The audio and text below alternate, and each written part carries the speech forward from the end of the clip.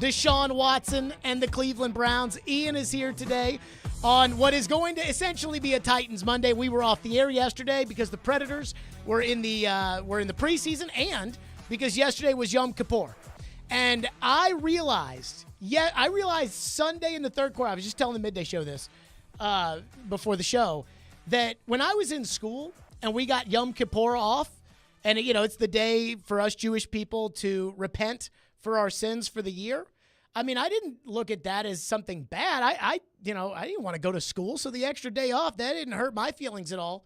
But in the third quarter of that game on Sunday, when I realized that I was not going to be able to talk about the game in any capacity because it was Yom Kippur, I now realized what the pain in fasting and the pain in not being on the air yesterday because of that game on Sunday. Ian is here.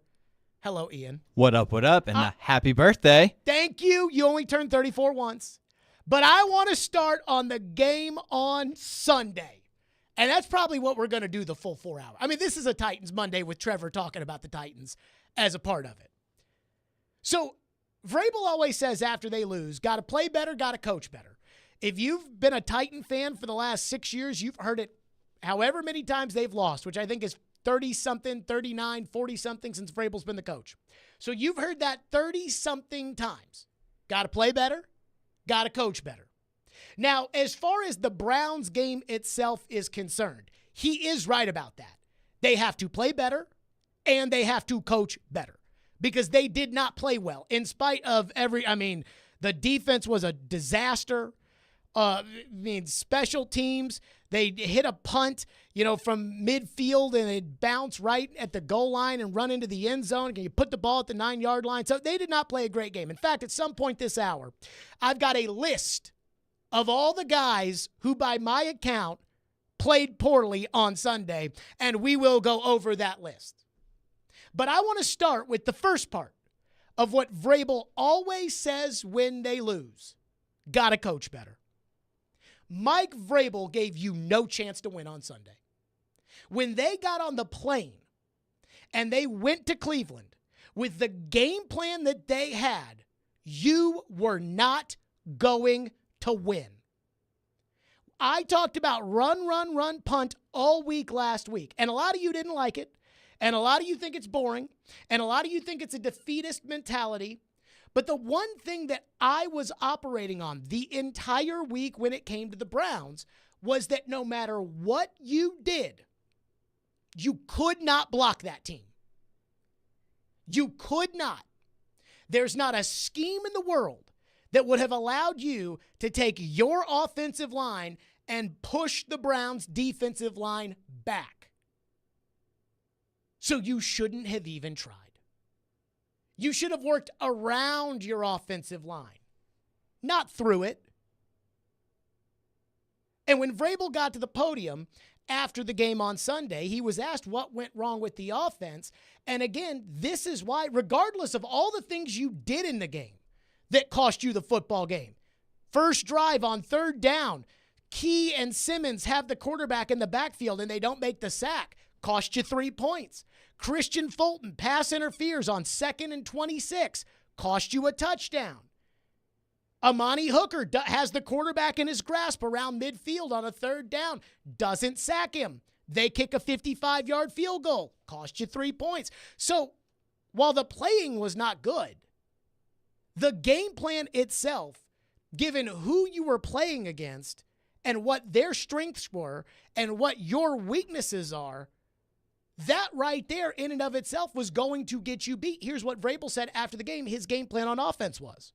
I just weren't able to get into the drive. We pressure us, and a lot of guys were on the line of scrimmage, and felt like we wanted to try to get into the line of scrimmage and get downhill.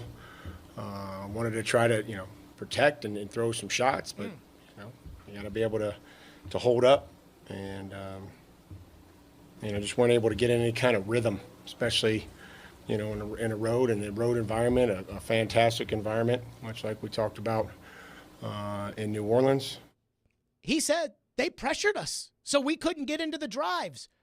Well, no duh, they pressured you. They've got the best defensive line in the NFL. We spent all week talking about that. They've got the best defensive line in the NFL. You've got maybe, and I haven't seen all the offensive lines, you might have the worst offensive line in the NFL. Just calling it how it is. Especially with Skoronski out. You might have the worst offensive line in the NFL. So you're going on the road to Cleveland with a busted right tackle, a busted left tackle, a busted left guard, a 270-pound center, a backup at right tackle, and a backup at right guard, and a backup at right tackle that you picked up off the scrap heap 3 days before training camp started. And you thought you could protect against them? You thought you could get into the drive by playing downfield, by pushing them backwards? You were never going to do that. That was never going to happen. The offensive line that you put out there on Sunday makes a combined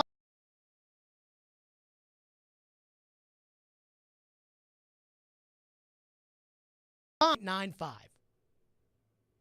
Myles Garrett makes more money than all 5 guys that you put out there on the offensive line, and you're paying Aaron Brewer too much.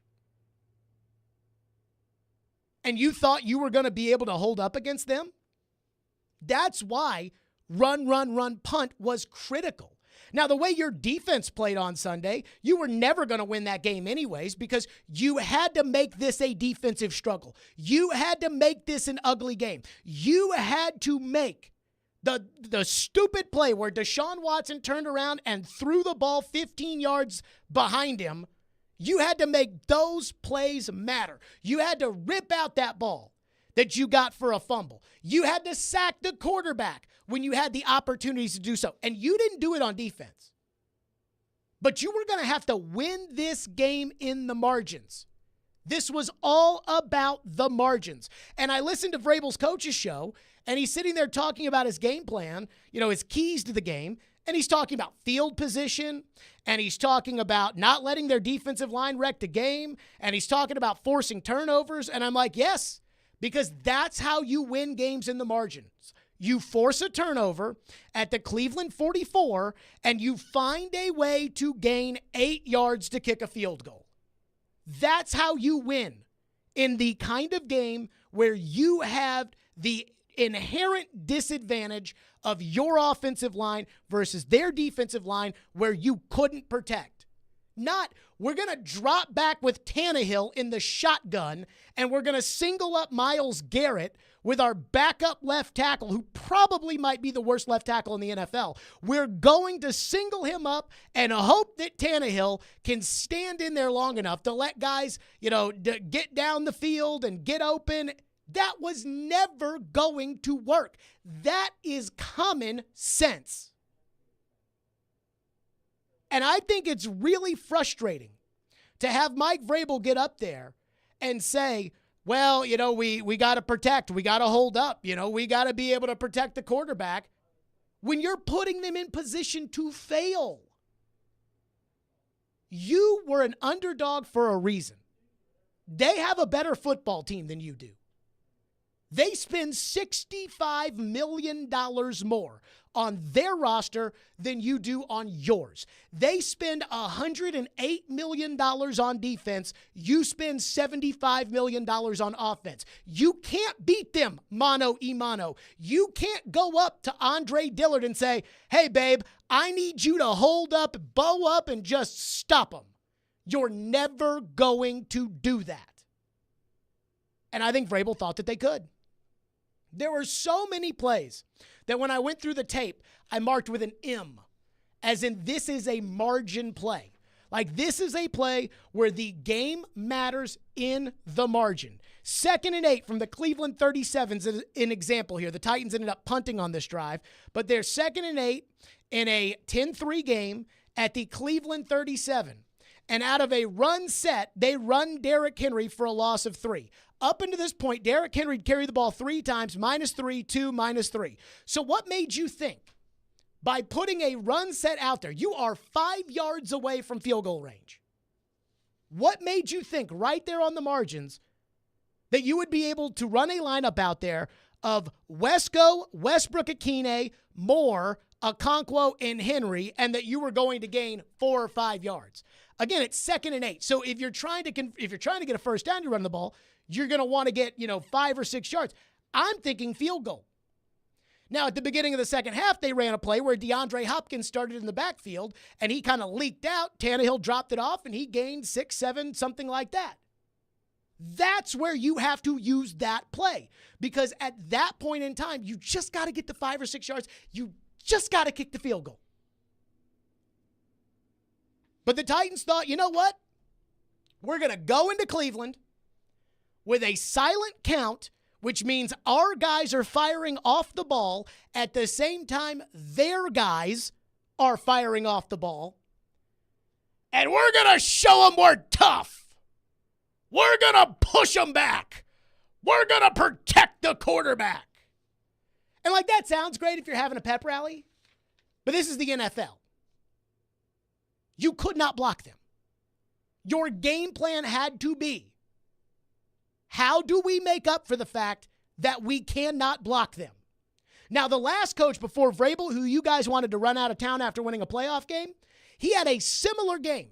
His first year as coach of the Titans, Mariota completed 8 passes and they won the game. And you want to know why he played around his offensive line? Because the other team had Von Miller and DeMarcus Ware in their prime. But Vrabel just thinks, hey, we can take Andre Dillard, who was never good enough to start in Philadelphia, despite the fact that he was a first-round pick. We can take Andre Dillard, even though he stunk in training camp and stunk in the preseason and stunk in the first 2 games, and we're going to stick him at left tackle, and we're going to leave him on an island with Myles Garrett, and he's got to be able to hold up. So regardless of all the other things that you screwed up on Sunday, and you screwed up a lot outside of the coach, if that's the game plan, we're going to try to push him back, we're going to try to hold up and take some deep shots, you were never going to win that game. And that's common sense. And that's the frustrating part about it. The same common sense of, I don't think you need to pay Aaron Brewer $4.5 million to be a 270-pound center, is the same common sense of you can't block the Cleveland Browns. Don't try. Come up with a game plan that works around that. You're not going to be able to block that team. And I don't know if you guys watched Monday Night Football last night, but Trey Hendrickson, the edge rusher for the Bengals, he's not Myles Garrett. He's really good, and Andre Dillard can't block him either. So don't try. So Vrabel gets up there all the time and says, got to coach better, got to play better. And I think at this point, we all view that as lip service. We all view that as Vrabel putting his hand in there saying, hey, I took accountability. I said we have to coach better. But I don't think many of us believe it. But he is absolutely right. He has got to coach better, because that game plan on Sunday was dog crap. You never had a chance to win with that game plan, with that mentality. You were never going to win. And I don't understand how somebody who I think is as smart as Vrabel is, Vrabel's arrogant. We all know that. But Vrabel's not a dummy. I don't know how Vrabel could walk on that plane with that idea to beat that team on the road. So that's how we're starting. 615-737-1025. We will get to the list of the players who screwed up on Sunday, because we need to go over that as well.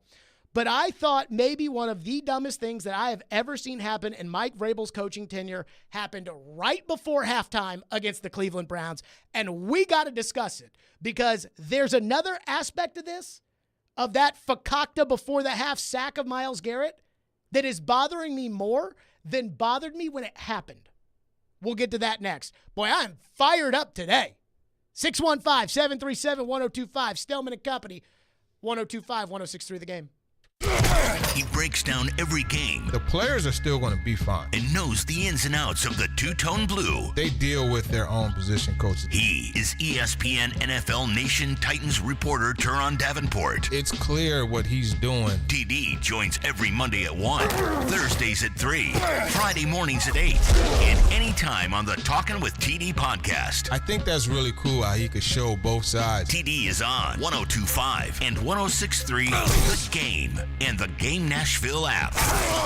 There are ordinary hotels, and there's the Four Seasons. There are ordinary cars, and there's the Rolls-Royce. There are ordinary handbags, and there's Gucci. There are ordinary engagement rings, and there's Genesis. A Genesis diamond ring is unlike any other. Artistic, innovative design, handcrafted precision, exceptional detail and quality. This is why people who work at other jewelers come to Genesis for their rings. A Genesis ring is considered the gold standard in bridal, with no compromises, no cut corners, nothing short of perfection.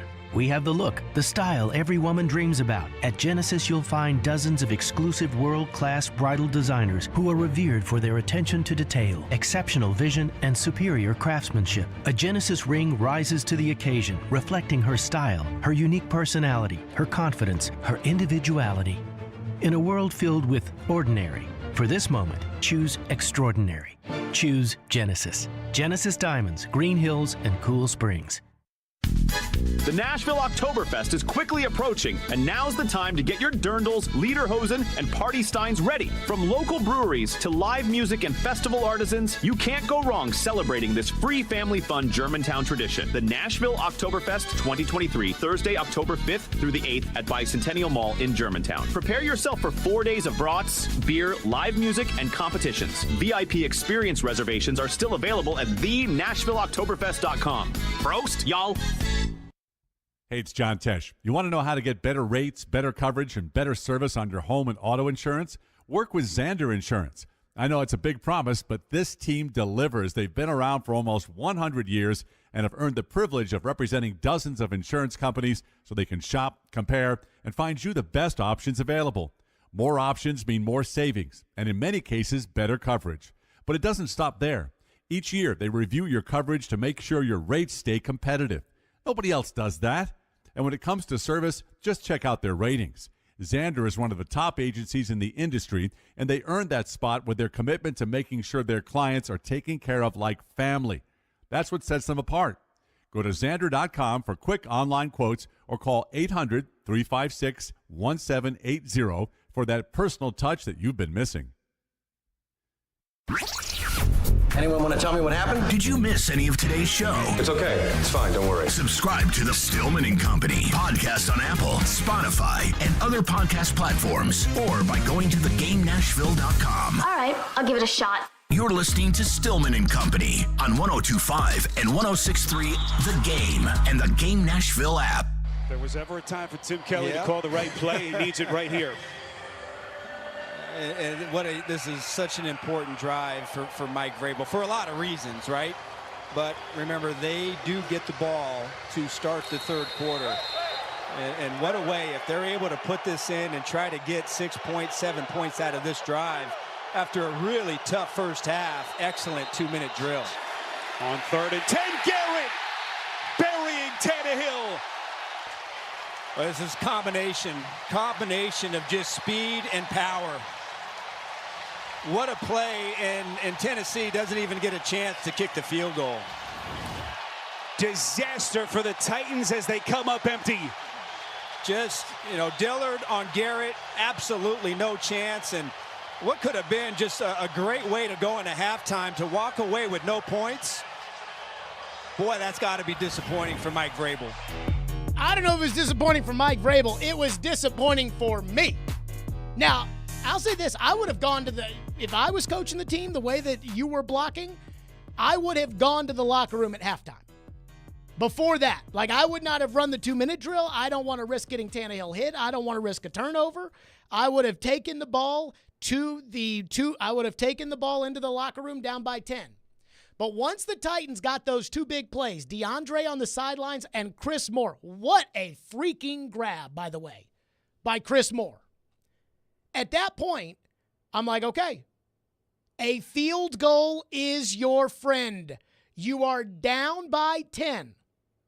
I'm not even thinking touchdown when Chris Moore catches that ball on 4th down. I'm thinking field goal because I'm looking at the game and I see you're down by 10. That's 2 scores. You all know that. And so we kick a field goal there. And again, I'm talking about this as if I'm the coach. We kick a field goal there. We get the ball to start the second half. And as the coach, I get to go into the locker room at halftime and say, guys, everything bad that could have happened happened. And we're down by 7 and get the ball to start the second half. Everything bad. We lost a running back out of the backfield for a touchdown. We interfered on 2nd and 26. We can't block them. All that happened in the first half. And we're down a touchdown with the ball. We can still play our game. We got to make some adjustments. But all in all, we're okay.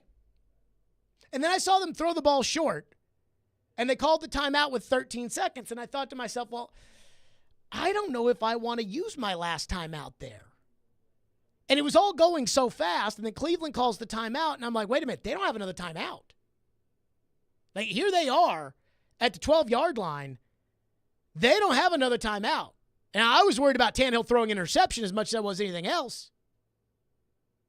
But then they single up Myles Garrett. They single up the best player on the field with maybe the worst player on the field. Did that happen on Sunday? With no timeouts?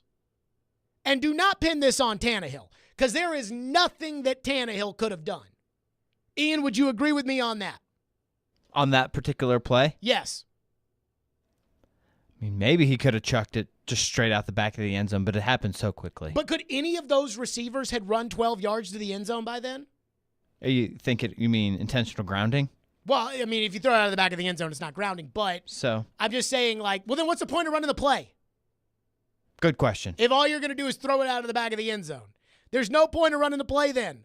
So then just go ahead and kick it. Yep, probably. But that bothered me because that's incompetence, right? Like, that is dangerous. It's malpractice. At that point, what do you say in the locker room? They have whooped your ass for the first 30 minutes of the game. You had a chance to get right back in that game. And you decided to leave Andre Dillard singled up with maybe the best defensive player in the NFL.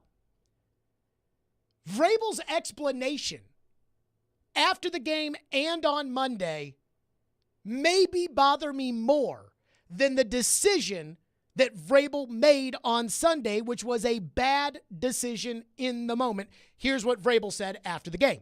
Well, yeah, I mean, we just have to make sure that we're getting the ball in the end zone. It's an O-zone situation, for everybody. We're trying to score a touchdown, and that's what has to happen. We have to make sure that the ball gets into the end zone, protect the points right there, and weren't able to do it. Is that a play we consider doubling Garrett on that play? Yeah, I mean, we consider doubling him a lot. You're trying to score from the 12-yard line. It's hard if you don't get guys out down there in the red zone because of the space.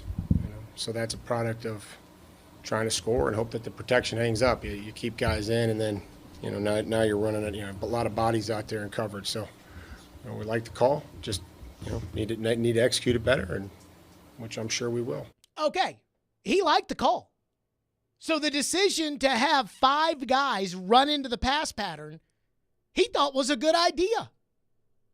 He's mad at Tannehill. Well, that ball's got to go into the end zone. I mean, we got to get that ball out there. Tannehill didn't have an opportunity to do that. Your receivers cannot run to the end zone by the time Myles Garrett can run past Andre Dillard and tackle the quarterback, and you knew it. Or at least you should have known that. So did you think about doubling Andre Dillard or doubling Myles Garrett? Because everybody with a brain knows that you can't leave him singled up on Myles Garrett, right? Well, I mean, we had to get 5 guys out in the pattern. So we got to hold up. We got to block them. And again, after the game, Vrabel has not come to the realization that Andre Dillard can't block Myles Garrett. He thinks that either Dillard's not tough enough, Dillard needs better technique, Dillard that they can coach Dillard to be able to block Myles Garrett. I mean, I sent this tweet out after the game listening to Vrabel's press conference about we need to hold up on the offensive line. And I said, that's like telling me I need to hold up in the paint against Shaquille O'Neal. I can't do it. So then Vrabel had, 24 hours to process it, watch the film, break it down. Here was his explanation on Monday. That drive you had just before halftime, you guys were chipping on Myles Garrett most of the way down, and you got in the red zone, you kind of got away from it. Did you just have a play where it was supposed to get the ball out quickly? Or? Well, you just get, like talked about last night, some of those red zone concepts, they're trying to get guys out to spread the field, and didn't work out for us on that particular play. We'll have to have an answer, for that.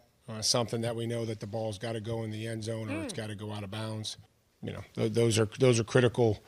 That's the end of the half and being able to get 3 points and hopefully come back in the second half, get regrouped, going there with a little bit of just energy and confidence that you went down there and scored. And so that didn't turn out that way. Again, he's mad at Tannehill. He's mad at Tannehill for what transpired before the end of the half. He's not mad at the play call. Remember, he's like, hey, down in the red zone with those concepts, we got to get 5 guys out in the pattern. He's not mad with himself for signing Andre Dillard in the offseason who can't block. He's not mad at Tim Kelly for putting them in a situation where Myles Garrett is singled up on Andre Dillard, and he's not mad at himself for looking up at the scoreboard, seeing no timeouts, 13 seconds left, and thinking, we haven't really been able to pass block them all day. Chances are we probably can't pass block them, period. Let's just go ahead and send the kicker out with 13 seconds to kick a field goal to make sure we get the 3. No, he's mad at Tannehill.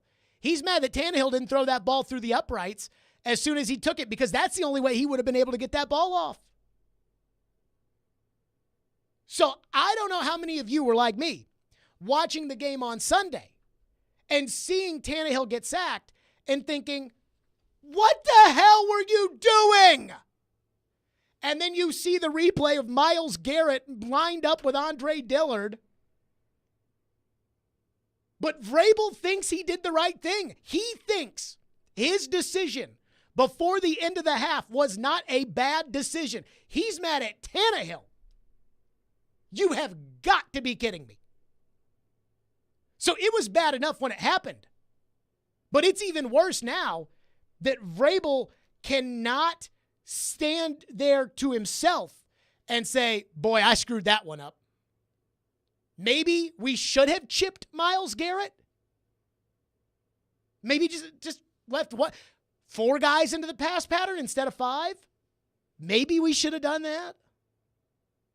I mean, what adjustment did the Titans make on Myles Garrett, by the way? At the end of the game, he still singled up with Andre Dillard going into the backfield to sack Tannehill. At some point, you would have been better off putting a 6th offensive lineman in the game. But it's never his fault. It's never Vrabel's fault. That's Tannehill's fault. Tannehill has to be better. TD just texted me and said the sack from snap to tackle was 2.7 seconds, one of the fastest sacks this season. That's not Tannehill's fault, Mike. And again, Vrabel got on that plane and he thought that they could pass block the Cleveland Browns. I have access to the tape, but I don't have access to all the tape he's got.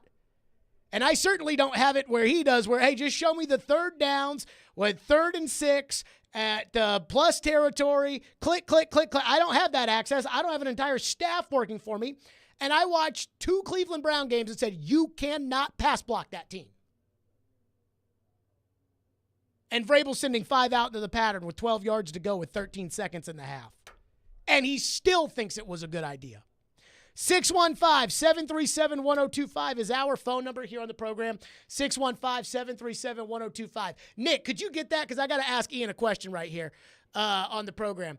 Ian, we got the list in front of us of all the guys who I think screwed up on Sunday outside of the coaching. We've just dogged the coaching for the first 30 minutes, and we will continue to dog the coaching today because it was that bad. But I've got the list of all the guys. Do we do that next, or do we go to the phones next? I say we get to some of these phones. All right, phones it is. 615-737-1025 here on a Stillman and Company, traditionally a Titans Monday, even though it's a Tuesday.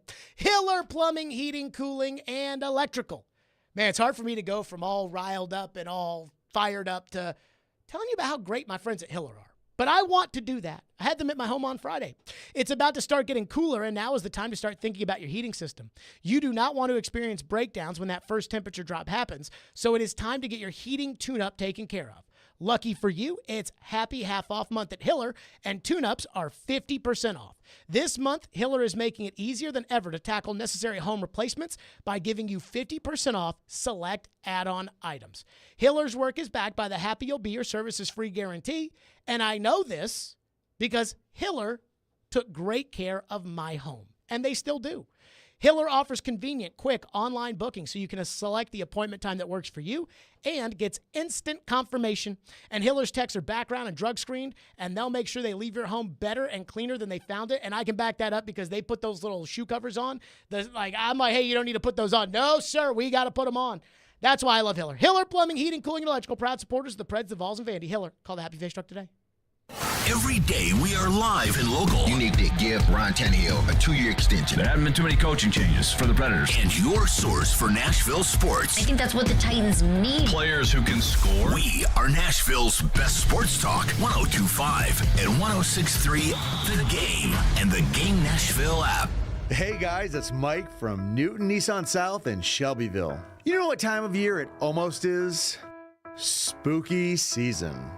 But we're not about scaring your kids. We want them to have an amazing Halloween experience.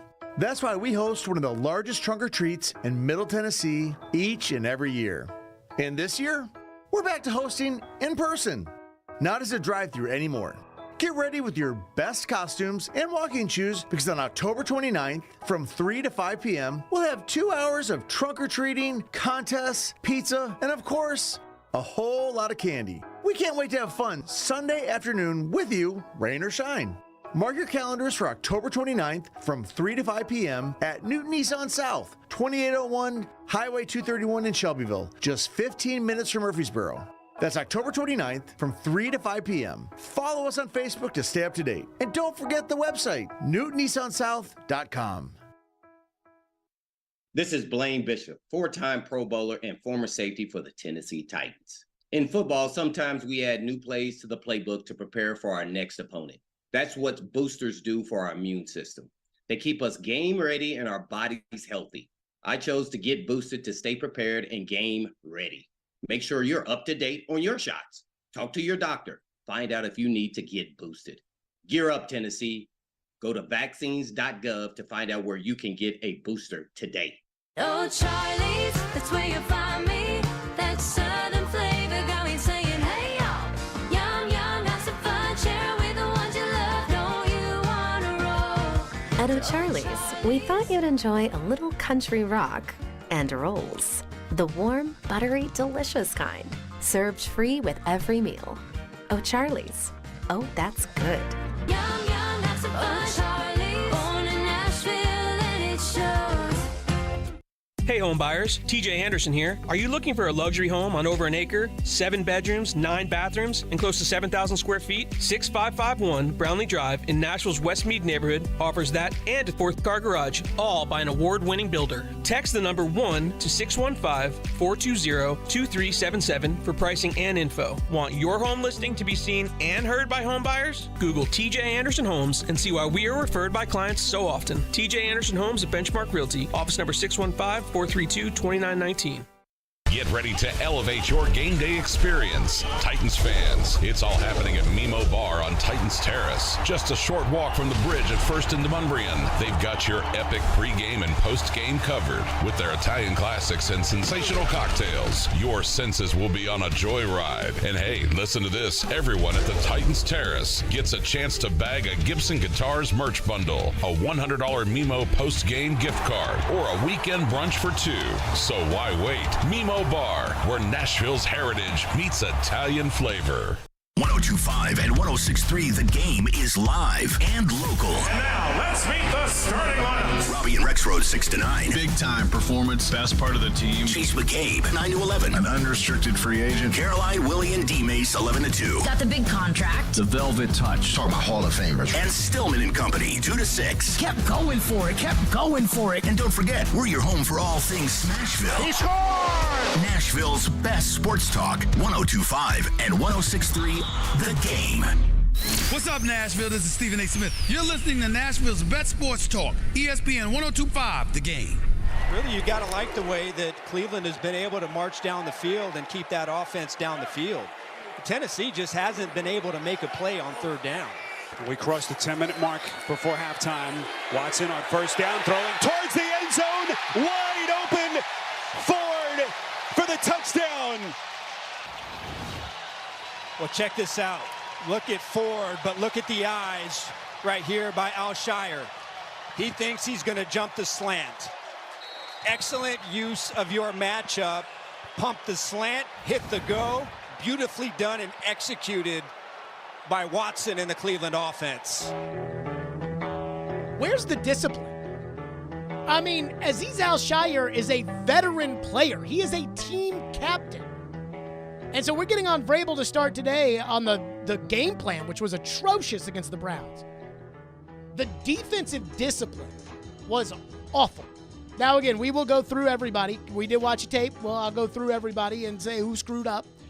But first, phones, which are driven by WilsonCountyHyundai.com on a Titans Monday on a Tuesday.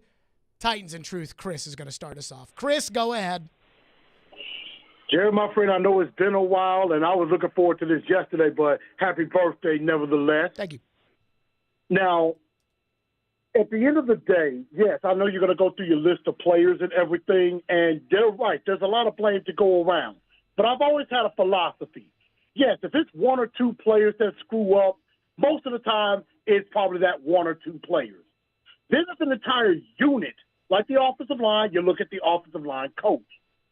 And then if it's the offensive coordinator. But when both sides of the ball looks bad, it's about time you start looking at the head coach because it was his fault. He didn't have this team ready to play. From the word go, Cleveland dictated the game. Vrabel didn't make any adjustments. And let's not kid ourselves. He's been like this for the last 3 years, and we've seen it 9 out of the last 10 losses. The whole coach better, play better, get better thing, it's old. It's old and tired. And I think all of us, and I'm sure including yourself, we're tired of that. Take accountability and just say, this is my fault. Vrabel has yet to do that. Dennis Daly gave up 12 sacks in 16 games. Dillard has now given up 7 sacks in 3 games. And it's probably about to surpass him. And why is it that any team that's struggling, we're the get-right team that bad teams get right against? There is some truth to that. I want to hit on your point about Dillard. Chris, good call. And I'll say this, and that is, it's arrogance. You know, I mean, John Robinson, and I have a lot of respect for John Robinson that I don't think a lot of you all do, but that's your opinion versus my opinion. I mean, I think John Robinson is a pretty good general manager. But John Robinson got arrogant.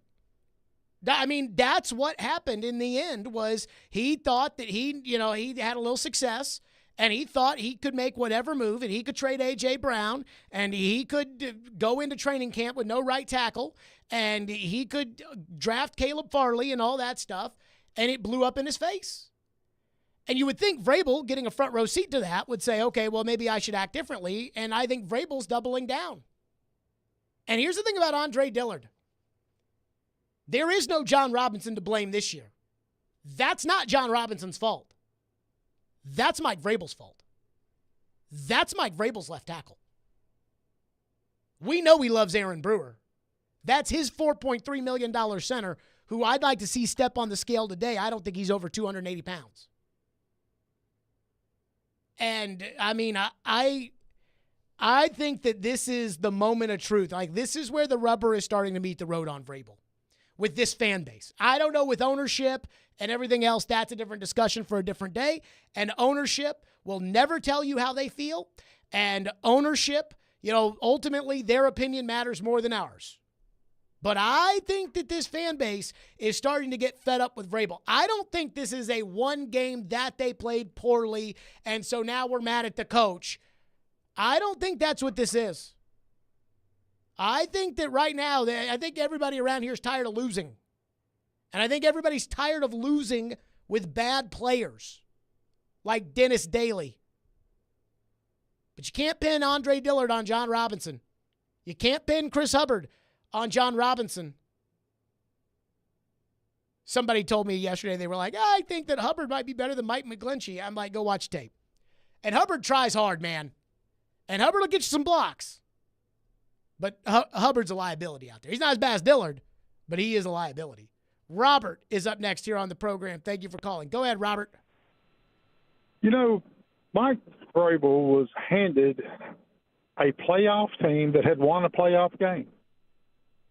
Where have we went since we got him as a head coach? We had one good year. Well, I mean, you had 3 straight years of making the playoffs. You went to an AFC championship game. Like, you won the division twice. You were a number 1 seed. Like, I'm not going to say Vrabel hasn't accomplished anything here. Vrabel's done a decent job. So it started high where it already was, got a little bit higher, and then has fell plumb off the cliff. Correct. Would that be correct? Okay, so he rode the coattails of the previous coach, had set the system in motion, had fixed us from being a horrible team, brought us into respectability, got us to the playoffs. The team continued to climb. Vrabel got completely entrenched into the team and has drove the damn bus off the cliff. He can't figure. He's supposed to be this tough guy with this great defense. Man, we ain't had. Our defense is a joke. Yeah, we can stop the run. No discipline. Nobody runs anymore. No discipline on Sunday from the defense. Nobody runs anymore. So big damn deal. If you're the number one rushing team and you're the number 1 team against the rush, who cares? I mean, I do care about being number 1 against the rush. I do think that that's an important stat. But I would argue. Thank you for your call, Robert. I would say that you're not wrong with the sense of, like, when it comes to the defense on Sunday, where's the discipline, right? Isn't that supposed to be a Vrabel thing? 2nd and 26. Not only does Fulton tackle the receiver before the ball gets there, which Fulton is a whole different discussion, in and of itself. God, he sucks. But Arden Key, out of frustration, hits quarterback in the head. Now, they declined the penalty because they got so many yards off the pass interference, but that doesn't mean that Arden Key hitting the quarterback in the head, independent of what Fulton did or didn't do, would not have resulted in a 2nd and 26 becoming a first down for the Browns. Azeez Al-Shaair, just the guys that runs the wheel route right into the end zone. Where's the discipline? Sean Murphy bunting. And all these guys can seem to do after the game is blame the referees. And I can't believe you'd blame the referees. They took a touchdown off the board for Cleveland. So I agree with you about the defense, about this idea that's just driving us insane about, this is supposed to be a good defense, and then they go out there and they get their tails whipped, and it's like, well, where's the defense? That I agree with. Now, I do think that having a good run defense is important. I mean, the pass defense shouldn't be this bad, and then I do agree with the sentiment that Vrabel has not done much lately. And that Vrabel, the thing about Vrabel, and again, Ryan Tannehill bailed Mike Vrabel and John Robinson out of a trip to the hot seat in 2019. Because that team was supposed to not be very good, and then Robinson and Vrabel, the pressure would have been on them to find a quarterback. But because Tannehill carried the team, really emotionally lifted that team up, and then, of course, Robinson drafted well in that year to get A.J. Brown and Nate Davis and all that stuff. The Titans ended up in the AFC Championship game. They had found their quarterback, so they were on the right path. And what happened was, I think a lot of it was, Vrabel thought that he did that. And Robinson thought that he did that. Like, I did this. I got us to the AFC Championship game. No, Derrick Henry got you there. A.J. Brown got you there. Well, I drafted A.J. Brown, so I'll go get the next A.J. Brown. By the way, have you guys noticed the next A.J. Brown can't catch? I mean, I like Burks. I want Burks to be successful, but he cannot catch the football. And so then Robinson gets booted, and everybody wonders, okay, is Vrabel going to be in charge? Is Vrabel not going to be in charge? It's pretty evident Vrabel is in charge. I can fix it. Signs Andre Dillard and Daniel Brunskill. And that's his answer. And it's starting to feel like Vrabel doesn't really have the answers other than just the same old coach talk mentality. Adam Vingan texted me the other day and says he feels that Vrabel right now reminds him of Laviolette at the end. And what do they say about Laviolette? They say he's got a shelf life. I like Peter. I think he's a great coach. But, I mean, the tide's starting to turn a little bit here.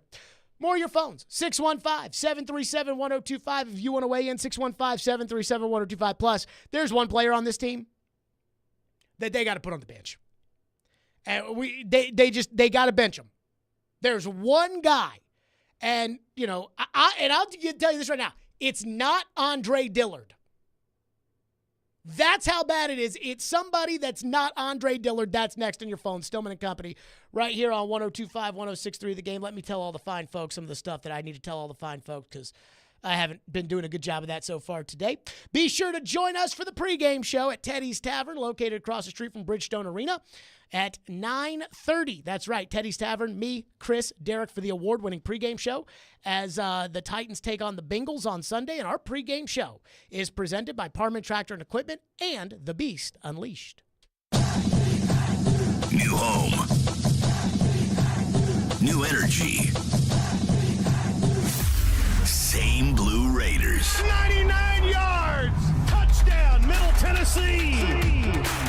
Catch every game for MTSU on 93.3 Classic Hits. Coach Rick Stockstill is poised to lead his team to yet another bowl appearance. We're really excited about this opportunity. Your home for the Blue Raiders is 93.3 Classic Hits and the Classic Hits app. Attention all commercial plumbing and HVAC experts. Tennessee's fastest growing commercial plumbing and HVAC company is looking for experienced technicians like you to help service their commercial and industrial customers. Tired of working for your large corporate employer? Work for a company where you're more than just a number. Jarrett Plumbing and HVAC is owned and operated by Nashville natives and want to invite you to grow with their amazing team. Hi, I'm Jason Jarrett, owner of Jarrett Companies. I'm looking to hire experienced technicians and will offer a sign-on bonus of up to $5,000 for certified professionals. In addition to our great benefits that include a 401k match, PTO, and top-of-the-line pay with annual bonuses, we'll also provide you with top-of-the-line tools, trucks, and equipment that you need to grow your career. Our customer base is large and our business is booming with many opportunities for advancement. Give us a call or go online to JarrettCompaniesInc.com and apply today to become a member of our family and serve our community. That's JARRETT CompaniesInc.com. Jarrett Companies, where we are above and beyond industry standards.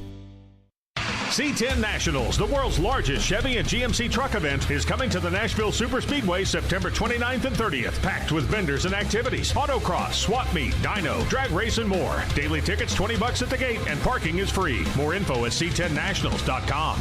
Are you drowning in credit card debt? Want to get cash out of your home's equity? Loan Pronto can do it now in less than a week. Hey, Willie Donick here. That's right. Loan Pronto's Equity Express line of credit just got even faster. You can get $50,000, $100,000, even $200,000 in as little as 5 days. You don't even have to touch your primary mortgage. You can keep that 3% rate intact. Get just the money you need and pay off all those credit cards or get that home improvement project started. With this revolutionary program, you can access up to 90% of your home's value, and in most cases, there's no appraisal. Stop paying insane interest rates to the credit card companies and get tens or even hundreds of thousands of dollars in cash in as little as 5 days. Call Loan Pronto now for the even faster Equity Express line. 615-499-5780. That's 615-499-5780 or go to loanpronto.com. 615-499-5780. Equal Housing Lender, NMLS 1661781, subject to lender approval.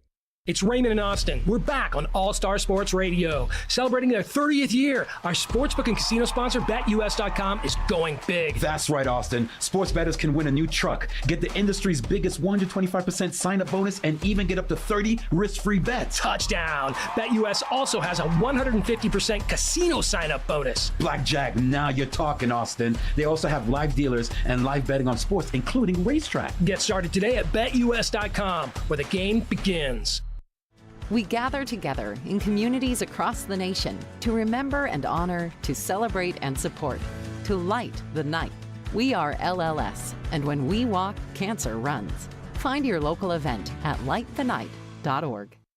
Nashville's radio version of The Odd Couple. You would trade for the third pick? Yeah, I don't know that I would do that. Robbie Stanley and Joe Rexrode are Robbie and Rexrode. I'm here for the discussion. I'm not. It's a good one. It's absurd. Robbie and Rexrode. Mornings from 6 to 9. Win the games. When they get in the playoff, they'll have a chance to. Presented by TJ Anderson Homes of Benchmark Realty on 102.5 and 106.3 The Game and the Game Nashville app.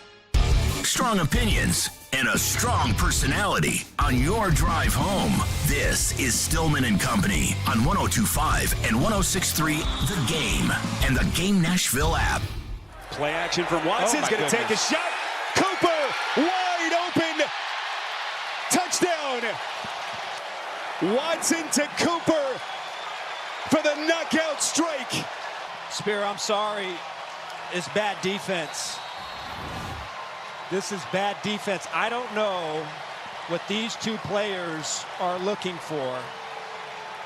It's 2-on-1, and they just stand there as if somebody else is going to cover Amari Cooper down the field. Yeah, it was misexecution. Christian supposed to cover the guy. Have you ever seen Vrabel throw somebody under the bus like that? We've been doing this now. This is his 6th year. Have you ever seen that before? Where Vrabel gets up and says, he effed up. Not really. I don't think so. So that must tell you Vrabel's level of frustration with Christian Fulton. Although he started to get into a mood as the press conference went along yesterday that he was having none of it. He was over it, and he was just getting straight to it. I know. It's because Vrabel talks about everybody else being held accountable, but doesn't like being held accountable himself. But we've done enough banging on Vrabel for right now. They got to bench Christian Fulton. He's got to go. He has got to go. I can't stand Trey Avery. And I would put Trey Avery on the field right now over Christian Fulton. And I saw that they signed Dane Cruikshank to the practice squad yesterday. And I thought, oh, thank God. Because it gives me hope that they're doing that so that Molden, who I don't like either, can play more corner, and Cruikshank can be that third safety, which we know he can be because he's been that for this team in the past. And so I am sitting Christian Fulton's ass on the bench. I mean, I may deactivate him. I probably wouldn't on Sunday just because you never have enough corners. But I am putting him on the bench. And I know you're going to tell me, well, hold on. Like, Christian Fulton is an actual NFL starting caliber player. And a guy like Molden or Trey Avery or whoever else you put out there, Eric Guerrer, those guys are not.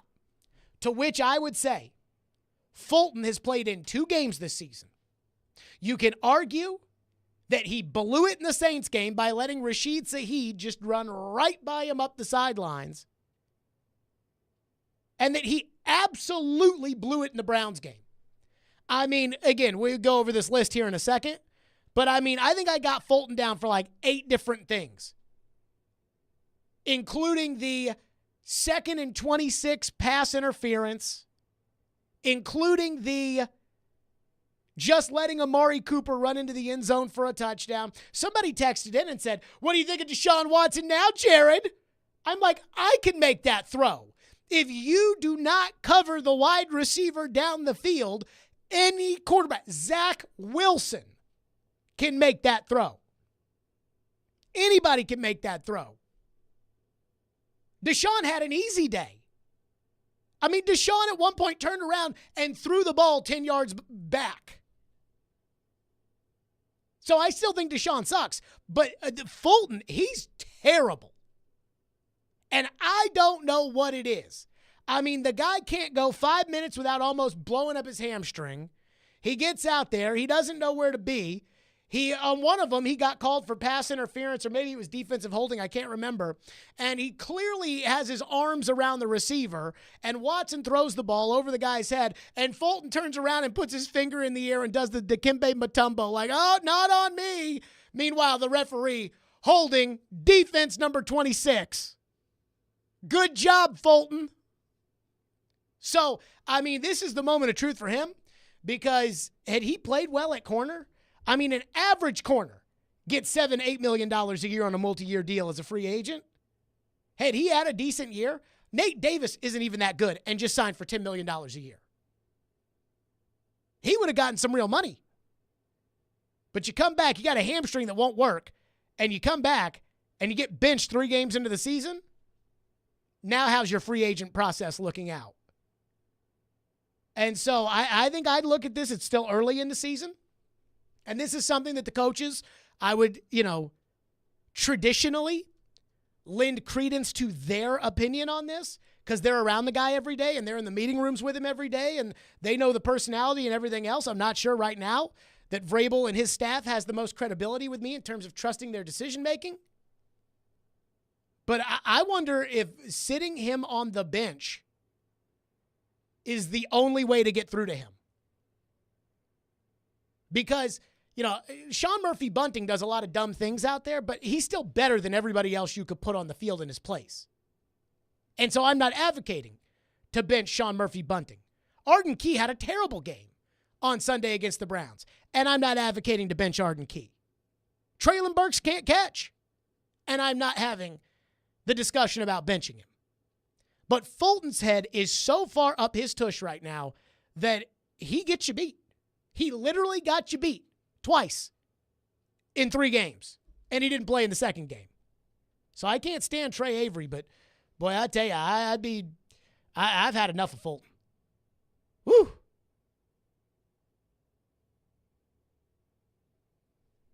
Phones driven by WilsonCountyHyundai.com. Texter into the text line said, did you see where quarterbacks have a perfect quarterback rating when throwing at Christian Fulton this season? So the Titans' best cornerback is playing bottom tier football. Glad he showed us he is trash before the Titans extend him in the offseason. Again, he can improve and get better, and we've seen Fulton play decent football before. But I don't know what I'm looking at right now. I thought that would be a stronger suit of the defense. Just the continuity in the secondary. But discipline? They all played together, except for Sean Murphy Bunting. You would seem like they'd be on the same page, but with all these blown assignments, it's kind of strange. Texter into the text line says, Myles Garrett only had 1 sack coming into the game. Somehow the Bengals and the Steelers coaches figured out how to defend Garrett. And the Bengals defense, I don't know what you thought about the Bengals offensive line yesterday. I don't think they're very good. Didn't look like world beaters. I wouldn't mind Orlando Brown playing left tackle for the Titans, but oh, goodness gracious. 615-737-1025 is our phone number. Texter into the text line says, I bought into your run punt, and I started Derrick Henry in fantasy.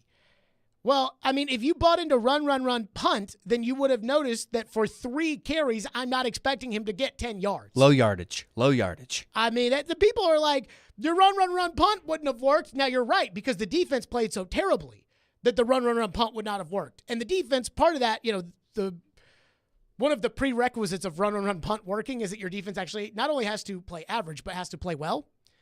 But if you're thinking that, they were supposed to get first downs, then you're forgetting the 4th part of run, punt. 615-737-1025, more your phones. All right, so Vrabel got it for the first hour. Now the players are going to get it because they were terrible on Sunday too, and I've got a list, and we will go by each individual that screwed up. And so we'll do that next. Stillman and Company here on 102.5-1063 The Game. Check out the great offers of Nashville's best deals now at thegamenashville.com/deals. Deals include half off a $20 gift card for Elliston Place Soda Shop. But which, by the way, I had breakfast at Elliston Place Soda Shop. Woo! That place is freaking awesome. Campione's Taste of Chicago and Calabria Brick Oven, Pizzeria, and more. Visit thegamenashville.com/deals now while supplies last. He knows Nashville sports. I love Clark Lee. He is a brilliant dude. And he's not scared to tell it like it is. They were atrocious on defense a year ago. He is Outkick's Chad Withrow. We really don't care. You're here. You signed a grant of rights. Withrow joins Stillman and Company every Friday at 5. Brought to you by BetUS Sportsbook and Casino. I know they were doing that for him to be the 3rd-string quarterback in year 1. On 102.5 and 106.3 The Game and the Game Nashville app. ElectronicExpress.com. We make it happen. At Mercedes-Benz of Music City, a healthy and productive culture takes a day-to-day discipline. Here's Sam Cavett, General Manager, with a few thoughts. Mercedes-Benz has its standard, and we have Dream Motor Group standards. They're definitely on the same level, but I feel like we challenge ourselves at least as much as Mercedes-Benz challenges us. It's a genuine motivation to take care of customers, and we see it in the customer reviews. Live the dream at Mercedes-Benz of Music City, mbofmc.com. Caroline Fenton here for my friends at Sean Hammond's Jiu-Jitsu Academy. They supply a very safe and family-friendly environment with classes daily. Classes range from Brazilian Jiu-Jitsu, Muay Thai, cardio kickboxing, ladies and kids programs, and so much more. Black belt instructed classes for men, women, and kids of all ages. You'll gain knowledge in self-defense, get a great workout, and get in the best shape of your life. Located at 2909 Armory Drive in South Nashville, call Sean Hammond's Jiu-Jitsu Academy today to set up your free trial. Learn more at SeanHammondsBJJ.com.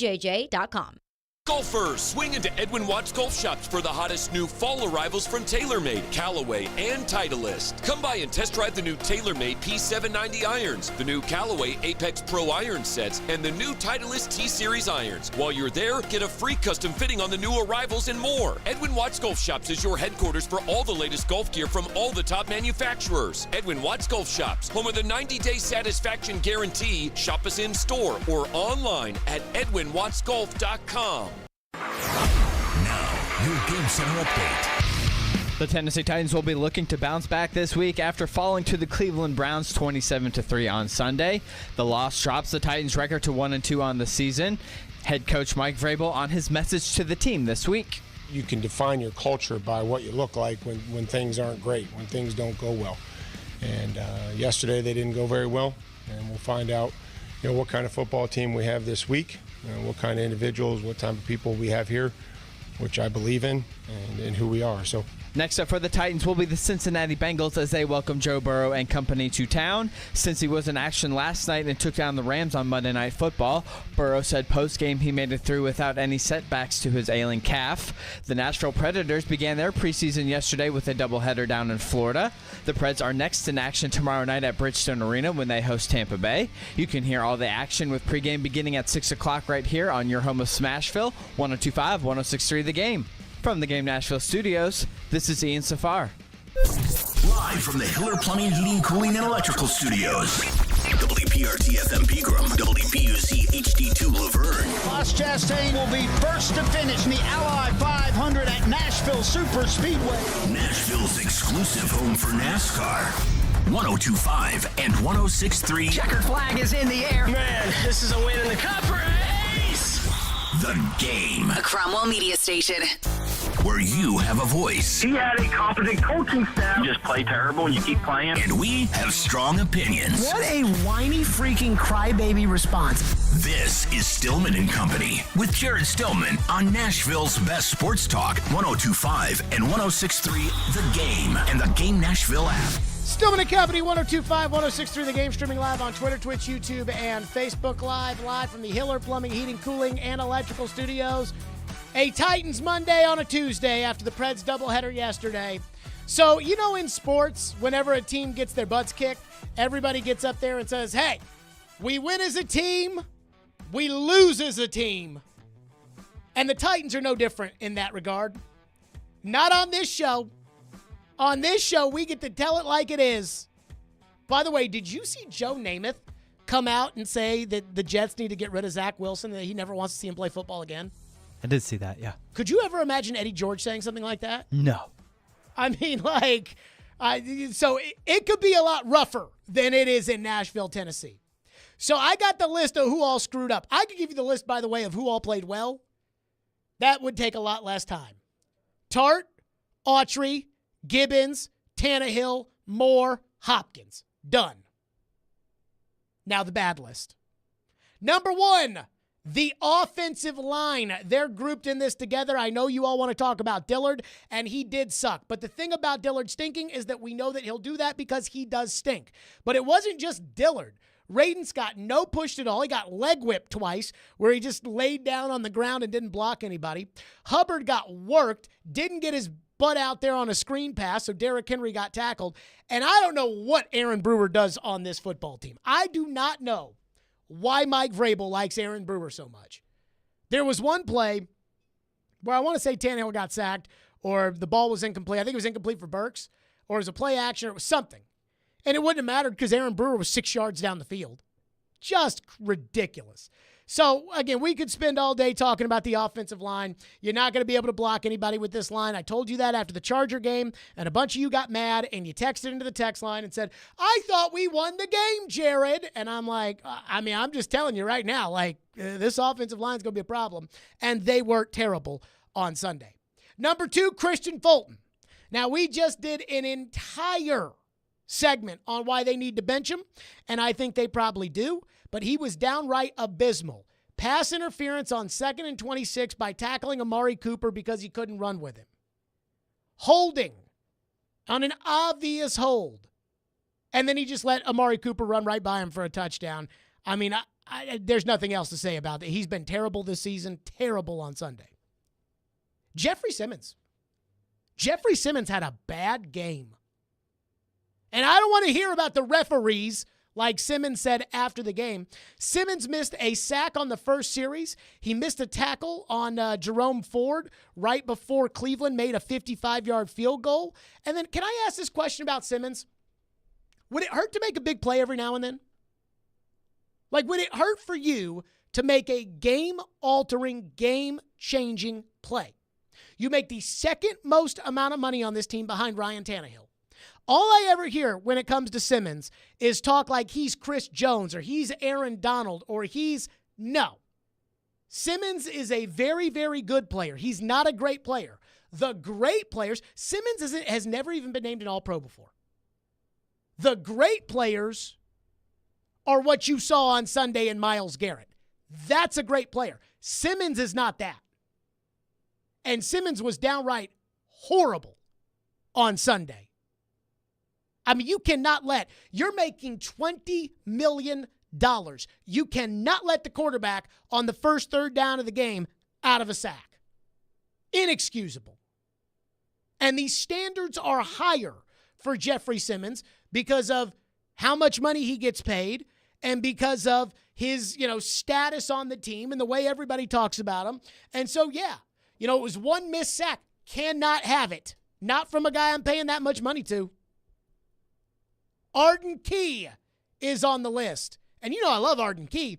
2 missed sacks, one on the first drive of the game that led to the Cleveland field goal to start up 3-0 on a third down, the same one where Simmons missed a sack. And then he missed a sack on the first Cleveland touchdown drive. He got a selfish roughing the passer call, which was declined, but that doesn't mean that roughing the passer didn't happen. And it did. And it was selfish. A forearm to the neck of Deshaun Watson, they're going to call that every time. They're going to call that on any quarterback, but especially a guy who's making money. You throw a forearm shiver to the guy's neck, flag. Selfish. What was that? And then there was a screen pass that Watson threw that gained 7 yards on a first down, and Key's the free rusher coming right at Watson, and he doesn't do anything, doesn't put a hand in the air, doesn't do anything to try to disrupt Watson's, viewing of where he's throwing the ball. Arden Key had a horrible game on Sunday. Amani Hooker missed a sack that would have knocked the Browns out of field goal range and would have kept it a 7-point game. He had Watson down around the elf in the middle of the field. He had him, and he just let him go. Now, I don't hold him to the same standards of finishing the sack that I do Key or Simmons, but if you got the quarterback, you have to sack the quarterback, especially on a third down that, again, knocks him out of field goal range and keeps it a 7-point game.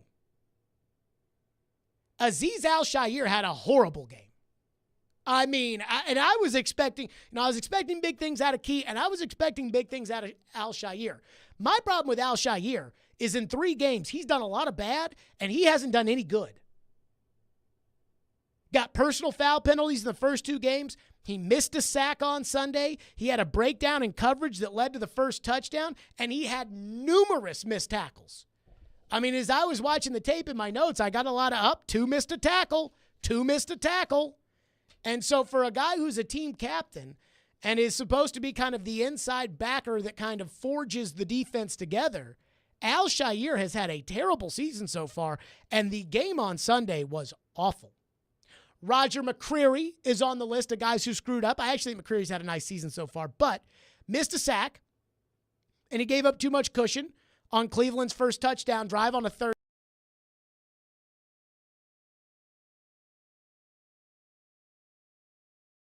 McCreary's giving him like 8 yards of cushion. I'm sorry, when did Elijah Moore become Jamar Chase? And he had numerous missed tackles in this game, and he did tackle well against the Chargers last week, but numerous missed tackles for Roger McCreary. Sean Murphy-Bunting did force the fumble, but, man, you got to stop holding the receiver on 3rd and 4th down. And I know he's mad at the refs. I know, but like you can't hold the receiver's hands on 3rd and 4th down when the ball's in the air. You just can't do it. Traylon Burks had 2 drops. One was kind of in garbage time, but boy, Tannehill threw a beautiful ball that hit Burks right in the hands. And another one was a catch where he had Ward all over him. But if you're going to be a good player in the NFL, you're going to have to make a contested catch every now and then. Chigakonkwo had a drop on 3rd down that led to a punt. Tannehill couldn't have given him a better ball. Chig's supposed to catch it, cut up field, get a first down. Instead, with nobody around him, Chigakonkwo just dropped the ball. Again, I know that Chig and Burks didn't necessarily earn the opportunity to be starters in the NFL. It was more so that the Titans just decided not to invest more at wide receiver and tight end, so it's not their fault maybe. But if you're going to be a starting receiver in the NFL and you're going to be a starting tight end in the NFL, you better catch the ball. And those guys did not do it on Sunday. I put Trevon Wesco on the list. There's not really like an individual moment, although I don't know if you guys saw this. There was a handoff where Derrick Henry got tackled in the backfield, and Derrick Henry threw his hand up in the air, and it was Wesco who got worked by Myles Garrett. I don't expect Wesco to be able to block Myles Garrett. I saw one where I thought Wesco got worked on a play action max protect and kind of gave up a sack. Yes. But, yeah. But the one where Derrick Henry got tackled, Derrick threw his hand in the air like, what? Guys! Like, what are we doing here? Trevon Wesco might be worse than Jeff Swain. He might be worse than Jeff Swain. He might be. Tajay Spears is on the list only because on 2nd and 1, he lost a yard by trying to run around the entire side of the field. Buddy, it's not crap bum state anymore. It's the NFL. You can't outrun people. You're not going to run the length of the field against the Cleveland Browns. That's just common sense. And then I put Stonehouse on the list. Now, Stonehouse did hit a couple of nice punts, and you can tell Stonehouse is trying to hit the ball. But you cannot kick the ball from your own 44 and hit it into the end zone. That is a net of 30 yards on a punt. Congratulations, you can kick it 60 yards. It's a net of 20. That ball needs to be down at the 8-yard line. And then when it hits at the 8-yard line, your guys can then go run to it when it's at the 3 or the 4. And if it comes back to the 12 or the 14, I'll live with it. But that ball's got to hit down. It can't hit down at the 1. It's got to hit down at like the 9. And I don't think he can do that. So it's great. It's great. He can kick the crap out of the ball. But I don't think that, again, put that ball down there a little bit. But that's the list. That's who blew it on Sunday. It's a lot of people. The offensive line, Fulton, Simmons, Key, Hooker, Al-Shaair, McCreary, Burks, Okonkwo, Wesco, Spears, and Stonehouse. And I'm sure there are more, but as far as like when I watched it, those are the guys that I'm like, you screwed up on Sunday. You. 615-737-1025. More your phone, 615-737-1025 plus. We have to have a talk about this defense. Because I didn't expect the offense to be able to do anything against the Browns. I also didn't expect Deshaun Watson to have a perfect passer rating. So we'll get to that next. Stillman and Company, 615-737-1025 here on the program. Be sure to tune in to 93.3 Classic Hits this Thursday for MTSU football. MTSU will kick off at 6:30 on the road against Western Kentucky with pregame starting at 5:30. You can hear all the coverage on the 93.3 Classic app and at 93.3classichits.com. He breaks down every game. The players are still going to be fine. And knows the ins and outs of the two-tone blue. They deal with their own position coaches. He is ESPN NFL Nation Titans reporter Teron Davenport. It's clear what he's doing. TD joins every Monday at 1, Thursdays at 3, Friday mornings at 8, and anytime on the Talkin' with TD podcast. I think that's really cool how he could show both sides. TD is on 102.5 and 106.3 The Game and the Game Nashville app. Some people put off things that need doing. Not you. Harbor Freight knows you're a today's the day kind of person. An I'm on it kind of person. A bring it kind of person. So, if you're rolling up your sleeves today and you don't want to overpay for tools, you're a Harbor Freight kind of person. Whatever you do it for less at Harbor Freight. 20 years ago, when Genesis Diamonds came to Nashville, this was one of the most expensive cities in America for diamond jewelry. Our radical approach and no middleman pricing changed that forever. And now we're doing it again, this time with lab-grown diamonds. We were shocked to find out what the other mall stores and the other big radio advertisers were charging. For example, they sell their platinum 4-carat VS2 lab-grown earrings for $13,480. Ours are 40% less, with better diamonds. Their 5-carat lab-grown diamond earrings are $17,950. Ours are half that price, with better quality, 50% less at Genesis. Looks like they might be going back to the old ways. If they're charging this much on lab-grown diamonds, kind of makes you wonder what else they're selling at the same outrageous markup. Nashville, we are not going backwards. At Genesis Diamonds, our non-commissioned trusted advisors are here to give you all the information with details you can trust and prices you can count on. Genesis Diamonds, Green Hills and Cool Springs. Seems like everything costs more these days. Food, utilities, medical costs, you name it. But as prices go up, our family budget stays the same. Fortunately, with Farm Bureau Health Plan's Core Choice coverage, we can save $3,600 a year compared to the leading competitor. And we've got better coverage with a lower premium, lower deductible, free telehealth visits, and access to one of the largest networks available. Start saving today at fbhp.com or visit your local Farm Bureau office. A lot of schools talk about training the cybersecurity workforce of the future, but do they really deliver? My Computer Career has been supplying the IT workforce with thousands of skilled, certified pros for 15 years. Train with the experts in support, networking, or cybersecurity and start your career in months, not years. Upskill even faster. On campus or live online, qualified students may get financial aid, including the GI Bill. My Computer Career. Accredited, acclaimed, effective. Take the free career evaluation at mycomputercareer.edu. We try to stay cool by being on social media. I'm with it. I'm hip. Follow us on Twitter at 1025 The Game and on Instagram at 1025 The Game Nashville. Hey! Oh, yeah. And like us on Facebook, too. You're listening to Stillman and Company on 1025 and 1063 The Game and the Game Nashville app. And a big penalty here to give Cleveland a fresh set of downs. Watson, boy, flings it back. That's a live football. More the recovery. Wow. You could hear the gasp. Very poor decision by Watson. Hard pressure by Danico Autry, and somehow Cleveland retains. Yeah, I mean, this is an unexcusable play.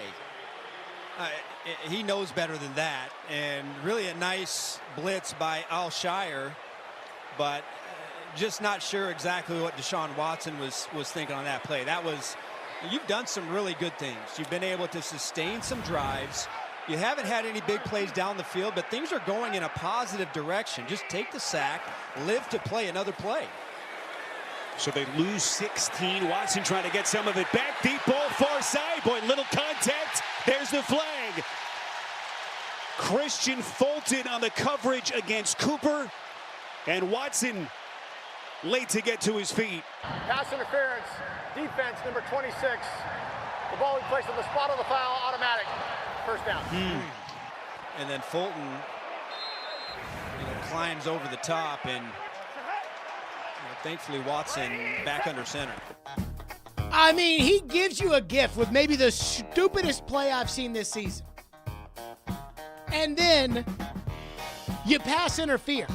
Not only that, Arden Key, and I cut that out of that clip, Arden Key hit the quarterback in the head, and the Cleveland Browns declined it. But, I mean, let's get to this. The Titans' defense sucked on Sunday. I mean, again, outside of Tart, Autry, and Gibbons, the Titans' defense was freaking terrible.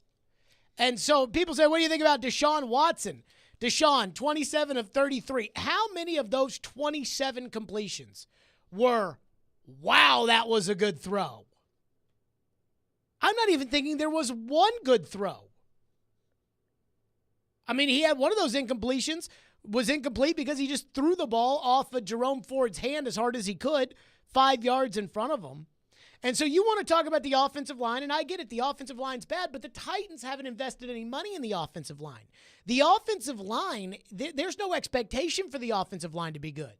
The offensive line is a bust at left tackle, a bust at left guard, a 270-pound center, a backup right guard, and a right tackle who might be your best offensive lineman that you just got off the street.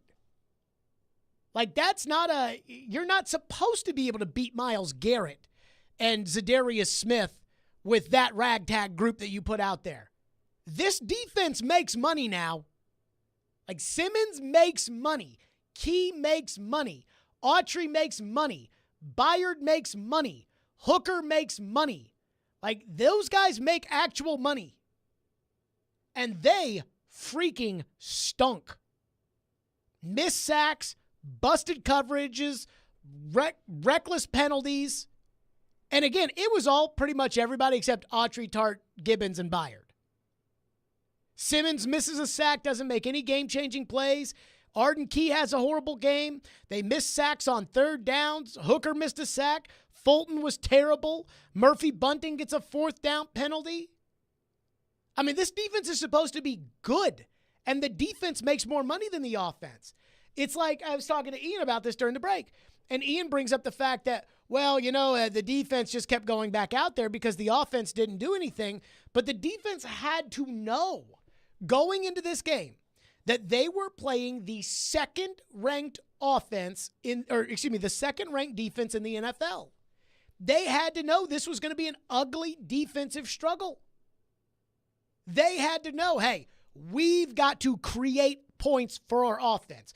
And like the Murphy Bunting fumble is a great example of that. He stripped it, they got it, they kicked a field goal. They created 3 points. But instead, the Titans have probably their two best pass rushers lined up on Deshaun Watson on the first third down of the game. I mean, they're booing. You heard in that cut right there where Watson turned around and chucked the ball 8 yards backwards. You hear the Cleveland fans booing. We talked about that fan base turning on him. You've got a 3rd and 4 at the Cleveland 28, and Key comes right off the ball and misses a sack, and then Simmons follows up by missing an easy sack, and Deshaun's able to complete the ball to Elijah Moore for a gain of 10, and so where they would have sacked him, according to my notes, would have been at the 21-yard line. They would have lost 7 yards. It would have set up 4th and 11, and they would have been punting from their 21-yard line. What did Borquez average for the game? Let me pull that up here. What Borquez averaged punting the ball. And then let's just use that and say, okay, that's where you would have gotten the ball on the first drive. Because, again, you had to go into that game knowing, hey, this is going to be a defensive struggle, and, we're going to have to create field position for our offense, maybe create points for our offense, put pressure on them, force them to do all kinds of things. Borquez averaged 46.3, net 42 yards. So what? That puts that ball at by my rough estimation, the Tennessee 45 is what you're looking at. So nothing. Again, that's if Key or Simmons makes the sack and Borquez hits a 42-yard punt from the 21, the Tennessee 47. So right around midfield. I could be totally wrong about that, by the way. I don't like doing math on the air. That sounds right? Because 20 plus 40 is 60, so then you're on to the other side. Yeah, sounds about right. Yep. No, it might have been the 37. I don't know. But anyways, you would have had decent field position in a 0-0 game. And then you could have tried to, dink and dunk your way on down there. And if not, then you're punting from around midfield, and then you can put them back at the 8-yard line. Like, that's the kind of game that you have to win. And you have to play when the other team has better players than you. And when we look at the Titans, we know special teams is an unmitigated disaster. We know they can't block. The defense is supposed to be kind of the thing that carries this group, and they were downright horrible. Vrabel's game plan was atrocious, and if the defense played well, they probably wouldn't have had a chance to win the game because Vrabel's game plan was so bad. But even if Vrabel had had a great game plan, it wouldn't have mattered because the defense was so bad. Now, one of the things about run, punt, and trying to win a game 9-3 is that your defense actually has to play well. This defense was horrible. Woo! Texter into the text line says, and our phone lines, by the way, are driven by WilsonCountyHunter.com. Can't believe that some of you guys had the Titans winning 11 or 12 games this season. Boy, I'm sorry to feel that way too. The one thing I will say, and I heard Derrick Henry and Ryan Tannehill talking about this after the game, it is a long season. And September football is always screwed up. You know, every September, there's always a game or two. There's really always like 10 games every September where we look back on it and think, they won that game. They crushed them that bad. I mean, like, for instance, the Titans, the second best Titans team of my lifetime was the 2002 Titans. So the 2000 Titans were the best. 2002 was second best, and the Super Bowl team in 99 was the third best team of my lifetime. The second best Titans team of my lifetime lost at home to Steve Spurrier and the Redskins. But that was, you know, again, early Fakakta September football. Texter says there is no excuse for what happened on Sundays, penalties and blown coverages everywhere. Agreed. Texter says Watson has a much different game if the defense actually finishes those sacks early. And I mean, that's where I look at Simmons. And I'm not anti-Jeffrey Simmons. You've heard this show long enough. Like, I'm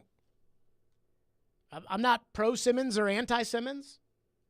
I am blocked on Twitter by Simmons, but I don't have an anti-Jeffrey Simmons agenda or anything like that.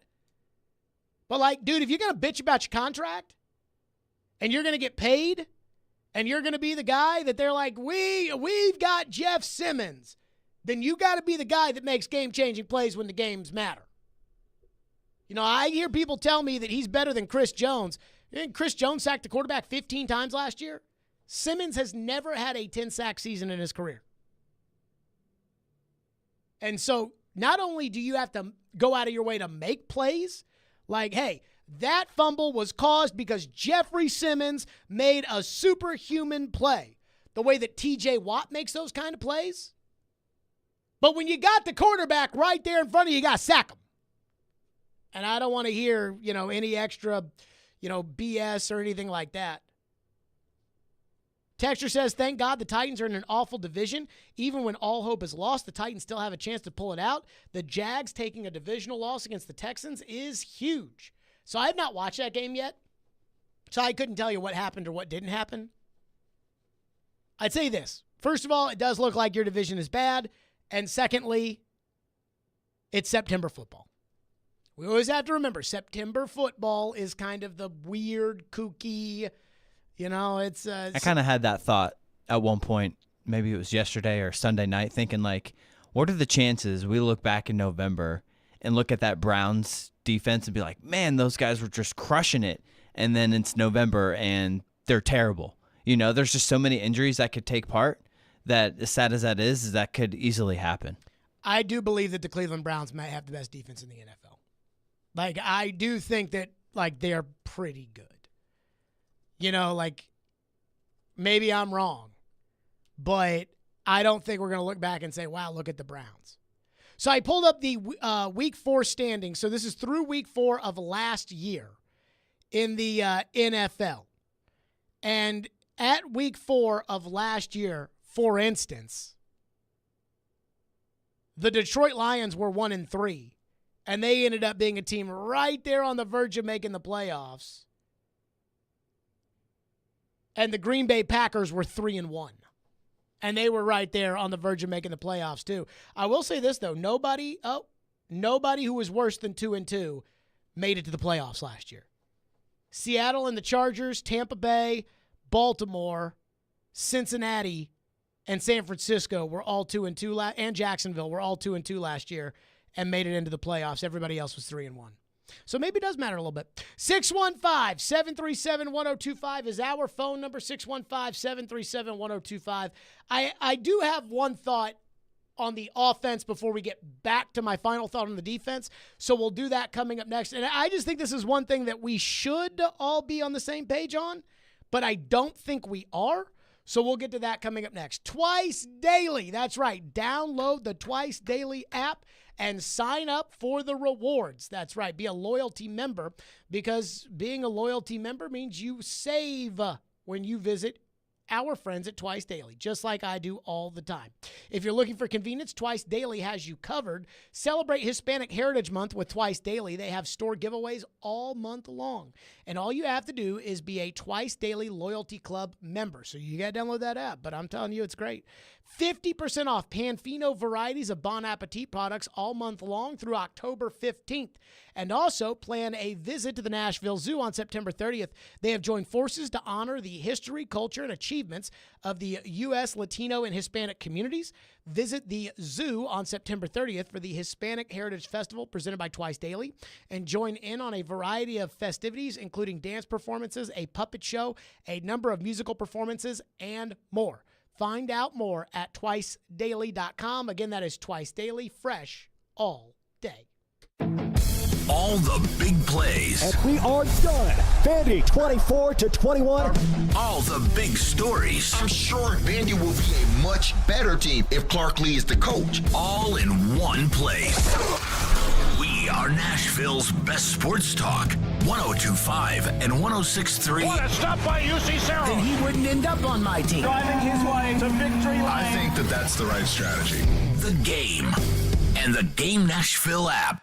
Football is back, and so are the deals at Electronic Express. Come into any of our convenient locations and save big on 4K TVs from your favorite brands like Samsung, LG, Sony, and more. This week at Electronic Express, save up to 40% in every department, including computers, appliances, smart home, Bluetooth speakers, and more. Plus, get up to 60 months special financing. Score amazing deals in-store or online at electronicexpress.com. Electronic Express. We make it happen.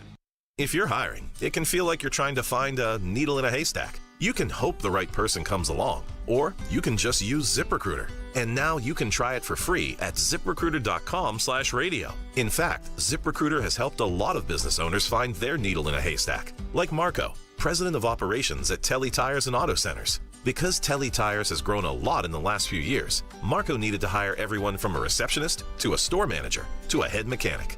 ZipRecruiter helps me find all the right people, even the most difficult jobs to fill. ZipRecruiter helps me keep my business running. Take it from Marco and millions of other businesses who've used ZipRecruiter. ZipRecruiter can help you find the needle in the haystack.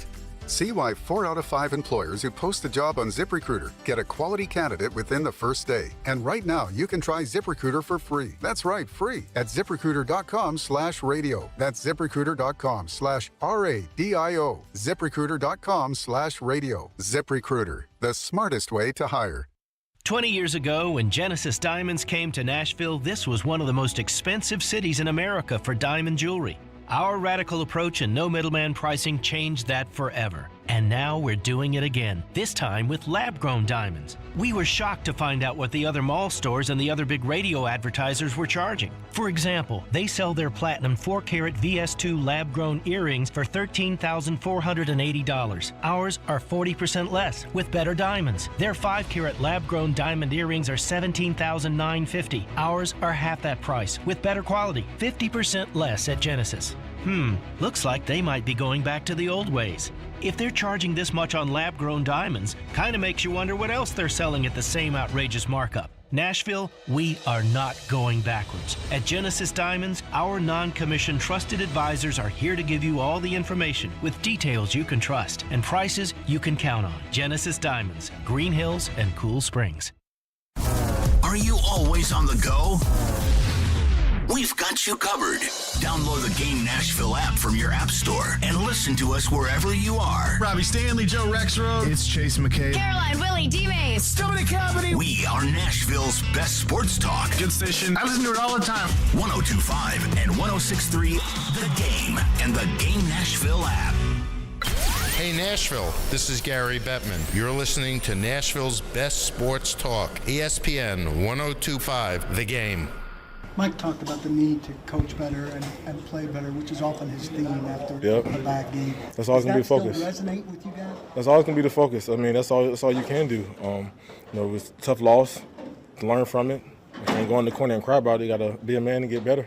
And we all got to hold each other accountable, be a team, play like a team, and then let it translate on Sundays. But, it's all about improving and getting better, seeing where, we need to improve at, which we all know, and then letting it translate to practice and doing it on Sundays, for sure. Derrick Henry, by the way, Derrick Henry was asked after the game, some, Browns Scarbini guy came in there and was like, what'd you think of Deshaun Watson? Derrick was like, I play offense. I'm not on the defense. But there's Derrick. We got to get better. We can't be a man and just cry about it. We got to get better. He is right about that. So I just want to go over one thing just very, very quickly that I know most of you are probably not on the same page with me, but I think we should all be in agreement about this. And I know as I say this that we are all not in agreement about what I'm about to say, which is Derrick Henry and Ryan Tannehill are not the problem with this football team. Not by a long shot. I actually think Tannehill played a really good game on Sunday in spite of the stats. Now, again, a lot of people out there are kind of these box score scouters, so they just look and say, wow, Derrick Henry, 11 carries for 20 yards, 1.8 yards a carry. That's awful. Did you see the backfield that Derrick Henry was running in? Come on now. I mean, Derrick didn't have a chance. Derrick did not have a chance on Sunday. And I actually think Tannehill played pretty well. Tannehill threw for over 100 yards in a game where they couldn't block anybody on that Browns offense or defensive line. I think Tannehill put the ball right on guys' hands. Chig dropped it. Burks dropped it twice. And I think Hopkins played well too. When they moved the ball in that 2-minute drill, that was effective because they chipped Garrett and because Tannehill didn't wait for anything to develop. He just threw it into the direction of single coverage with Hopkins. That's why that worked. It was just, screw it, throw it up for DeAndre. And then DeAndre made a couple of catches, and then Moore had an excellent catch. But Ryan Tannehill and Derrick Henry are not the problem with this team. And I see all these people that are like, we need a spark. We need to play Malik Willis. Oh, dear God, do you know what that's going to look like? If you put Malik Willis in behind this offensive line against Trey Hendrickson and the Bengals next week? Now, if Tannehill were the problem, then I would say, we got to start thinking about it. But he's not the problem. He's not even close to the problem. Henry is not the problem. He's not even close to the problem. They got nobody that can block for these two guys. They don't have anybody that can catch for these two guys except for Hopkins. That's the problem. And this was always going to be a defensive struggle. Your defense just didn't show up. So, I saw an article at ESPN.com. Dan Graziano, is it an overreaction or overreaction Monday or whatever it was? Is it time for the Titans to bench Ryan Tannehill? And I'm like, that's easy to say. If you look at 13 for 25 for 104, that's easy to say. Oh, yeah, hey, Tannehill took 5 sacks. Tannehill didn't take 5 sacks. Tannehill's got no line. Didn't Joe Burrow throw for 88 yards against that team? Bench him? So I say this, that I want us to all be in agreement on this, but I know that we're not. But Tannehill and Henry are not the problem. And if you do something with Tannehill or Henry, your team is going to be horrendous. Let's go back to your phone. Scott is up next here on Stillman & Company. Go ahead, Scott. Well, first off, I'm in 1,000% agreement with Tannehill and Henry. I'll go further, and I thought Tannehill did an incredible job not turning the ball over as many times as he was hit and as many times somebody was in his face as soon as he caught the snap. Sure. It was good job just to not turn it over 8 times. And my one, there's a lot of problems. I've got one bone to pick with the defense. Roger McCreary is your best corner by a lot. And I understand that his arms are short and he's a prototypical inside guy and we want to put him in his natural position inside. There are times I look out there and he's not in.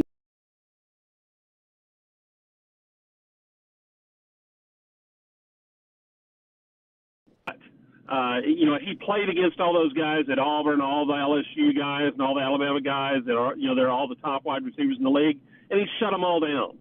So, he's not as tall as Fulton.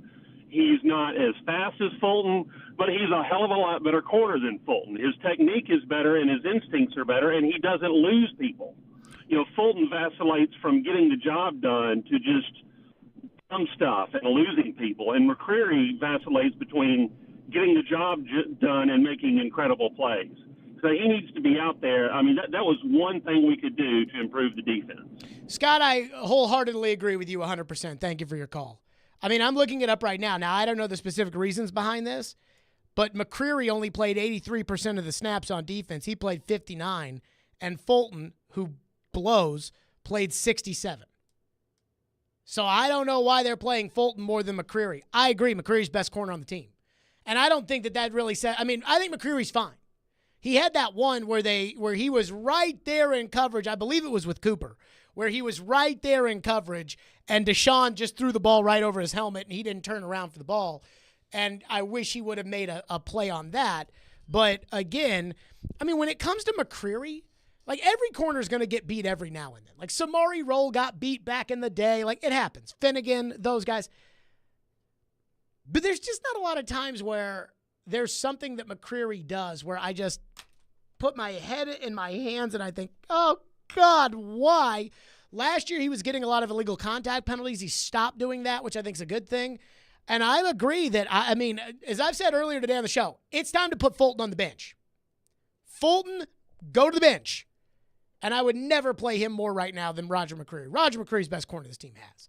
And it doesn't have anything to do with the fact that he played at Auburn or anything like that. It has to do with the fact that the other two guys are terrible. Well, Murphy Bunning's not terrible. He's just a guy. He's fine. But he's not. He's like a worse version of Logan Ryan. That's how I would describe Murphy Bunning. 615-737-1025 is our phone number, 615-737-1025. I got to yell about one thing that the Titans defenders were doing after the game, and then we're right back to your phones on a Titans Monday on a Tuesday. It's Stillman and Company, 102.5, 106.3 The Game. New home. New energy.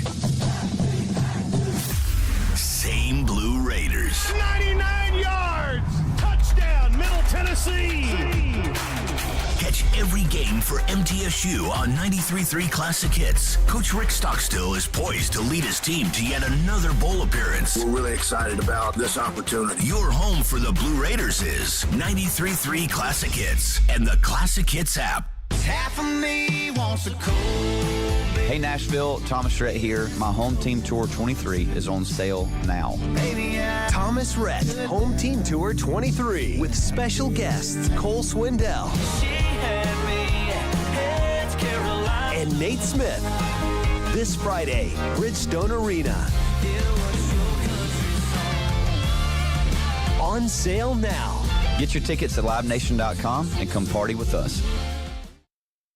Jewelry business, it's in my blood. I've been doing it all my life, and it's my passion. Meet Daniel Sabalas, a third-generation jeweler at Genesis Diamonds. This line of work, it's all about honesty and trust. It's about building relationships. And that's what drew Daniel to Genesis, where it's all about education, transparency, and respect for each customer. It's based on a family business mentality, and that's how we are. We're here to educate, to guide you, and we make it very easy. So we really go out of our way to educate customers in the right way. There's no stress stress level. There's no tension. The customer can feel that. All this while providing the guaranteed best value price. I've never seen a company that has the best price like this that I've seen anywhere. We are a powerhouse of diamonds. Genesis Diamonds. No commission salespeople, no pricing games, no risk, no pressure, no cutting corners. Genesis Diamonds is going to give you the best price, best quality, guaranteed, no matter what. Genesis Diamonds, Green Hills and Cool Springs. Oh, Charlie's, that's where you'll find me. That southern flavor got me saying, hey, y'all. And ooh, that gooey caramel pie tastes like summertime at Old Charlie's. The sweet, sweet sounds of this song are in honor of the sweet, sweet news that free Pie Wednesdays are back at O'Charlie's. O'Charlie's. Oh, that's good. Yum, yum, that's some fun. O'Charlie's, born in Nashville, and it shows. Uh-oh, Brad's buzzed. Oh, yeah? Yeah, he's starting with the woots. And now a speech. I just want to say that friendship is about heart and brain. Who's with me? Good thing is, he knows when he's buzzed. And my brain is saying, when it's time to go home, somebody call me a ride. Love that guy. Me too. Know your buzzed warning signs? Call for a ride when it's time to go home. Buzz driving is drunk driving. A message from NHTSA and the Ad Council. The Nashville Oktoberfest is quickly approaching, and now's the time to get your dirndls, Lederhosen, and Party Steins ready. From local breweries to live music and festival artisans, you can't go wrong celebrating this free family fun Germantown tradition. The Nashville Oktoberfest 2023, Thursday, October 5th through the 8th at Bicentennial Mall in Germantown. Prepare yourself for 4 days of brats, beer, live music, and competitions. VIP experience reservations are still available at thenashvilleoktoberfest.com. Prost, y'all!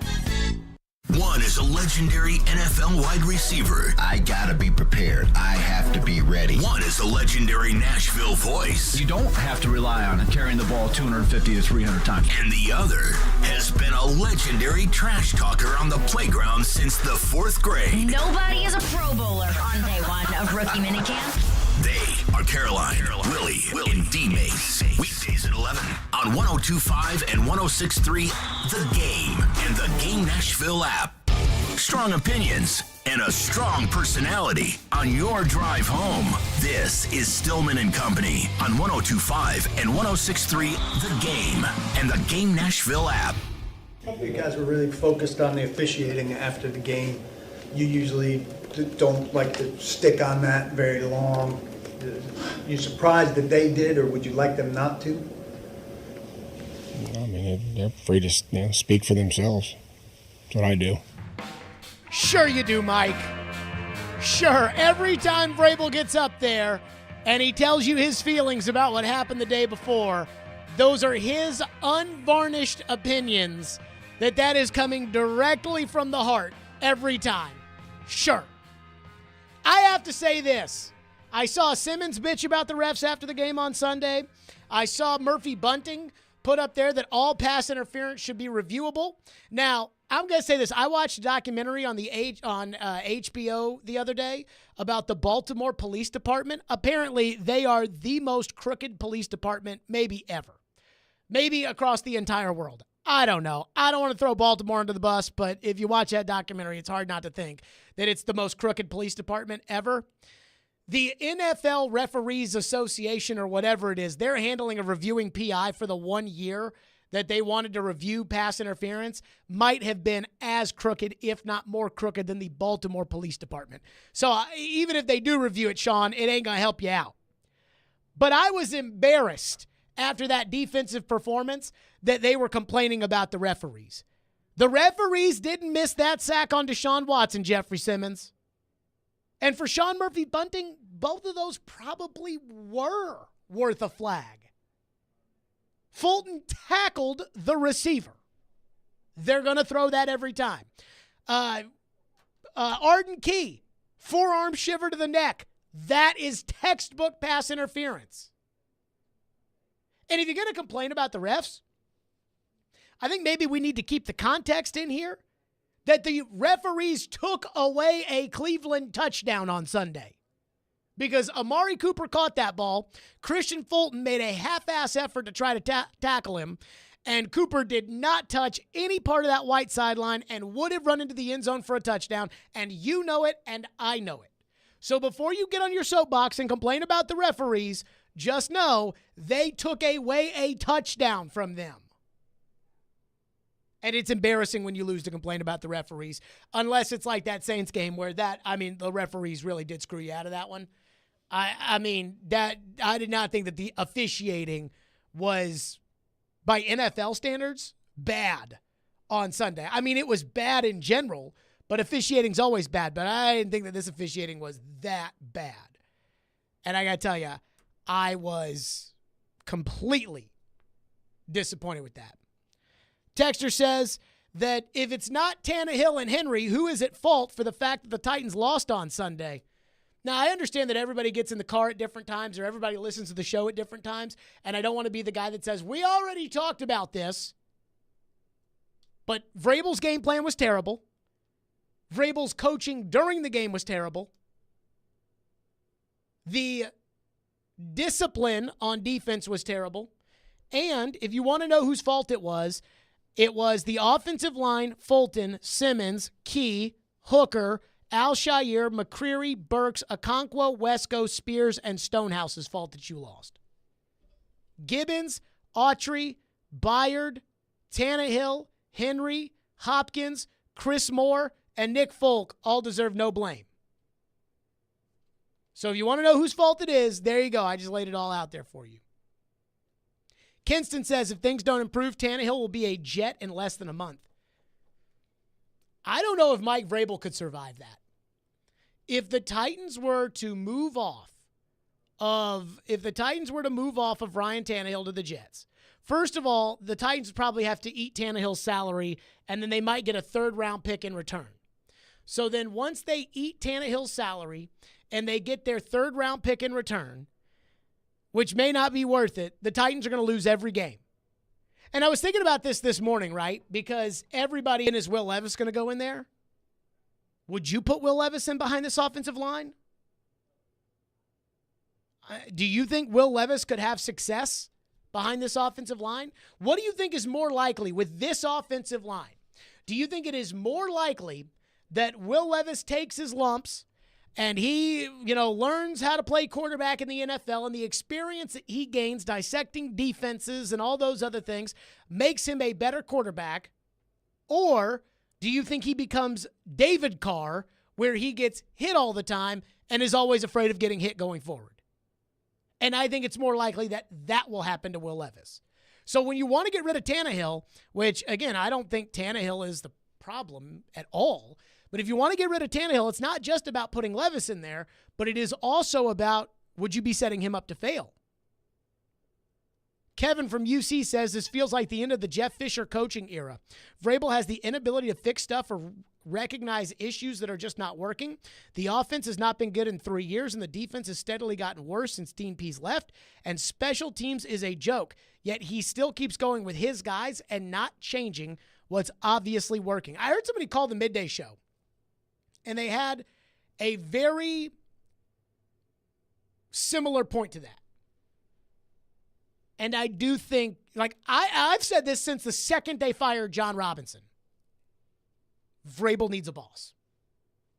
Vrabel needs somebody to say, we're not doing that, Mike. Vrabel needs somebody there, and it's not Rand Carthon.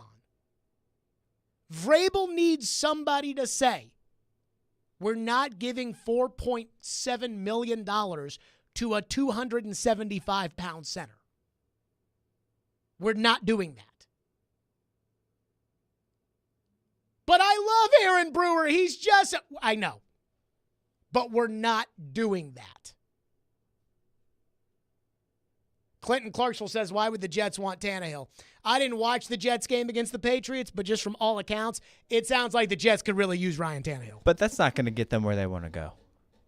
The Jets.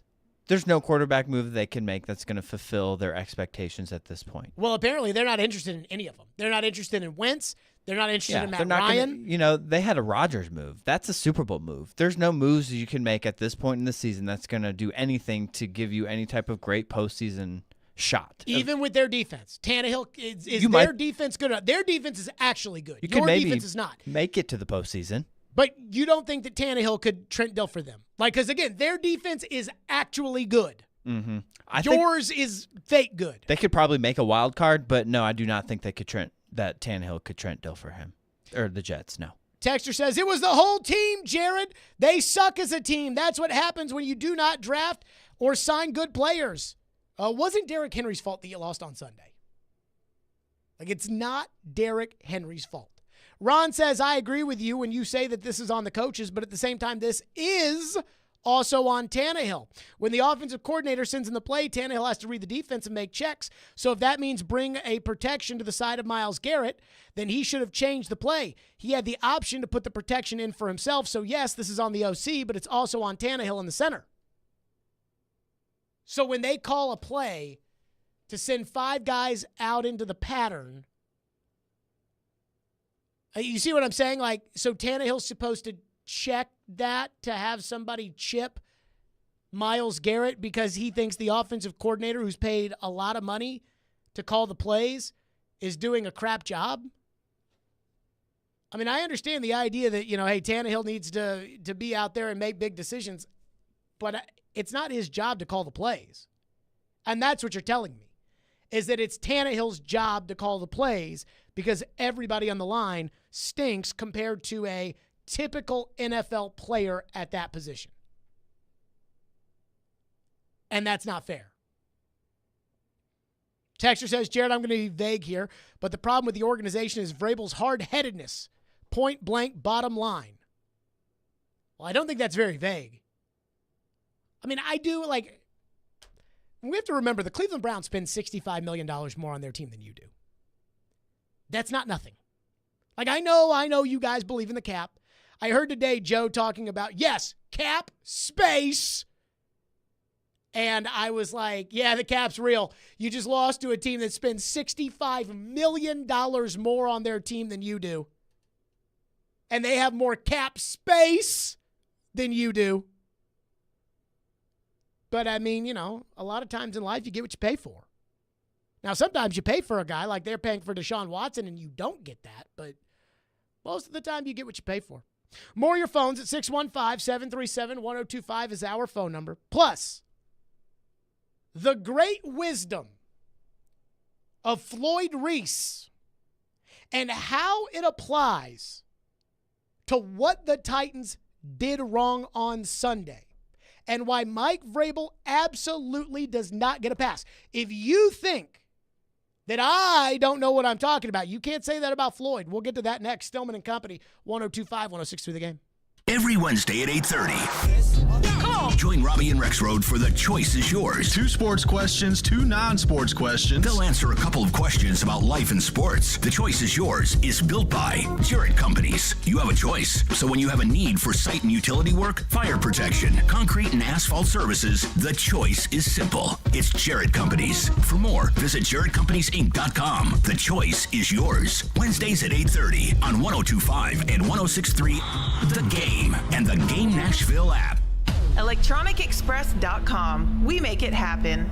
Do you have a VA loan? In this housing market, homeowners with VA loans have access to a ton of instant cash. Hey, Willie Donick here. Do you need cash to pay off credit cards and other high-interest loans? How does a check for 80 or 90 grand sound right now? Loan Pronto is helping veterans every day get the money they need with a quick and easy zero-cost cash-out refi with zero closing costs. With a VA loan, it's really cool because you can access up to 100% of your home's value. That's 100%. Use that money to pay off credit cards, home equity lines, car loan. Consolidate all your payments into one check per month and close in 2 weeks. Most homeowners who do this end up cutting their overall monthly payments by $800. And Loan Pronto's all-digital process makes it fast and easy. They're doing loans with super low APRs, and they love working with veterans. Call now. See what your options are. Call Loan Pronto, 615-499-5780. That's 615-499-5780, or go to loanpronto.com. Equal housing lender, NMLS 1661781, subject to lender approval.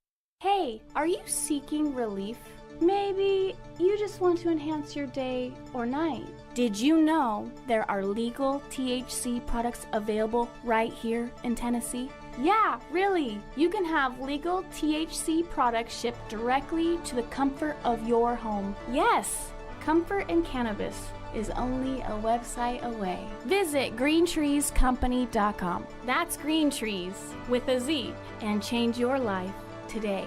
Finding great candidates to hire can be like, well, trying to find a needle in a haystack, but not with ZipRecruiter. Its powerful technology actively finds and invites qualified candidates to apply to your job. So while other companies might deliver a lot of hay, ZipRecruiter finds you the needle in the haystack. See why 4 out of 5 employers who post a job on ZipRecruiter get a quality candidate within the first day. Try ZipRecruiter for free at ZipRecruiter.com/free. That's ZipRecruiter.com/free. In any work environment, the culture is the most important thing. And what makes up the culture? The people. Hey, this is Sean Fort, General Manager of Cromwell Media, and this month we want to highlight a few of our employees celebrating their anniversary. We have 2 members of our sales department, Jeff Kolb celebrating 12 years, and Matt Saggio celebrating 11 years with Cromwell Media. We also want to highlight Tina Jackson in our HR department, celebrating 2 years. Thank you all for making this a great place to work. If you're looking for a new career or just somewhere fun to work, send us a resume to together at cromwellmedia.com. Love what you do, love where you work. Now, your Game Center update. The Nashville Predators began their preseason yesterday with a doubleheader down in Florida. Head coach Andrew Brunette spoke afterwards about his takeaways from the 2 games. Well, it's good to get my eyes on a lot of different players and still kind of familiarizing myself with everyone. You know, these are tough games to get too worked up about, but I think I looked at it more as a learning experience. We got some good things on film, and I thought we did some good things at different parts of both games. I really liked our second game. The Preds are next in action tomorrow night at Bridgestone Arena when they host Tampa Bay. You can hear all the action with pregame beginning at 6 o'clock right here on your home of Smashville, 102.5, 106.3 The Game. The Tennessee Titans will be looking to bounce back this week after falling to the Cleveland Browns 27-3 on Sunday. The loss drops the Titans' record to 1-2 on the season. The Titans made some roster moves today, placing running back Julius Chestnut and safety Mike Brown on injured reserve. Offensive lineman Justin Murray has been promoted to the active roster from the practice squad. Wide receiver Shai Smith and linebacker Otis Reese were added to the practice squad. Next up for the Titans will be the Cincinnati Bengals as they welcome Joe Burrow and company to town. Since he was in action last night and took down the Rams on Monday Night Football, Burrow said post-game he made it through without any setbacks to his ailing calf. This Game Center update delivered by Black Tie Moving. Use the promo code GAME to score 10% off your next move. From the Game Nashville studios, this is Ian Safar. Live from the Hiller Plumbing, Heating, Cooling, and Electrical Studios. WPRT-FM Pegram, WPUC HD2 Laverne. Broadcasting on Alexa. I appreciate that. And other smart speakers. 102.5 and 106.3. And the score! You can run different offenses. The doors on the board. Off the field, on the field. The Game. A Cromwell Media Station. Where you have a voice. He had a competent coaching staff. You just play terrible and you keep playing. And we have strong opinions. What a whiny freaking crybaby response. This is Stillman and Company with Jared Stillman on Nashville's best sports talk, 102.5 and 106.3 The Game and the Game Nashville app. Stillman and Company, 102.5, 106.3 The Game, streaming live on Twitter, Twitch, YouTube, and Facebook live from the Hiller Plumbing, Heating, Cooling, and Electrical Studios. So the Titans' offensive line stinks. I told you that after the first week. And you guys were, oh no, Jared, ESPN.com says that we had the 5th best offensive line. I'm like, look, I didn't watch the other offensive lines. I watched the tape of your line. Your line sucks. No, Jared, you're making excuses for Tannehill. The line's good. And then after week 2, I told you, your offensive line sucks. And you said, oh, Jared, we won the game, and you have to be so negative. And I just, oh, gosh, I can't believe. And then I told you on Friday and Thursday and probably Wednesday of last week, you cannot block them. Like, you cannot go to Cleveland and play what you think is your game. You cannot do that. Their players are too good. And then I saw the Titans line Tannehill up in the shotgun early in the game, and I thought, oh, dear God. I thought, what are they doing? Then I saw the Titans try to line one up right before halftime, where the Titans decided, you know what, Andre Dillard, even though he hasn't been able to block Myles Garrett all day, Andre Dillard can block Myles Garrett. And he didn't, and you lost 3 crucial points before the half. And the truth is, the reason the game plan was the way it was is because Mike Vrabel is too arrogant. Now, I'm not perfect, and I've never claimed to be. And I think Vrabel, for the most part, is a good coach. I'm a little worried that he doesn't have the answers anymore, but I still think Vrabel's a good coach. But he's arrogant. And the offensive line is the epitome of his arrogance. This offseason, they knew they had to fix the offensive line. Vrabel spent the entire offseason talking about needing to protect the quarterback. So what did he go out and do? Other than using the 11th overall pick on a guard, after spending the whole day trying to move up to number 3 to take a quarterback, Vrabel did nothing. They signed a bust from Philadelphia to play left tackle. They gave a raise to their undersized left guard to play center. They brought in a backup from the 49ers. And they were going to stick with Nicholas Petit-Ferrer at right tackle, but because they couldn't educate him on the rules, he's suspended for the first 6 games. Vrabel didn't do anything outside of drafting Skoronski. And then his arrogance continued into the game plan on Sunday. Again, I told you all last week, you can't block them. And it's not because I wanted to put the Titans down. It's because I looked at the talent that they had and the lack of talent that you had, and I said, you can't block them. Vrabel, on where the offense went wrong on Sunday, they were trying to get some big plays. They just couldn't protect. I just weren't able to get into the drive. You know what I mean? We pressure us. And, a lot of guys were on the line of scrimmage and, felt like we wanted to try to get into the line of scrimmage and get downhill. Wanted to try to, protect and throw some shots, but, you got to be able to hold up and, just weren't able to get any kind of rhythm, especially, in the road environment, a fantastic environment, much like we talked about in New Orleans. We wanted to get into the drives. We wanted to get into the line of scrimmage. We wanted to push them. We wanted to hold up. We wanted to take some shots. We wanted to do all the things that we don't have the players to do. You do not have the players to do that. I know that. I think a lot of you know that now.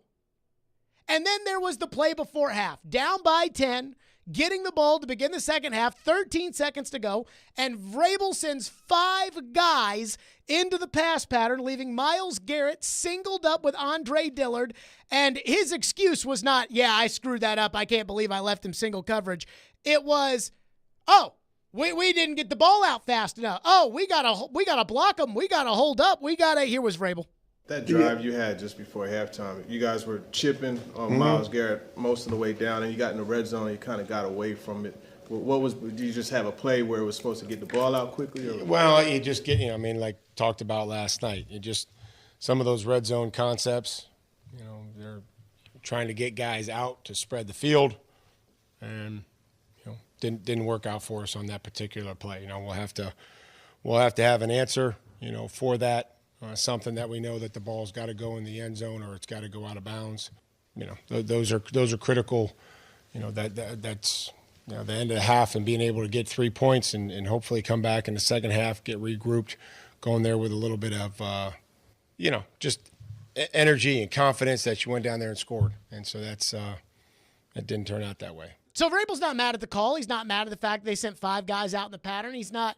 No, Tannehill didn't throw it fast enough, even though TD says that he was sacked 2.7 seconds after the ball was snapped, which is one of the fastest sacks in the NFL this year. And so that reminds me of something the great Floyd Reese once said. This was before I was even doing a show with him. He was in Afternoon Drive. I wasn't. But this was before the Titans played J.J. Watt and the Texans in October of 2015. It was actually November 1st was the game, but Floyd's comments were in October of 2015. On a Friday show, before the Titans, with a similarly bad offensive line under Ken Wisenhunt, went on the road to Houston, Floyd dropped this nugget that I have remembered ever since. It's like JJ. If we go up there and let JJ destroy our game, somebody ought to be fired. Because we know right now he's the best defensive player in the NFL. And you know what? We, as a coaching staff, because I'm going to tell you what now, our right tackle cannot block him. Our center cannot block him. So we know that to begin with. So we cannot allow him to get one-on-one with those guys without helping them, giving them some kind of help. Because if you do, you're going to lose another quarterback. So I know you think that I might not know what I'm talking about here, and Vrabel, he knows.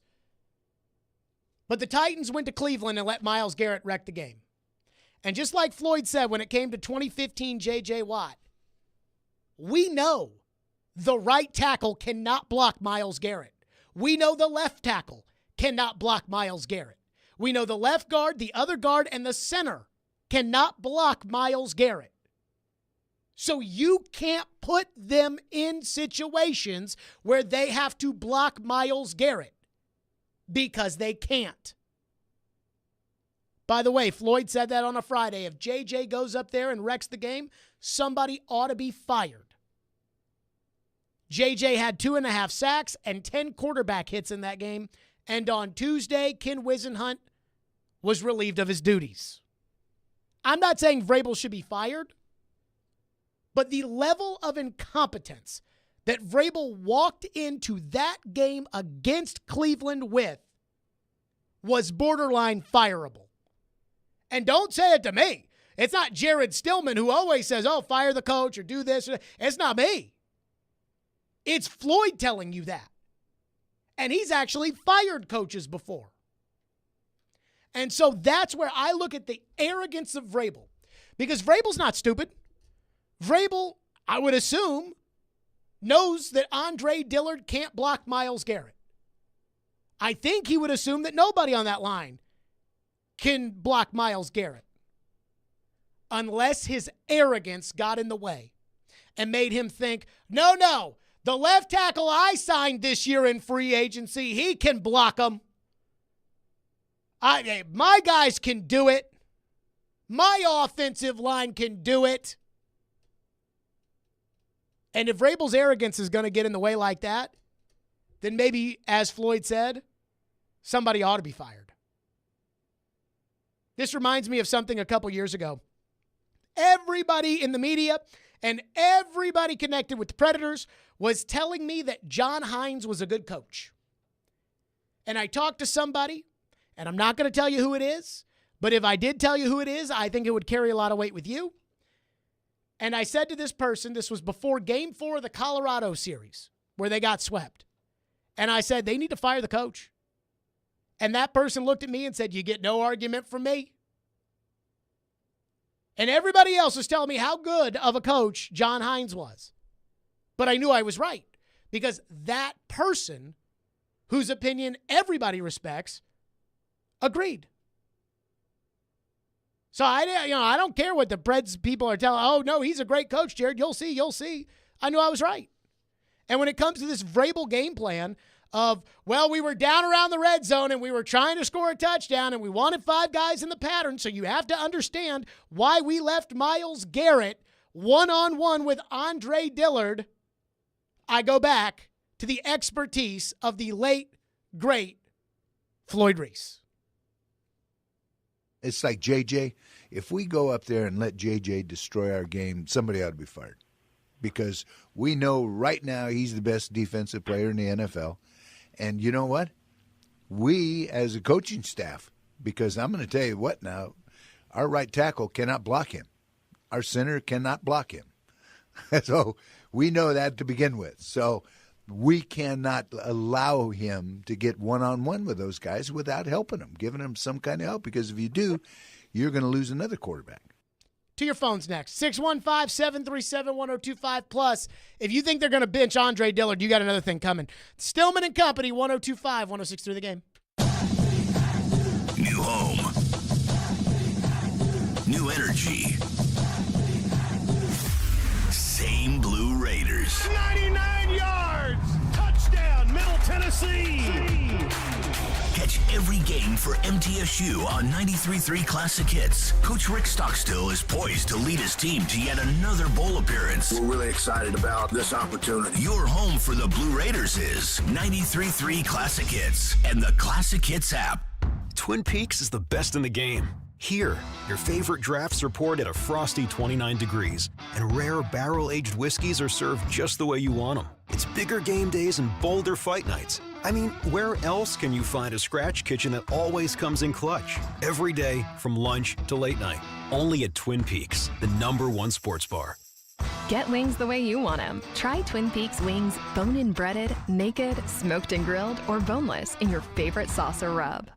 Country music singer-songwriter Kylie Morgan absolutely loves her Genesis diamond ring. I got so many compliments as soon as I got the ring and continue to get compliments on it, because it looks really pretty on my finger.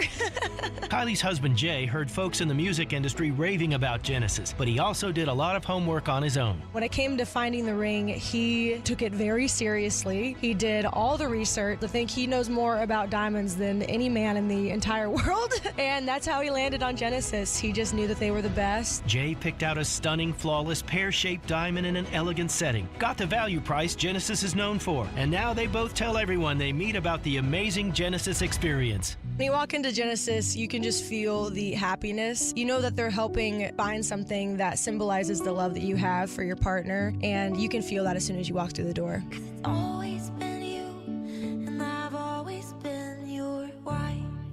Genesis Diamonds, Green Hills and Cool Springs. For over a century, local broadcasting has evolved with the needs of the community.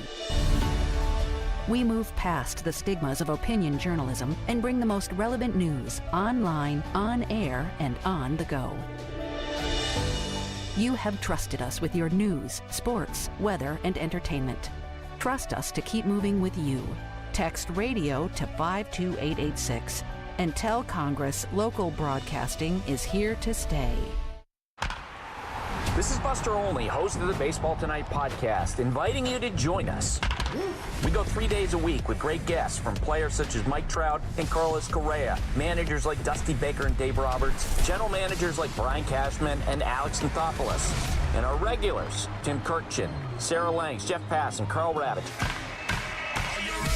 Baseball is a great fishbowl of humanity, and we go big game fishing every day. Listen wherever you get your podcasts. Want to weigh in on the conversation? It's a brain booster. Slide into our DMs. Or just text or call at 615-737-1025. Our phone line is driven by WilsonCountyHyundai.com. You're listening to Stillman and Company on 102.5 and 106.3 The Game and the Game Nashville app. So you're doing some shuffling maybe up front, or do you think you can win? Well, we'll continue to look and see, what's best and where guys go. But as it stands here right now today, I don't see something changing until we have some more time to visit on it tomorrow and see who's available, see who's healthy, and find a way to beat the Bengals. Is Nicholas back in the building? He is in the building, yep, and he's allowed to meet. He's allowed to work out. He's allowed to condition, train by himself, but he can be in meetings, and he can't be at practice or attend games. What do you imagine that to be like in terms of ramp up for the return? I imagine that will be working out, and he'll be training by himself with the strength and conditioning staff. I imagine that he'll be in meetings. I imagine that he won't be at the games or practice. I did laugh at that when Vrabel did that with Paul. But the beginning of that's the most important part.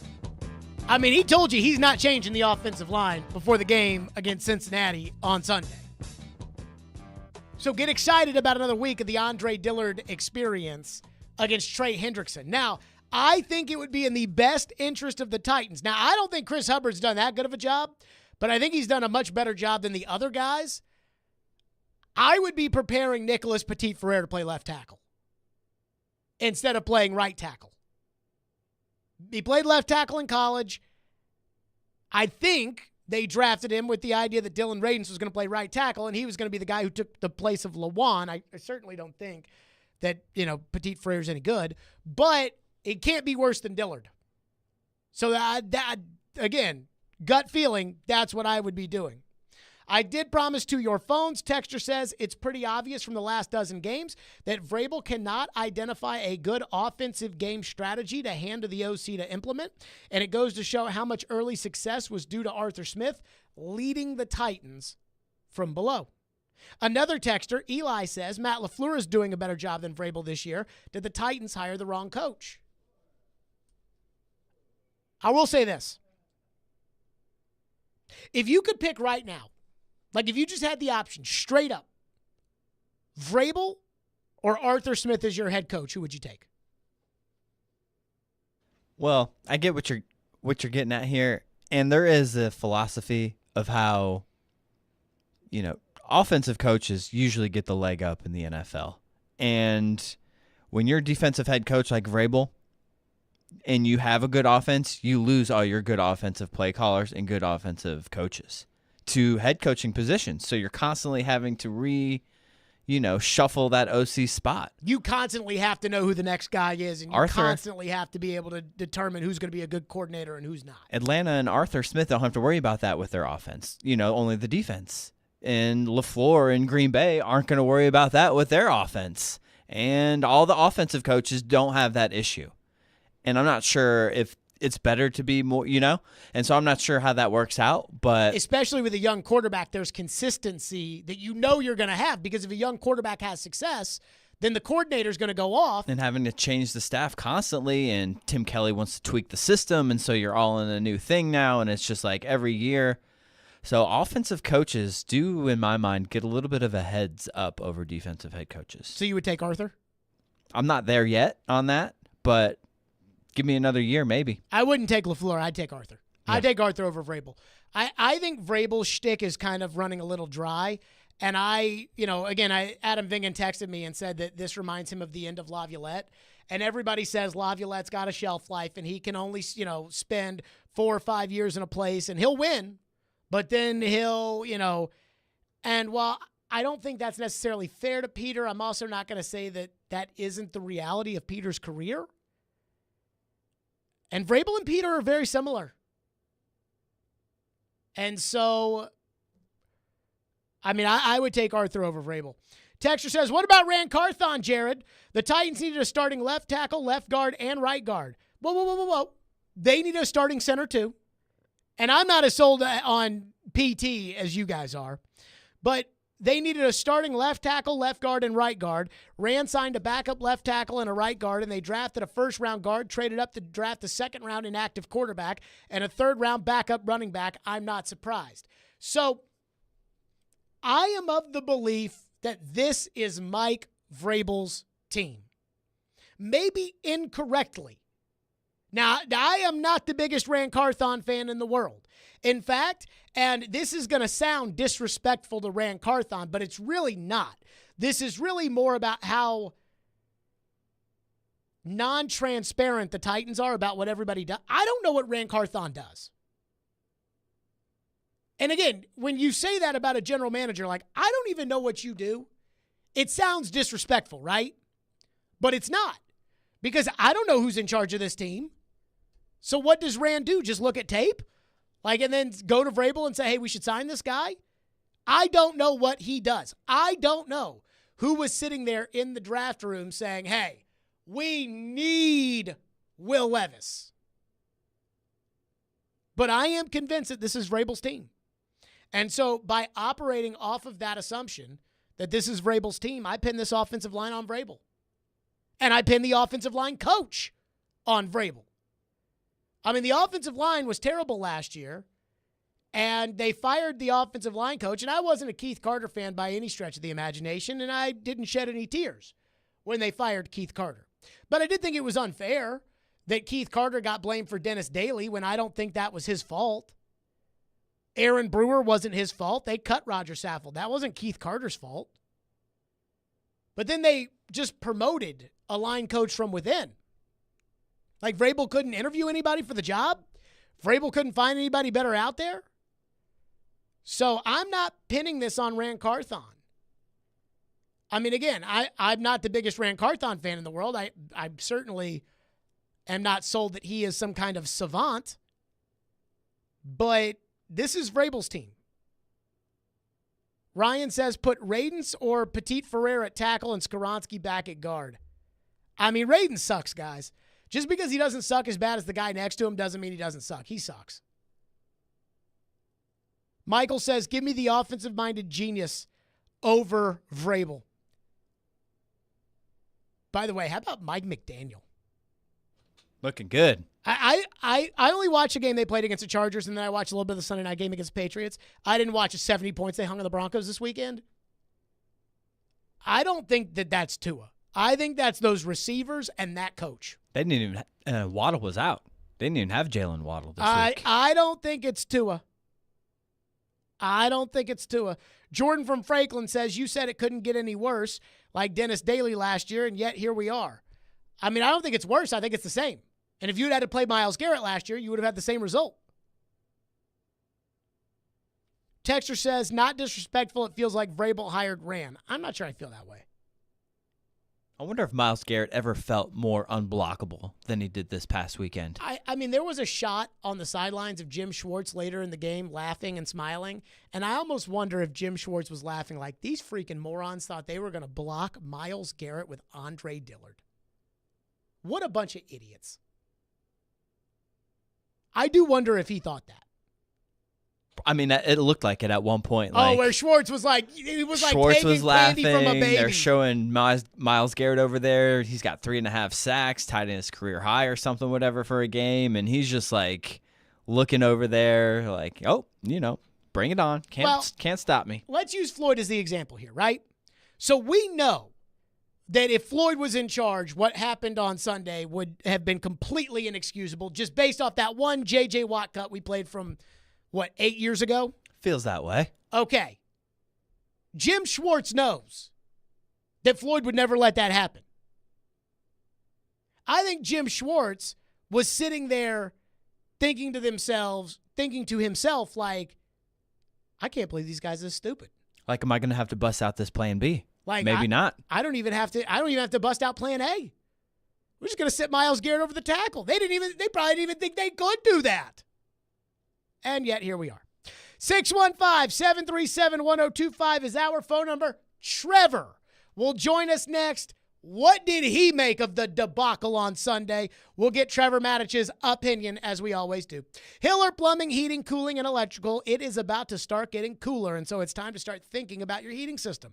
You do not want to experience breakdowns when that first temperature drop happens, so it is time to get your heating tune-up taken care of. And lucky for you, it's Happy Half Off Month at Hiller, where tune-ups are 50% off. That's right. This month, Hiller is making it easier than ever to tackle the necessary home replacements by giving you 50% off select add-on items. Hiller's work is backed by the Happy OB or services free guarantee, and I know that because I use Hiller. In fact, I had Hiller at my house last week.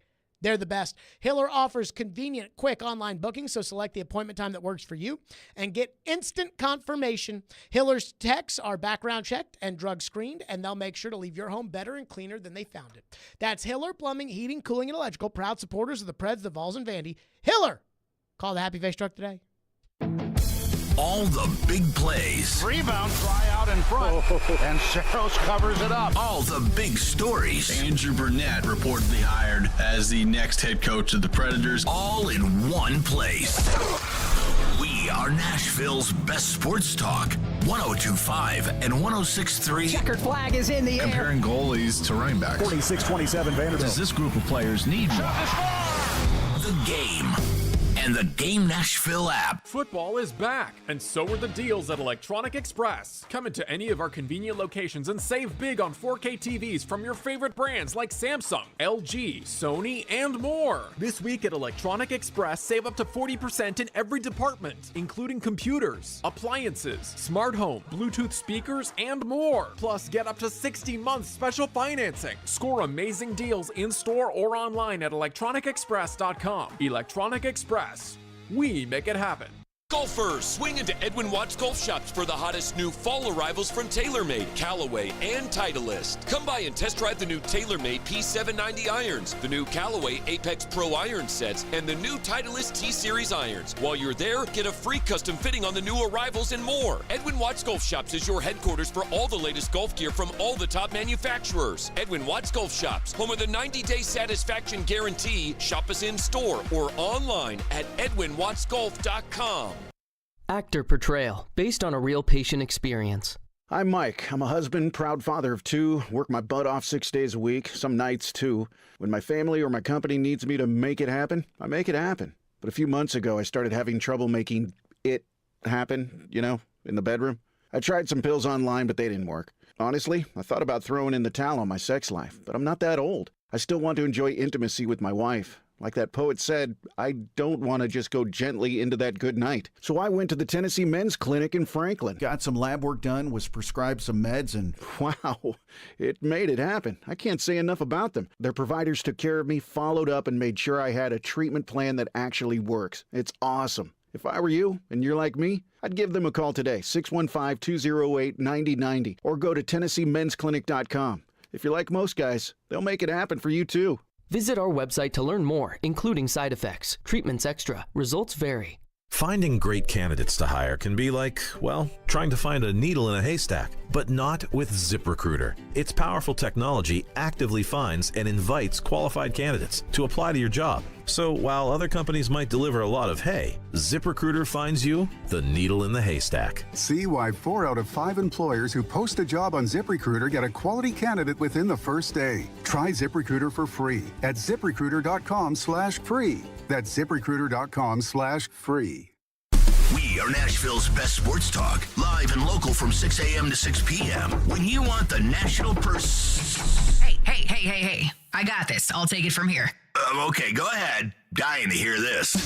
We have the best national voices that you'll find anywhere. Who was more deserving of being thrown from their game? I'm odd, so I get the odd picks. They have a new coaching staff. It's not a bad scenario for them. We are 102.5 and 106.3 The Game. And 94.9 The Fan. Hey, this is Jordan Rogers, and you're listening to Nashville's best sports talk, 102.5 The Game. You play like that in this league, you coach like this in this league, you get your ass beat. Plain and simple. We'll be back. We're gonna get back to work. I know that it's disappointing, but it's what happens when you perform and coach like that. That was Vrabel after the game. Trevor Maddich is with us, presented by Houston Clinic Orthopedics. When experience matters, and by Twin Peaks, home of the wall-to-wall TVs and the 29-degree beers. Perfect for college football. Trevor Maddich joins us on the program. Trevor, your reaction to the debacle of a loss from the Titans on Sunday. Aaron, in watching that unfold, it was horrific. I mean, just absolutely horrific. Defensively, the secondary especially just lost their mind from time to time, and offensively, you saw the floor. You saw the worst that they could be, especially with the offensive line and the blocking, where the ceiling is decent. If they play as well as they possibly can as blockers, and I include the tight ends with that, their best is decent. The floor is like looking down into an abyss filled with serpents and monsters and the undead. And we kind of saw that against the Browns. It was just abysmal. Trevor, I was more worked up about the game plan with Vrabel trying to, send 5 guys out into the pattern, trying to sit in the shotgun and pass protect against that Cleveland front.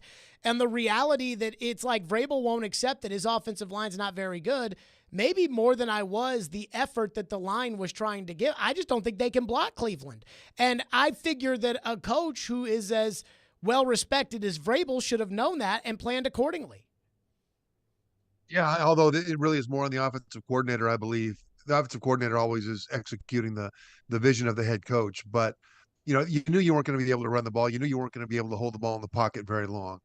And so what do? I mean, Cleveland had played most of the game with one deep safety and everybody else up near the line to stuff the run and to swarm the short passing routes. And so they tried to get the ball downfield. And they did a couple of times where the quarterback would just take the snap, and then loft it up in the air and let the receiver just run past that first level of defenders and try to catch the ball. And, Chris Moore had a fantastic catch. DeAndre Hopkins had a nice one. But overall, the two guys they really needed to get the ball to the most were Hopkins and Treylon Burks. They targeted those two guys 13 times combined, 4 catches. Burks particularly was 6 targets, 1 catch. So in a day when the receivers had to get past that first level of defenders who were all up crowding the line, get past them quickly, and then win the ball, they weren't able to get that done. And when that started to unfold, you knew that the Titans offense had no hope. So you didn't think that the offensive game plan was the issue here? Well, I think there were missed opportunities. There was a lot of criticism for the play call with just, 13 seconds to go on the 11-yard line. They had 3rd and 10 at the end of the first half. And I thought it was the right move to go for a touchdown. In other words, a field goal at that point wasn't going to help them. It was pretty clear that it would have made it down to the 11-yard line, one-possession game going to halftime where you get the ball back to start the second half. Right, but the way the game was unfolding, it was very clear that getting down to the 11-yard line of the second half may or may not even happen. So they had to take the chance since they were at the 11-yard line at that point at the end of the second quarter. And so I don't mind them seeing it that way. You can certainly criticize it, but I agree with the thought. And the play call itself, for the most part, I thought was very good. You had 3 receivers to the right. The 2 inside guys ran a double post. Both defenders covering them had outside leverage, meaning that they expected the safety in the middle to help them if the receiver went inside. Both went inside. There's only one safety. One of those guys was going to be open on that double post. Hopkins was the outside double post. I think that's the guy that probably would have had the ball. The problem is that Myles Garrett, the pass rusher for Cleveland, came off the left side and got to Tannehill before those guys got to about the 2-yard line, much less into the end zone. And so as I look at that, there's one of 2 things that was wrong. Either there was a missed assignment by a rookie, or it was not a good job of calling that protection, because the rookie was Tajay Spears, running back. He was on the left side of Tannehill, and on the left side of the offensive line, the Browns were configured with a defensive end outside of left tackle Andre Dillard, and then Garrett was outside of him, really super wide. Well, what Spears did was he just released into the left flat. With a double post happening on the right side, there's no defender that he would be holding to help a pass pattern develop by flaring into the left flat. I think either Spears was supposed to chip and help on the widest rusher, who's Garrett, or he should have been told to do that. One of those 2 things. Because everybody else that rushed, they only rushed 4. All the other rushers on that play were fairly well blocked. It was Garrett who just came around like there was nobody there in front of him. And if Spears had at least gotten in the way, there was a very good chance a touchdown would have been scored on that play. So I don't know if that was a rookie busting an assignment or if it was a play call that didn't take into account the priority on that play. I don't know the answer to that. But people can look at that and say, yeah, that's an example of the scheme failing the players. Trevor Maddich is brought to you by Houston Clinic Orthopedics and by Twin Peaks. Trevor, is there any hope for this offensive line? Yeah, there's some hope. I mean, there's some hope that they can get to be decent. I think right now there's a little bit too much hope given in Nicholas Petit-Frere when he comes back. Pretty good chance they won't disrupt the right side of the offensive line because it's actually playing pretty well. Brunskill at guard and Hubbard at tackle. Pretty good chance they'll move him over to the left. It depends on how quickly Skoronski comes back and can play left guard. But they can put him in at guard. They can put him at tackle on the left, and then we'll see if he's better than what they got there now. I think anybody would be better than what they got there now. But at the same time, you look at Dillard and the reasons why he struggled so much in pass protection.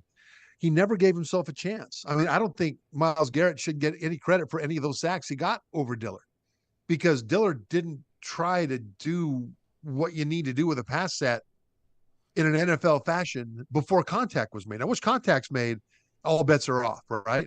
But the defense doesn't dictate to you what your set is. And Dillard, whether he was told to do this or whether he just did it by himself, kept on giving too much inside presence and help to his left guard, Dylan Radins, as he did his pass set. So while he was inside trying to give some inside presence to his guard, Garrett was flying up the field on the outside. And by the time Dillard got out there, Garrett already had the edge. It just happened over and over and over again. And then when Dillard got out there, he didn't punch him. He just sort of grabbed him and rode him all the way to the quarterback. So now there's two guys hitting the quarterback, the defensive end and the left tackle, instead of just one. And so that's the kind of thing that actually has a path to get better. Because if he just takes a set out farther and makes the defensive end work a little longer, just a half a second longer to beat him, instead of giving up the corner because, gee, you're being so friendly to the guy to your right, there's a path to get better. But this offensive line this year won't be good. It won't. Hopefully it can get to be decent. And that's the thing. This is one loss. It was a loss that I think most people expected them to have. They didn't expect it to be this terrible. But the division is bad. I picked them to win the division because I don't believe in the Jaguars. And I still believe that by the time they get to the end of the season, they'll have enough of the problems solved enough that they can squeak out a division victory. Now, the playoffs are a different question, but there's a lot of improvement to be had here, and it'll just take good, hard coaching and a little bit of smart play by the players that are messing up. 3 weeks from now, Trevor, what would you do? Would you put, because I know that you saw both these guys play left tackle in college, would you put Skoronski at left tackle and Petit Ferrer at left guard, or would you put Petit Ferrer at left tackle where he played at Ohio State and keep Skoronski at left guard? At this point, I'd keep Skoronski at left guard and I'd put Petit Ferrer at left tackle. And then I'd have a little more proactive chipping with tight ends and running backs to help Petit Ferrer at left tackle if that's what needs to happen. The reason for that is that Skoronski's been practicing at left guard. Let him excel at that spot, and then try to build around him. I think that's the best of bad decisions. Skoronski is, at this point, the best left tackle on the team. But at the same time, he's also the best left guard, and that's where he's been practicing. And rather than put him out at left tackle and have him be pretty good, I'd rather him be at left guard and have him be very good. Doesn't that seem kind of stupid, though, Trevor? Not what you're saying, but that the Titans drafted Skoronski, who played left tackle in college, which is the most valuable position on the offensive line. And it's the most valuable position on the offensive line because the best players, whether it's TJ Watt or Myles Garrett or whomever, they're the sackers that line up outside. And that he's the best left tackle on this team. It's not even a question mark. And yet they've decided to play him at left guard. Doesn't that kind of seem stupid? Shouldn't they have drafted him and stuck him at left tackle, and if he couldn't play tackle, moved him to guard, as opposed to the other way around? Because even if they decide to play him at guard and then after this year move him to tackle, well, you just used up one of the rookie years on his deal to play him at a less important position. And it's not like Trent Williams is playing left tackle for the Titans, or Taylor Lewan's playing left tackle for the Titans, or Brad Hopkins is playing left tackle for the Titans. But it might be the worst left tackle in the NFL, Trev. And that's a good point. And I can't sit here and tell you that you're wrong, that would be a bad idea. It's not a bad idea. It would actually have a lot going for it. But I just think that between two bad ideas, I'd rather have an anchor point that I know I can trust than to put a guy out in a position that I don't believe he's going to play long term and then bring him back in at some point down the road. And so this is where there's no good choice here. It's a choice between two options that have downside in addition to upside. And so it's just not it's not a slam dunk either way. And given that, I don't mind if they keep him at left guard. I don't mind that. Trevor Maddich is with us. Let's get to the defense, Trev, because that might have been just as bad as the offensive line. That's next. Trevor, of course, brought to you by Houston Clinic Orthopedics, when experience matters, and Twin Peaks, home of 29-degree drafts and wall-to-wall sports. Stillman and Company, 102.5, 106.3 The Game. In any work environment, the culture is the most important thing. And what makes up the culture? The people. Hey, this is Sean Fort, General Manager of Cromwell Media, and this month we want to highlight a few of our employees celebrating their anniversary. We have two members of our sales department, Jeff Kolb celebrating 12 years, and Matt Saggio celebrating 11 years with Cromwell Media. We also want to highlight Tina Jackson in our HR department, celebrating 2 years. Thank you all for making this a great place to work. If you're looking for a new career or just somewhere fun to work, send us a resume to together@cromwellmedia.com. Love what you do, love where you work. It's time to celebrate this fall and unleash the beast. Monster Monster Brewing proudly presents to you Beast Unleashed. 0 caffeine, 0 sugar, all the adult beverage fun.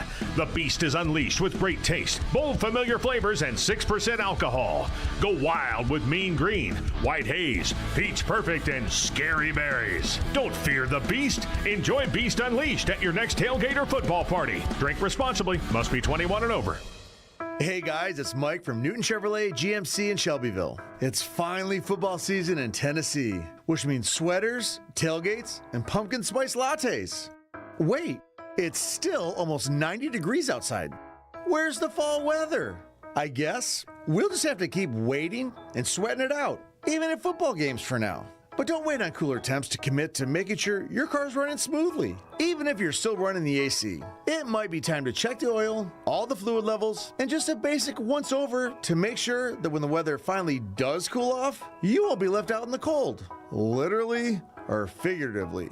Let our service center give you peace of mind and offer you great savings while you're at it. Save on basic services like tire rotations, fluid services, and brake checkups with up to $25 in savings this month at Newton Chevrolet GMC. Just a short drive away from Murfreesboro. Visit NewtonChevroletGMC.com to schedule a fall service checkup today. That's NewtonChevroletGMC.com. Twin Peaks is the best in the game. Here, your favorite drafts are poured at a frosty 29 degrees, and rare barrel-aged whiskeys are served just the way you want them. It's bigger game days and bolder fight nights. I mean, where else can you find a scratch kitchen that always comes in clutch? Every day, from lunch to late night. Only at Twin Peaks, the #1 sports bar. Stick around after the sun sets. Twin Peaks is open really late. Wind down with bourbon and late-night bites. Are you drowning in credit card debt? Want to get cash out of your home's equity? Loan Pronto can do it now in less than a week. Hey, Willie Donick here. That's right. Loan Pronto's Equity Express line of credit just got even faster. You can get $50,000, $100,000, even $200,000 in as little as 5 days. You don't even have to touch your primary mortgage. You can keep that 3% rate intact. Get just the money you need and pay off all those credit cards or get that home improvement project started. With this revolutionary program, you can access up to 90% of your home's value, and in most cases, there's no appraisal. Stop paying insane interest rates to the credit card companies and get tens or even hundreds of thousands of dollars in cash in as little as 5 days. Call Loan Pronto now for the even faster Equity Express line. 615-499-5780. That's 615-499-5780 or go to loanpronto.com. 615-499-5780. Equal housing lender, NMLS 1661781, subject to lender approval. Insightful discussion. When we talk about the person that these players are. 3 goals scored in the first 5 minutes. He wants to be the starter, day one. Mixed with spirited debate. Okay, but Derek, let's Professor Derek. They are Caroline, Willie, and D-Mace. With Caroline Fenton, Willie Donick, and former NFL wide receiver Derek Mason. We got the whole thing covered. We got it all covered. Here. Weekdays at 11 on 102.5 and 106.3 The Game and the Game Nashville app. Strong opinions and a strong personality on your drive home. This is Stillman and Company on 102.5 and 106.3 The Game and the Game Nashville app. Play action from Watson's going to take a shot. Cooper wide open. Touchdown.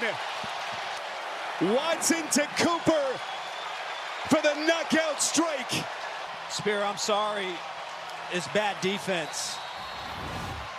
This is bad defense. I don't know what these two players are looking for. It's 2-on-1, and they just stand there as if somebody else is going to cover Amari Cooper down the field. Yeah, it was misexecution. Christian supposed to cover the guy. That was a disastrous play on Sunday. Trevor Maddich is with us, presented by Houston Clinic Orthopedics. Win experience matters in Twin Peaks, home of 29-degree drafts and wall-to-wall sports. Trevor, what happened to the defense? I thought it was supposed to be good. It was embarrassing on Sunday. It was the missed assignments that were embarrassing. You know, we talk about that play that you just played, and the fact that Coach Rabel called out Christian Fulton by name is a very big deal because he normally doesn't do that.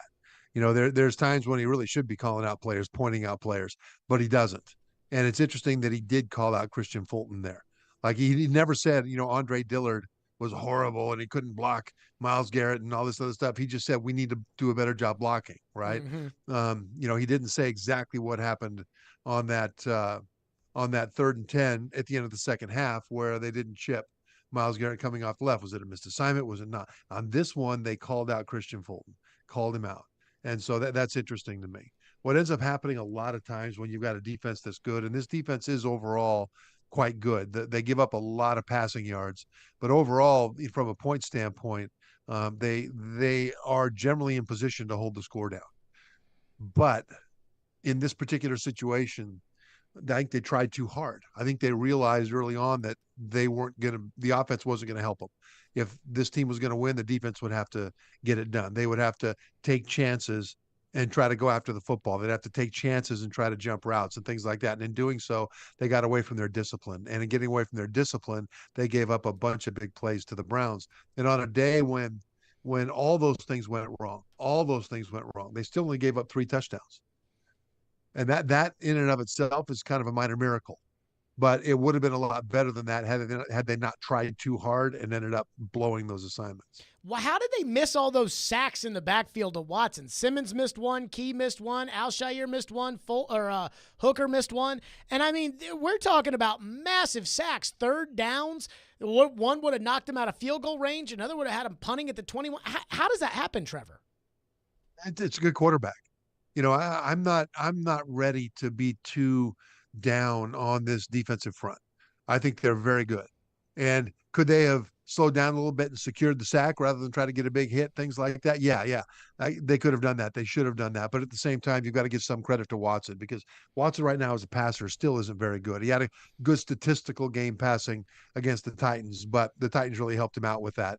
Overall, his biggest threat is his ability to keep plays alive and to run, and I've got to give him some credit there too. Trevor, where do the Titans go from here? The one thing I keep stressing, somebody texted in and said, Jared, you were hoping for 2-2 by week 5. Do you still think that's possible? Absolutely, I still think it's possible. It's a week-to-week league. Yes, they got killed last week. Yes, their offensive line's not very good, and I have my concerns about the defense. And I did see Joe Burrow and Jamar Chase kind of come alive a little bit at the end of the game yesterday. But it's still a week-to-week league, Trev. You lived this life. What is it about that league to where, as bad as it was Sunday, that really doesn't mean a ton for this upcoming Sunday? Well, that is absolutely true. I mean, that is absolutely true. You see teams get completely blistered one week, and then you see them come back and beat a team that should be a lot better than they are the next week. It's just exasperating, especially when you're picking games, which I do every week. It's just, it's exasperating. But at the same time, why does that happen? And it happens really because of the week of practice. Guys will have either an emotional win or an emotional loss, and they won't have a good week of practice. The other team will be focused in practice, and the next thing you know, the lesser team will come back and beat the better team. I think the Titans, this is interesting to me about this time of year because you can compare the Titans to other teams who don't play their starters a lot in the preseason. Philadelphia, the Eagles coach, after their opener against the Patriots, they beat the Patriots barely. And he said after the game that he's going to rethink what he does in the preseason with playing his starters in those preseason games because they keep on starting so slow. The Bengals, same way. The Bengals went down and got blistered and embarrassed by the Browns in their opener.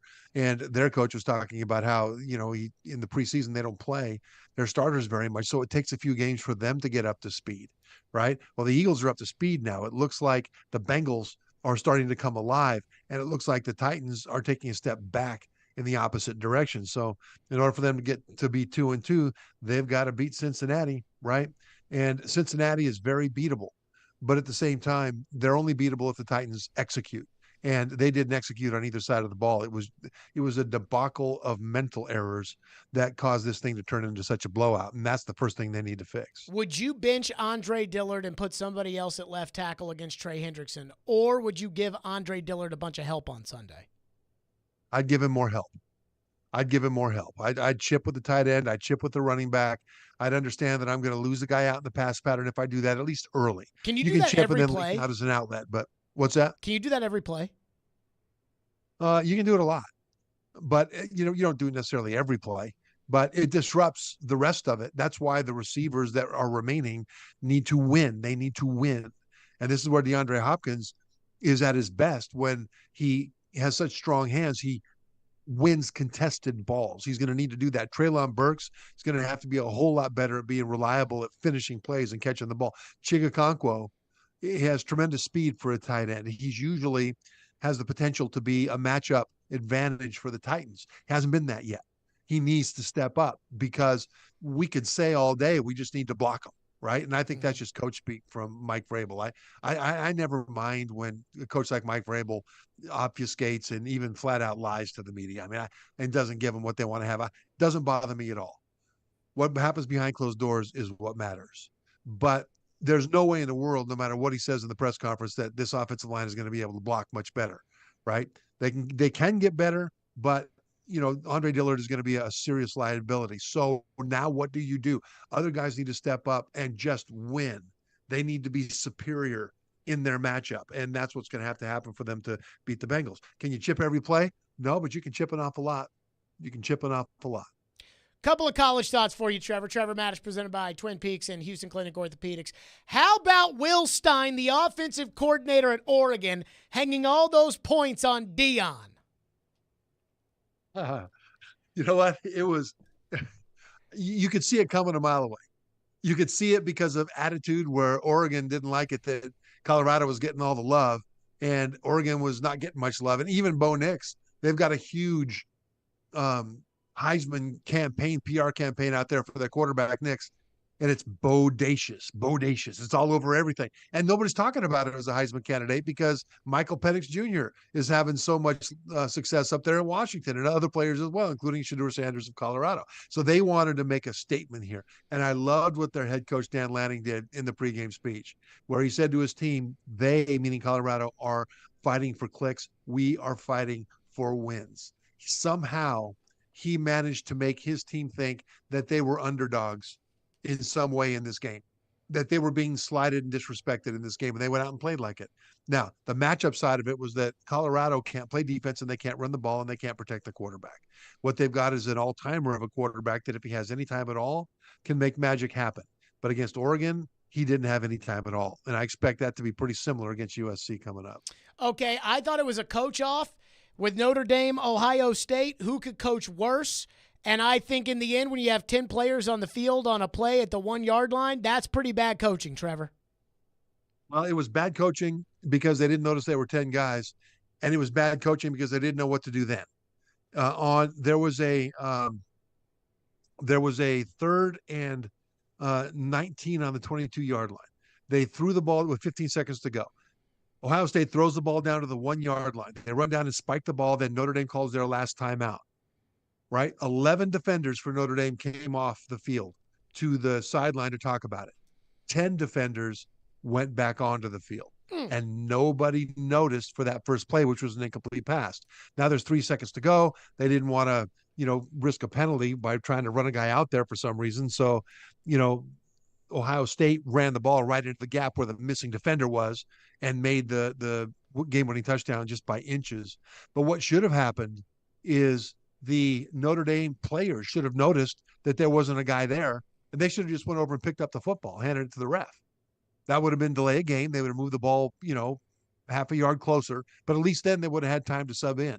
And that's what Marcus Freeman, the coach for Notre Dame, said, that he will do something like that going forward. Well, that contingency plan should have been in place then. Mm-hmm. And this will create tremendous angst in Notre Dame annals if this team ends up with one loss and doesn't make the playoffs. Well, they won't because they'll lose to Louisville in 2 weeks, but you know how that is. Trevor Matich, as always. Well, hey, we're 4-0. I mean, I don't think we're very good, but we're 4-0, so I'll take it considering we haven't been very good in a while. Trevor Matich is brought to you by Houston Clinic Orthopedics, where experience matters, in Twin Peaks, home of 29-degree drafts and wall-to-wall sports. Trevor, great stuff as always. Thanks. Trevor Matich, he's the best here on the program. Now, Trevor actually brought up an interesting theory that Vrabel lies about we needed to block him, and that really isn't what Vrabel thinks, which might be true. Might be a good discussion for tomorrow. But coming up next, I have some choice words for the Tennessee Titans, and everybody needs to hear this because perception is reality, and the perception right now is not very good We'll get to that next. Stillman and Company, right here on 102.5, 106.3 The Game. And since I'm going to be in a bad mood yelling about the Titans, let's give away a pair of tickets to see Fish at Bridgestone Arena on October 6th. Be caller 5 right now at 615-737-1025, and you'll be seeing Fish at Bridgestone Arena on October 6th. Green right, Fox 2 run, double catch. He takes you inside the huddle through the eyes of a quarterback. Wide 85, tight. Catch ESPN NFL analyst Tim Hasselbeck every Tuesday at noon as he breaks down the big stories in the NFL. Buffalo, maybe Miami. And with the Tennessee Titans. The Titans might be like, we're interested in a 1-year, $1 million contract. Tim Hasselbeck is on Caroline, Willie, and D-Mace on 102.5 and 106.3 The Game and the Game Nashville app. ElectronicExpress.com. We make it happen.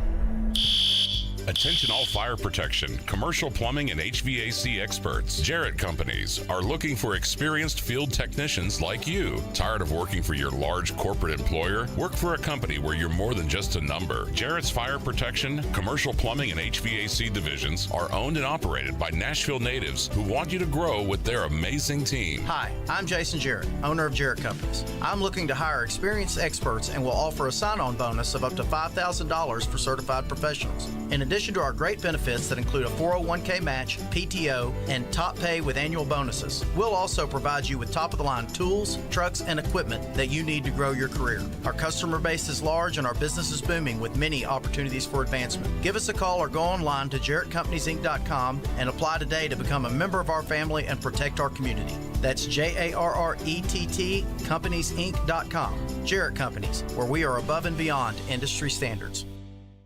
Country music singer-songwriter Kylie Morgan loves her ring from Genesis Diamonds. I wanted something simple and with the stone that I loved, and that's exactly what he got. And then we dressed it up a little bit with the wedding bands, got a little firework action looking around it, and he definitely killed it when it came to choosing the ring. Kylie's then-fiancé Jay did a lot of research, but chose Genesis because of the reputation, the quality, the personal service, and of course, the value. Any man can walk through that door and know that, he's not going to be upsold or pressured to buy anything. Kylie ended up writing a collection of songs about her bridal experience, including the viral sensation Bridesmaids.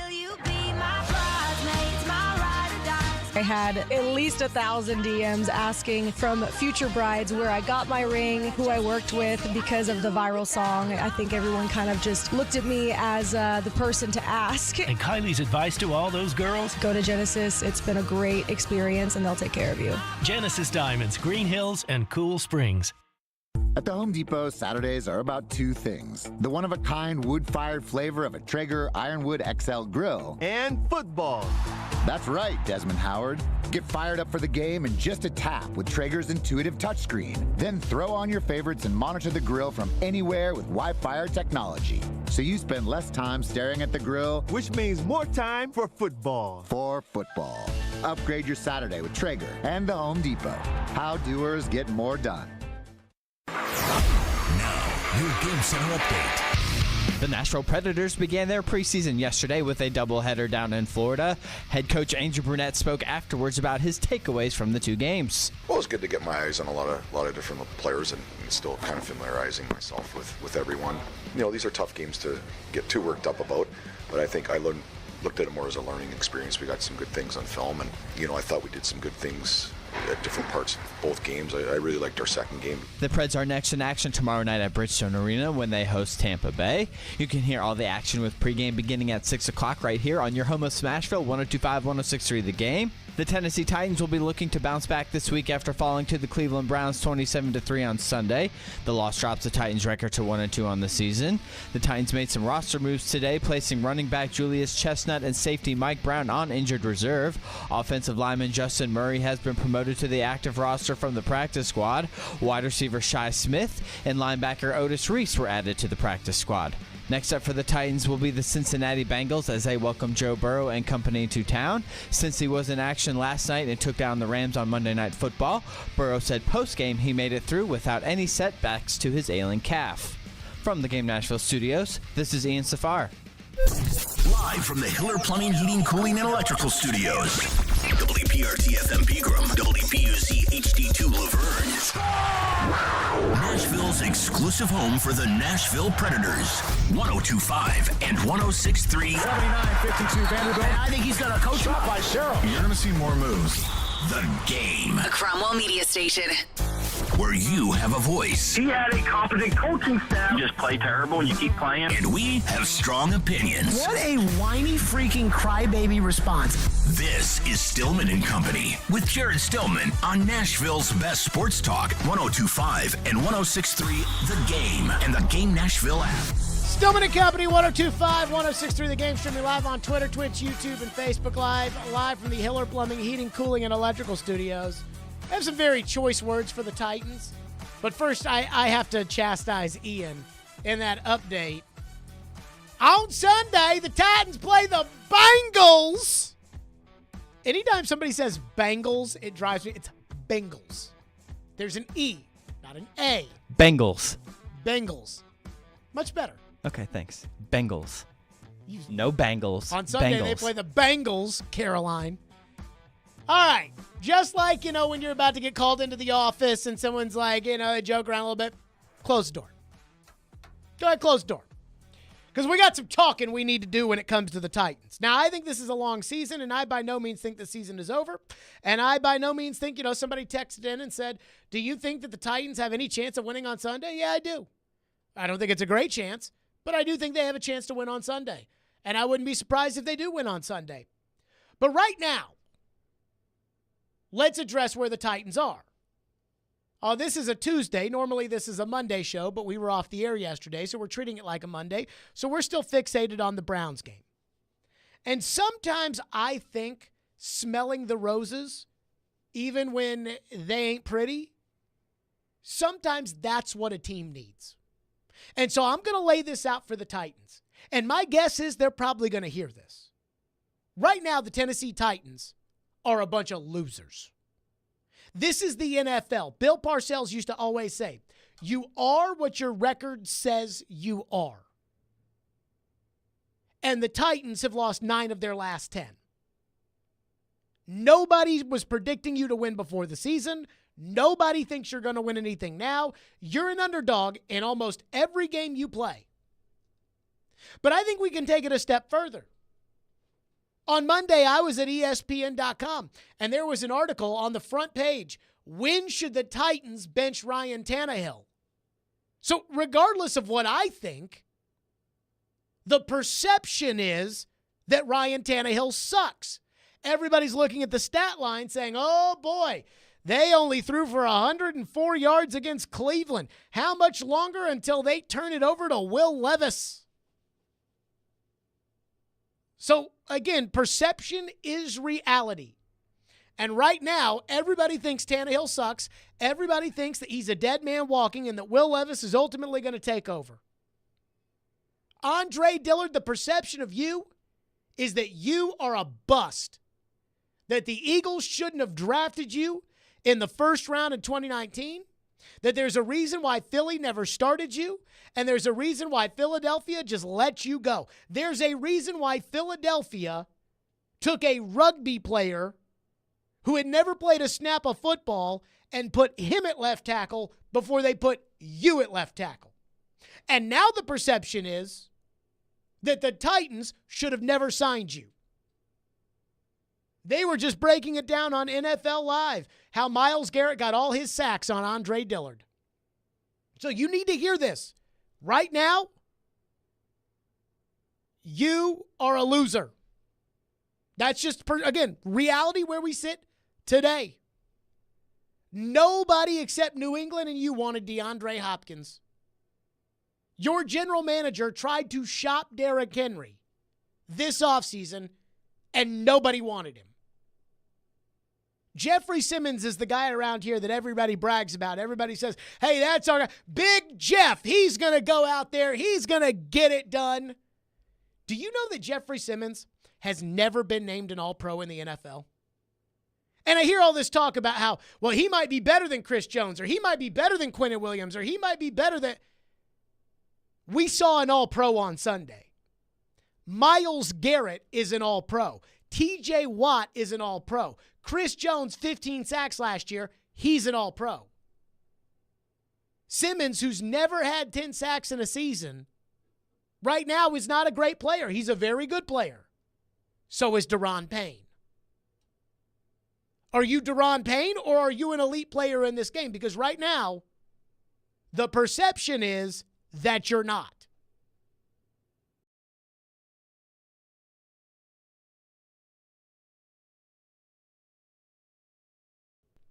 Is a safety that had to take a pay cut this offseason because not even the Titans thought that he was worth the money anymore. Burks and Okonkwo had okay rookie seasons. They can't catch the ball. 2 drops by Burks, 1 drop on a third down by Okonkwo. I mean, you guys must enjoy being on the varsity team and telling people that you start in the NFL, but it doesn't matter if you don't catch. And for Treylon Burks, like, I hate to say it, babe, because I love you and I want you to play well, but right now, every day, you make the Titans look worse for that A.J. Brown trade. Every day. Dropping 2 passes that hit him right in the hands on Sunday. Nobody wanted Brunskill on the free agent market. Nobody wanted Murphy Bunning on the free agent market. Nobody wanted Azeez Al-Shaair on the free agency market. If they did, then they wouldn't have signed 1-year deals for negligible money.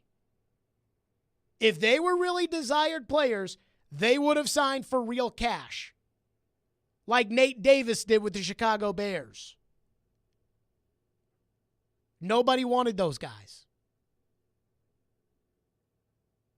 Christian Fulton, let me ask you this question.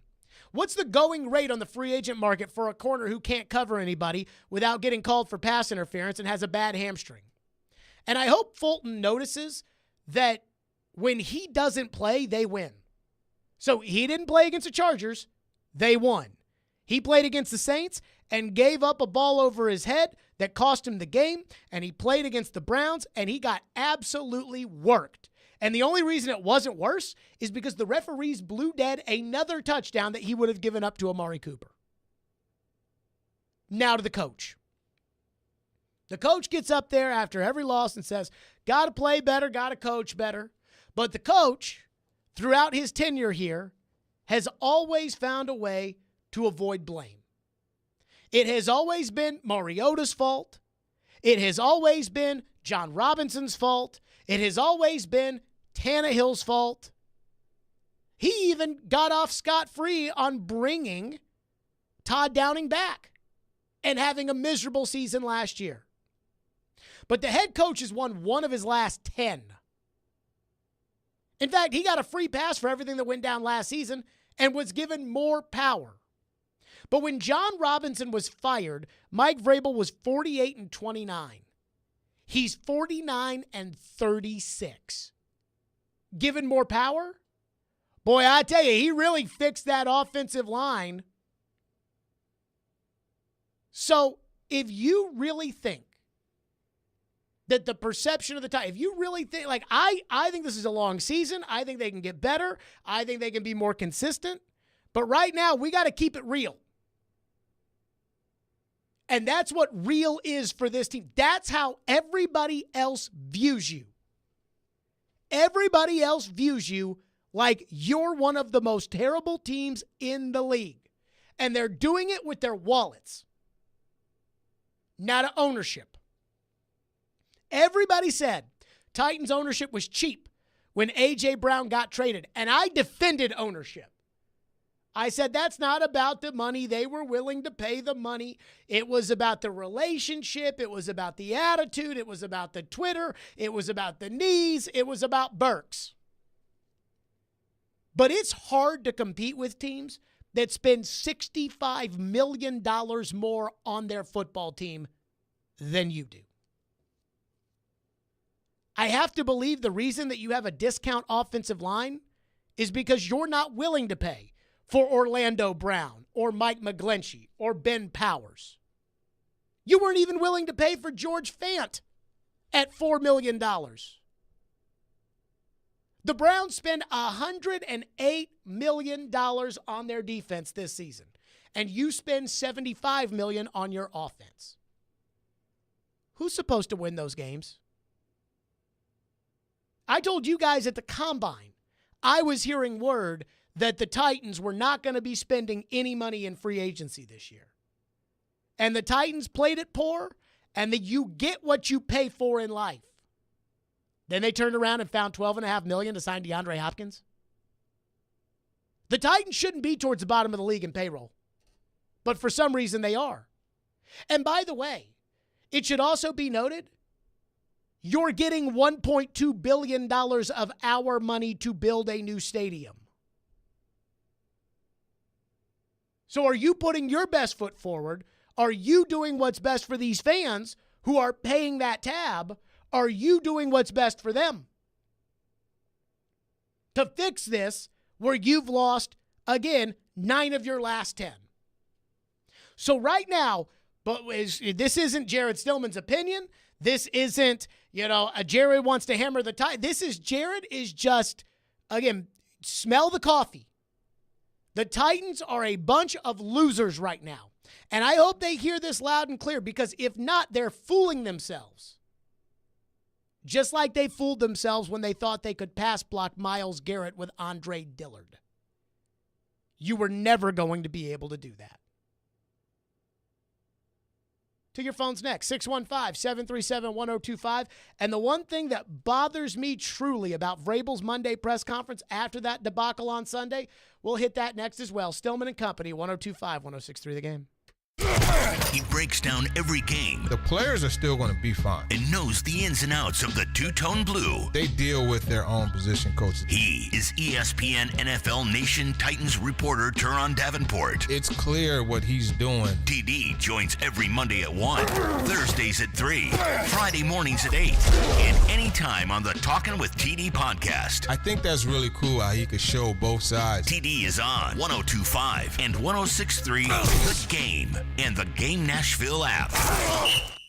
Penalty Box Radio Live is back. Join Alex Doherty and Sean Smith every Wednesday night at 7 p.m. for a full hour of local hockey talk, full analysis of the Nashville Predators. Honest hockey talk like you've come to expect from the Penalty Box Radio brand over the years. Penalty Box Radio is back home on 102.5 The Game for the 2023-2024 hockey season. For more, check them out at penaltyboxradio.com.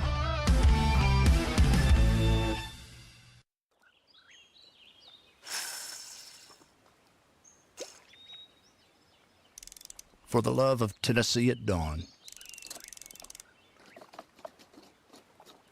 For the love of the fight. For the love of having nowhere else you'd rather be. For the love of Tennessee. Travel safe. Brought to you by the Tennessee Department of Tourist Development, the Tennessee Association of Broadcasters, and this station. Finding great candidates to hire can be like, well, trying to find a needle in a haystack. Sure, you can post your job to some job board, but then all you can do is hope the right person comes along, which is why you should try ZipRecruiter for free at ZipRecruiter.com/free. ZipRecruiter doesn't depend on candidates finding you. Its powerful technology identifies people with the right experience and actively invites them to apply to your job. You get qualified candidates fast. So while other companies might deliver a lot of hay, ZipRecruiter finds you what you're looking for. The needle in the haystack.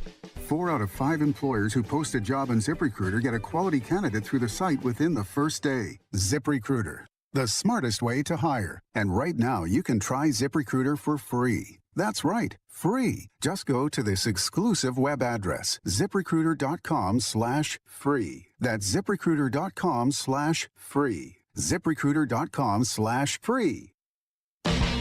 In business, service is everything.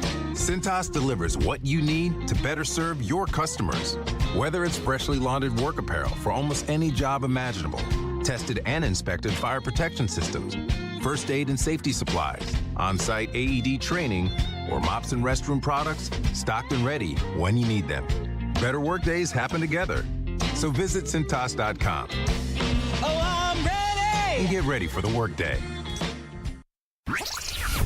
Anyone want to tell me what happened? Did you miss any of today's show? It's okay. It's fine. Don't worry. Subscribe to the Stillman and Company podcast on Apple, Spotify, and other podcast platforms, or by going to thegamenashville.com. All right, I'll give it a shot. You're listening to Stillman and Company on 102.5 and 106.3 The Game and the Game Nashville app.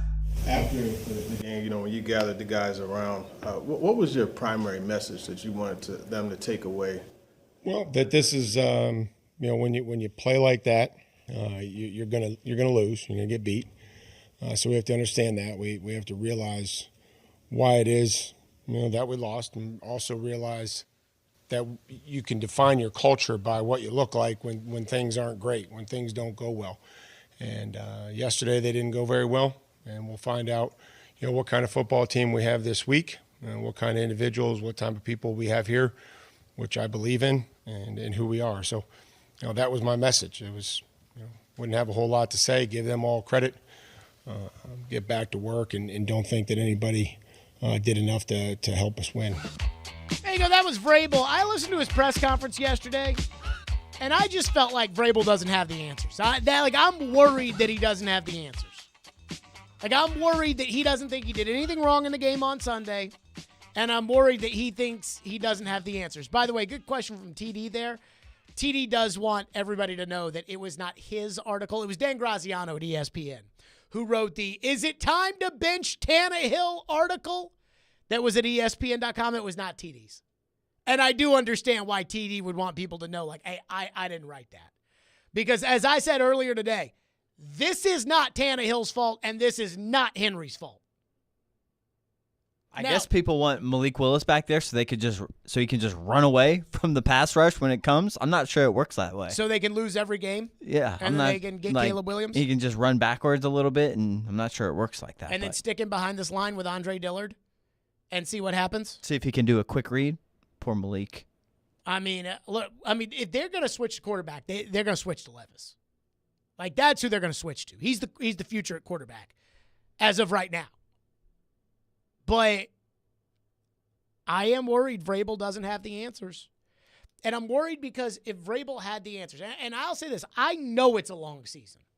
And I've seen Vrabel pull them out of 2-4 and everything, going down the toilet, and they end up in the AFC Championship game.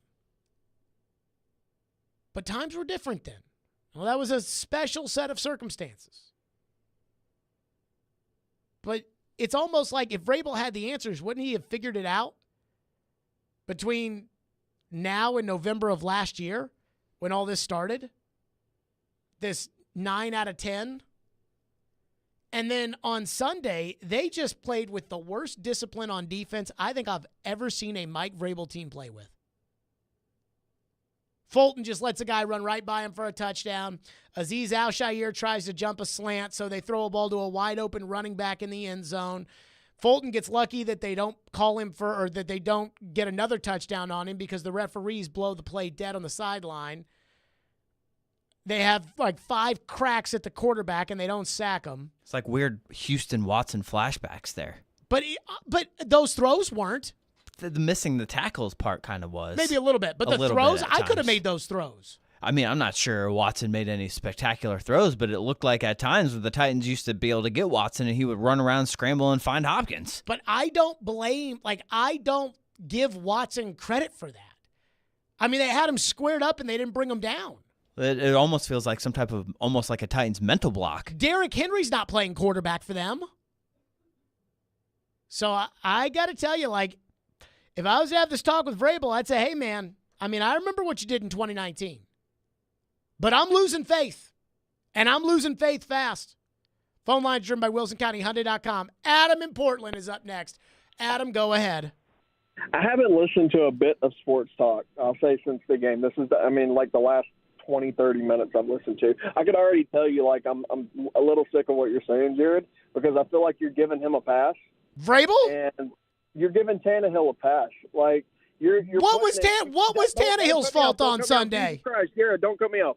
Listen, you can't have it both ways. You've said in the past, Tom Brady had a bad line. Peyton Manning's had a bad line. These guys make it work. Tannehill passes for 100 yards every game now. That's what he does. Tannehill's not Tom Brady. He is a professional quarterback who passes for 100 yards a game. So the answer is obvious. Y'all could act like it's a stupid article and Teron doesn't want any credit for it. But the real answer is to put Will Levis out there, not first, put Malik Willis out, then put Levis out. And then if they don't work, go to Drake May or Caleb Williams or whoever's sitting there. But that's the obvious choice. Like, you want to limp into the playoffs to have a playoff game here because our division sucks, then you can't get a quarterback. So what's the point? So you want to lose? No, that's a stupid question, Jared. It's you want to have mediocrity in Tennessee for the next 10 years. That's the question. So you want to lose. You want to tank. You want to. I'm not saying tank. Put those young. You think you're going to win with those young quarterbacks? See if you could. Malik Willis can sit back there and take picks and sacks just like Tannehill does. Might as well try it. Like, whatever. Spark it. That's what sparked the 2-4 team was the quarterback change. So something. Ryan Tannehill is not the – thank you, Adam. Ryan Tannehill is not the backup of this team.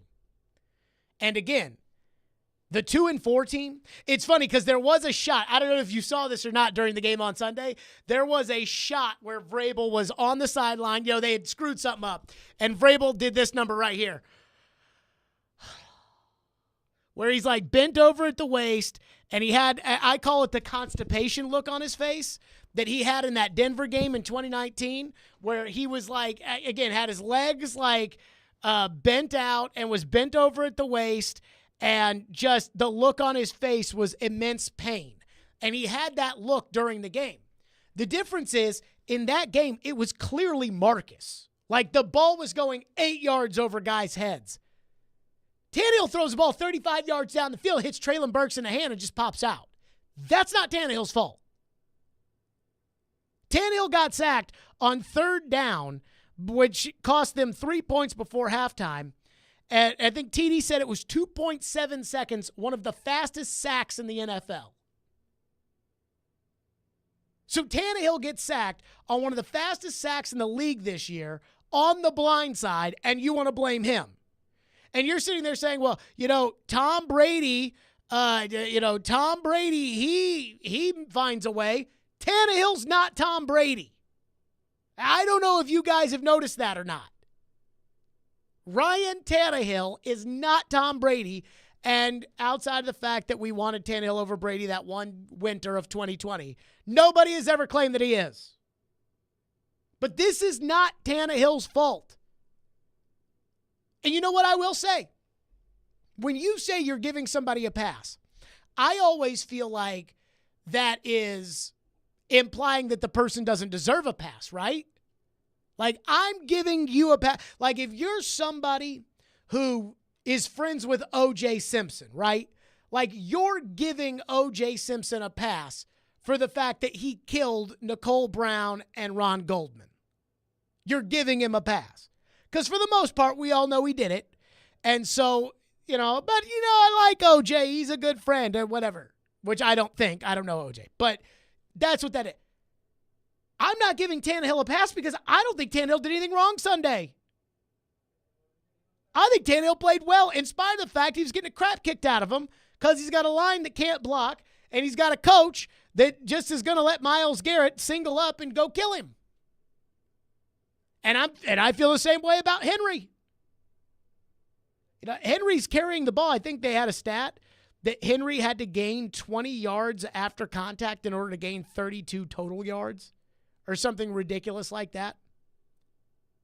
So, Adam, you can say I'm giving him a pass. If you want to say, like, am I blaming him for the game? No. Am I blaming him for this team being where they are right now? No. Because without Tannehill, they're 0-3. And these two quarterbacks, they're not going to win you those games. We've got loaded phones. We're to them next. 615-737-1025. Hey, Twice Daily. You know I absolutely love Twice Daily. That's right. That's why you got to download the Twice Daily app and join the Loyalty Club where you get special discounts and savings and so much more. And it pays to be a member with Twice Daily because you'll earn points and you'll save money with every single visit. Celebrate Hispanic Heritage Month with Twice Daily. They have store giveaways all month long. And again, all you have to do is be a Twice Daily Loyalty Club member. So from now until October 21st, you can get a free bag of Frito-Lay chips if you're a member, or 50 cents off Pan Fino varieties of Bon Appetit products until October 15th. Also, plan a visit to the Nashville Zoo on September 30th, as they have joined forces to honor the history, culture, and achievements of the U.S. Latino and Hispanic communities. Visit the zoo on September 30th for the Hispanic Heritage Festival presented by Twice Daily, and join in on a variety of festivities, including dance performances, a puppet show, a number of musical performances, and more. Find out more at twicedaily.com. Twice Daily, fresh all day. Every day we are live and local. It will help them get better players. I'm really excited about this defensive front. And your source for Nashville sports. They had missed the playoffs. Those players may end up being practice squad guys. We are Nashville's best sports talk. 102.5 and 106.3 The Game and the Game Nashville app. At Harbor Freight, we think you shouldn't have to break the bank to get great tools. Because we know that for some of you, tools are part of the job. And for others, they're just the beginning of making, fixing, restoring, and building. That's why we make high-quality tools that are priced affordably. Because we love being the start of all your working, making, fixing, restoring, and building. Whatever you do it for less at Harbor Freight. Teddy's Tavern, downtown's newest bar with an old Nashville feel, is conveniently located across the street from Bridgestone Arena and just blocks away from the pedestrian bridge. Get a taste of the new brunch menu to fuel your Titans Day pride on game day. Pre-game specials from 9 a.m. till kickoff when the Titans play at home include 2-for-1 draft beers, mimosas, and Bloody Marys. Teddy's Tavern is where you want to be before every Titans home game, so come downtown early and meet me at Teddy's. Football is back, and so are the deals at Electronic Express. Come into any of our convenient locations and save big on 4K TVs from your favorite brands like Samsung, LG, Sony, and more. This week at Electronic Express, save up to 40% in every department, including computers, appliances, smart home, Bluetooth speakers, and more. Plus, get up to 60 months special financing. Score amazing deals in-store or online at electronicexpress.com. Electronic Express. We make it happen. It's Raymond and Austin. We're back on All Star Sports Radio. Celebrating their 30th year, our sportsbook and casino sponsor, BetUS.com, is offering a 125% sign-up bonus plus up to 30 risk-free bets. It's called Bet Protect, the perfect offer for crazy plays, like the famous butt fumble. It's the GOAT of embarrassing plays. Really, remember when you bet me you could do a live show with a GOAT as your co-host, and he face-kicked you? Thankfully, I didn't take the under on that one. Anyway, folks, get Bet Protect today. The industry's biggest 125% sign-up bonus plus up to 30 risk-free bets. BetUS.com, where the game begins. The Nashville Oktoberfest is quickly approaching, and now's the time to get your dirndls, lederhosen, and party steins ready. From local breweries to live music and festival artisans, you can't go wrong celebrating this free family fun Germantown tradition. The Nashville Oktoberfest 2023, Thursday, October 5th through the 8th at Bicentennial Mall in Germantown. Prepare yourself for 4 days of brats, beer, live music, and competitions. VIP experience reservations are still available at thenashvilleoktoberfest.com. Prost, y'all! At the Home Depot, Saturdays are about two things: getting projects done right with Behr Premium Plus interior paint and football. That's right, Kirk Herbstreit. And with Behr's wall-to-wall coverage and long-lasting durable finish, you'll spend less time worrying about your walls, which means more time for football. For football. Upgrade your Saturday with Behr and the Home Depot. How doers get more done. He knows the ins and outs of the Titans and isn't afraid to give his opinion. Traylon Burks needs a massive offseason. He's Jonathan Hutton of Outkick. I don't see how they make a move without going to Ryan Tannehill. Catch him every Monday at 10:30 on Chase McCabe and every Wednesday at noon on Caroline, Willie, and D-Mace. Hutton is on 102.5 and 106.3 The Game and the Game Nashville app. This is Greg McElroy, and you're listening to Nashville's best sports talk, ESPN 102.5 The Game. If there was ever a time for Tim Kelly to call the right play, he needs it right here. And this is such an important drive for Mike Vrabel for a lot of reasons, right? But remember, they do get the ball to start the third quarter.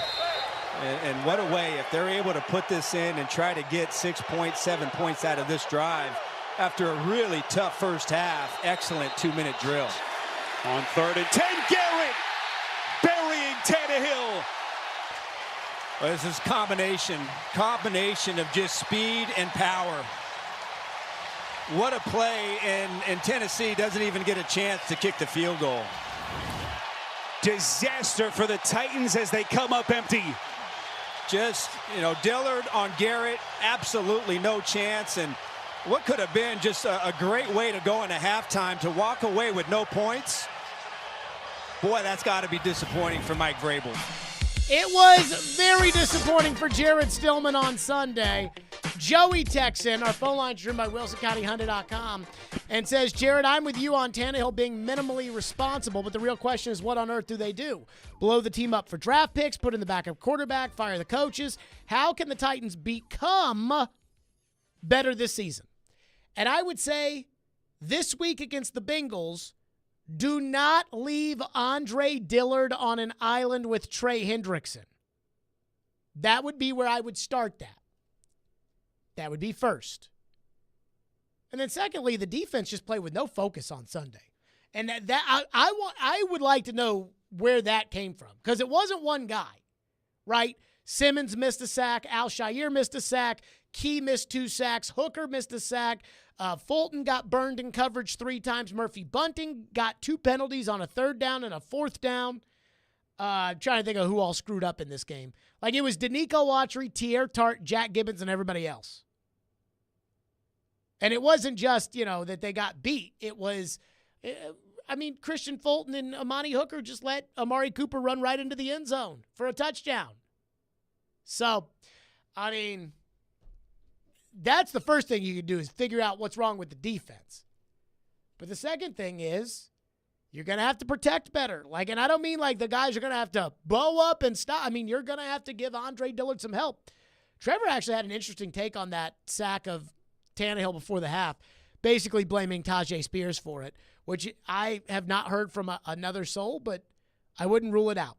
Philip has been waiting patiently and is up next. Thank you for calling on a Titans Monday on a Tuesday. Go ahead, Philip. Philip. Okay, call us back, babe. You know the number. Steve is up next here on the program. What's up, Steve? Hey, what's up, Jared? Man, great show, man. I'm going to preface this by saying, I don't think Cleveland is that much greater than we are. But, you look at those players and the way they played and the caliber of what they're playing with, man, it's like they're playing with premier players and we're playing with a bunch of dollar store players. And we just got a bucket of built-in excuses ever since Malarkey. We're supposed to went from here to here, and we're still riding down that road. We heading to Wisdom Hunt County again with Dollar Tree players. I don't know if Amy can't afford to pay the big bucks like Haslam. I don't know, but we're going to be stuck right here forever if things don't change pretty soon. Thank you. Yep. So this is according to SpotTrack on the cash spent by each team in the NFL. And this is why, people don't – the salary cap is in place to protect owners from being labeled as cheap. The salary cap is in place so that teams can say, oh, we can't do it. We don't have the cap space. The Titans spend $215.6 million on their roster, according to SpotTrack. The Cleveland Browns spend $280.3. So you're looking at a difference of $65 million. Of course they're going to have better players than you. They're spending $65 million more. I would love to know too. I don't care about cap space or anything anymore because you can always make more because cap's fake. But Cleveland has more cap space, I think, than you do. I think they have the most cap space in the NFL. Cleveland is a perfect example of how the cap's fake. And exactly why, if Cleveland wants to go get a player, they just get him. Nick Chubb got hurt, they go sign Kareem Hunt, $4 million. The same $4 million you wouldn't give George Fant. Let's go to Ed, who's up next on Tannehill. What's up, Ed? Hey, Jared. Hey, listen, Tannehill had a quarterback rating of 27 on Sunday. No, he didn't. He had a quarterback rating of 66. Oh, I thought it was 27. I saw something that said 62.8. Okay. Jared, you can get a 66 quarterback rating by throwing Hail Marys all day. Well, okay. Did you see how they moved the football right before halftime? He was just throwing it up on the sidelines into single coverage for Hopkins and Moore because they couldn't protect him. Listen, Jared, listen here, Jared. Our defense, look, don't put it on the defense, Jared. Our defense missed 5 sacks. They sacked Deshaun Watson, who is the most elite. Look, can you imagine how hard it is to sack Deshaun Watson? This guy's elusive. We got him 3 times. I do not think that Deshaun Watson is Lamar Jackson. No, hold on. We held them to 78 yards rushing, Jared. They still scored 27. We scored 3. It's not the defense. It's Tannehill. Get me a quarter. Listen, if we had a decent quarterback right now, and Tannehill was decent 4 years ago. He's not now. 4 years ago, he was much better than he is now. He's lost whatever he had. All right, so what do you think, like, if you switch the quarterbacks, and I don't think Watson's very good, but if you switch the quarterbacks and you put Deshaun Watson on the Titans, do you think they would have had a chance to win on Sunday? They're 10-7. They're 10-7, 11-6 in the playoffs. There's no question about it.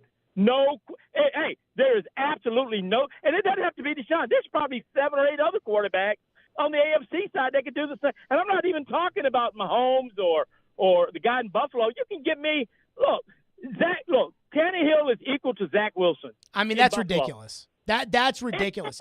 Tannehill just threw for 245 yards, missed 4 passes, and had a 120 quarterback rating and beat the Chargers. Zach Wilson could never do that. Let me explain something to you, Jared. If you play 17 games, you're probably going to have 2 or 3 good games. Not Zach Wilson. Not Zach Wilson, Ed. Thank you for your call. You want to say Zach Wilson. You want to use the extreme of the worst quarterback. And I'm telling you right now that Zach Wilson cannot have the game that Tannehill had against the Chargers. By the way, Deshaun Watson has better weapons than Tannehill. We know that. He's got a better offensive line than Tannehill. We know that. Against the Steelers, who have T.J. Watt, which is like their Myles Garrett, Deshaun had a quarterback rating of 70.3. You want to know why? Because Deshaun couldn't sit back in the pocket and throw the ball to wide open guys in the end zone. To watch that game on Sunday and to think that the defense isn't the problem or isn't a problem is just ridiculous. Like, I don't even know if we're watching the same games. This line's terrible. The receivers don't catch the ball. The tight end doesn't catch the ball. The defense has a quarterback sacked in the backfield. $20 million guy has a quarterback sacked in the backfield, lets him go. And you all want to pin it on Tannehill? Jesus. I mean, give the guy a fair shake. I've been hard on Tannehill over the years. He might be the first guy to tell you that I've been hard on him over the years. But give him a break. He's got nothing to work with. To say that he's as good as Zach Wilson, that is ridiculous. Philip is up next. Go ahead, Philip. What's up, Jared? Okay, so let me throw these numbers out at you. Tannehill, 548 yards, 1 TD, 3 interceptions, passer rating after 3 games, 67.7. Josh Dobbs, 549 yards, 2 TDs, no interception, passer rating of 98.1. $2 million. He's getting paid $2 million. His offensive line before the season started, you would say that Arizona Cardinals team was terrible. That offensive line sucks. They have the 7th overall pick at left tackle. Hold on, Jared. Their receivers are worse they have the 7th overall pick at left tackle. Your best offensive lineman is the 11th pick in the draft. They have the 7th pick at left tackle. Jared, so you trying to tell me that team is expected to do better than the Titans on offense than our offense? That's what you're telling me, though. I mean, no, they're not. I think that Tannehill is a better quarterback than Josh Dobbs. That team and Josh Dobbs is making $2 million a year to go out there, and he's putting up better numbers than Ryan Tannehill. That's not to say it's all on Ryan Tannehill, but I do feel like Ryan Tannehill takes some of the blame for this. Not for Sunday. You want to blame him for the Saints game? You can blame him for Sunday. You can blame him for the Saints game. You can't blame him for Sunday. Oh, look, it was a run play. The first run play with Derrick Henry, who should have got the ball more in the first half. That was the offensive play calling was terrible as well. The first run play for Derrick Henry was in shotgun. They was clearly showing blitz to the right side. Tannehill could have changed the play. He called the play, audible play to the blitz, the run right into the blitz. It was a terrible play. And then he called another audible, which was that first That's not true. toss. Your facts are wrong. Jared, watch the tape again. He called I'm looking at it. I'm looking at it right now. The Titans were not in shotgun on 2nd and 5 on the second play of the game, where Tannehill handed the ball to Henry at right guard for 2 yards. If you're gonna come with facts, Phillip, you got to bring the facts. And again, the play calling is not Tannehill's fault. You do not pay Tannehill to call the plays. You do not pay Tannehill to make up for bad play calling. So when the Titans are looking at a 3rd and 2 at the Cleveland 45 and he throws the ball to Burks, who only gets 1 yard, that's not Tannehill's fault. When you call on a 2nd and 8 from the Cleveland 37, when you decide to run Derrick Henry out of a run set with Wesco, Westbrook, Akine, Moore, and Okonkwo on the field, and Derrick Henry, who's got runs of -3, 2, and -3, that's the play caller. That is not Tannehill's fault. And I will accept it when it's Tannehill's fault. But those are not, come on now. You got to be fair. And I just don't think that there's enough of being fair here. More of your phones on this next. You all want to weigh in. Stillman and Company, 102.5-106.3 The Game. Let me tell you about White Buffalo. That's right. Thank you, Ian. I almost forgot to tell everybody how much I love White Bison. White Bison. White Bison, part of Twice Daily. White Bison is your local coffee shop with food featuring fresh-made premium breakfast, lunch, and snack options. And pumpkin season is back. So celebrate the season by grabbing a pumpkin spice frappe, pumpkin sweet foam cold brew, or a classic pumpkin spiced latte. When you're looking to complement your day with an iced or blended coffee near you, White Bison is the place to go. White Bison coffee, hot drinks, iced and blended drinks, teas, smoothies, frappes, and more. Finally crafted for you every day. Needing something a little different? Switch it up with a thoughtfully considered selection of refreshing teas or smoothies, which are perfect for any weather. Order ahead and, of course, get the rewards. Download the app to order ahead, earn rewards, and get 1 free coffee every time you buy 7. That's part of White Bison's rewards. Buy 7, get 1 free, part of Twice Daily, fresh all day. He breaks down every game. The players are still going to be fine. And knows the ins and outs of the two-tone blue. They deal with their own position coaches. He is ESPN NFL Nation Titans reporter Teron Davenport. It's clear what he's doing. TD joins every Monday at 1, Thursdays at 3, Friday mornings at 8, and anytime on the Talkin' with TD podcast. I think that's really cool how he could show both sides. TD is on 102.5 and 106.3 The Game and the Game Nashville app. I bought jewelry in New York, I bought jewelry in LA, I bought jewelry in South Beach, I bought jewelry internationally. Business owner Adam Rothberg knows jewelry. And of all the stores he shopped over the years, his #1 place to go? It's right here, Genesis Diamonds. There's not a real big reason to go visit a lot of other jewelry stores. Everything that you hope to find everywhere else, you may get bits and pieces of it from others, but you come here and it's a one-stop shop. It's everything that you need to have. From the largest selection of GIA certified diamonds to the top designer brands in the world to a stunning selection of luxury pre-owned Rolexes. You really don't need to go anywhere else. Quality of the pieces, obviously a large selection, a selection that fits into a lot of people's budget, and then obviously good counsel and good advocacy for the people that work here that actually know the pieces and know the jewelry business. And who aren't paid on commission. They're not pushy. No hard sell. All this plus the strongest warranties and guarantees in the jewelry industry, plus nationwide price protection and free service for life on any purchase. Service you get from Genesis is second to none. Come discover the store that's got it all. Genesis Diamonds, Green Hills and Cool Springs. Oh, Charlie's, that's where you find me. That southern flavor got me saying, hey, y'all. Yum, yum, have some fun. Share with the ones you love. Don't you want to roll? At O'Charlie's, we thought you'd enjoy a little country rock and rolls. The warm, buttery, delicious kind. Served free with every meal. O'Charlie's. Oh, that's good. Yum, yum, have some fun. Charlie's, born in Nashville, and it shows. Golfers, swing into Edwin Watts Golf Shops for the hottest new fall arrivals from TaylorMade, Callaway, and Titleist. Come by and test drive the new TaylorMade P790 irons, the new Callaway Apex Pro iron sets, and the new Titleist T-Series irons. While you're there, get a free custom fitting on the new arrivals and more. Edwin Watts Golf Shops is your headquarters for all the latest golf gear from all the top manufacturers. Edwin Watts Golf Shops, home of the 90-day satisfaction guarantee. Shop us in store or online at edwinwattsgolf.com. The Angie's List you know and trust is now Angie, and we're so much more than just a list. We still connect you with top local pros and show you ratings and reviews, but now we also let you compare upfront prices on hundreds of projects and book a service instantly. We can even handle the rest of your project from start to finish.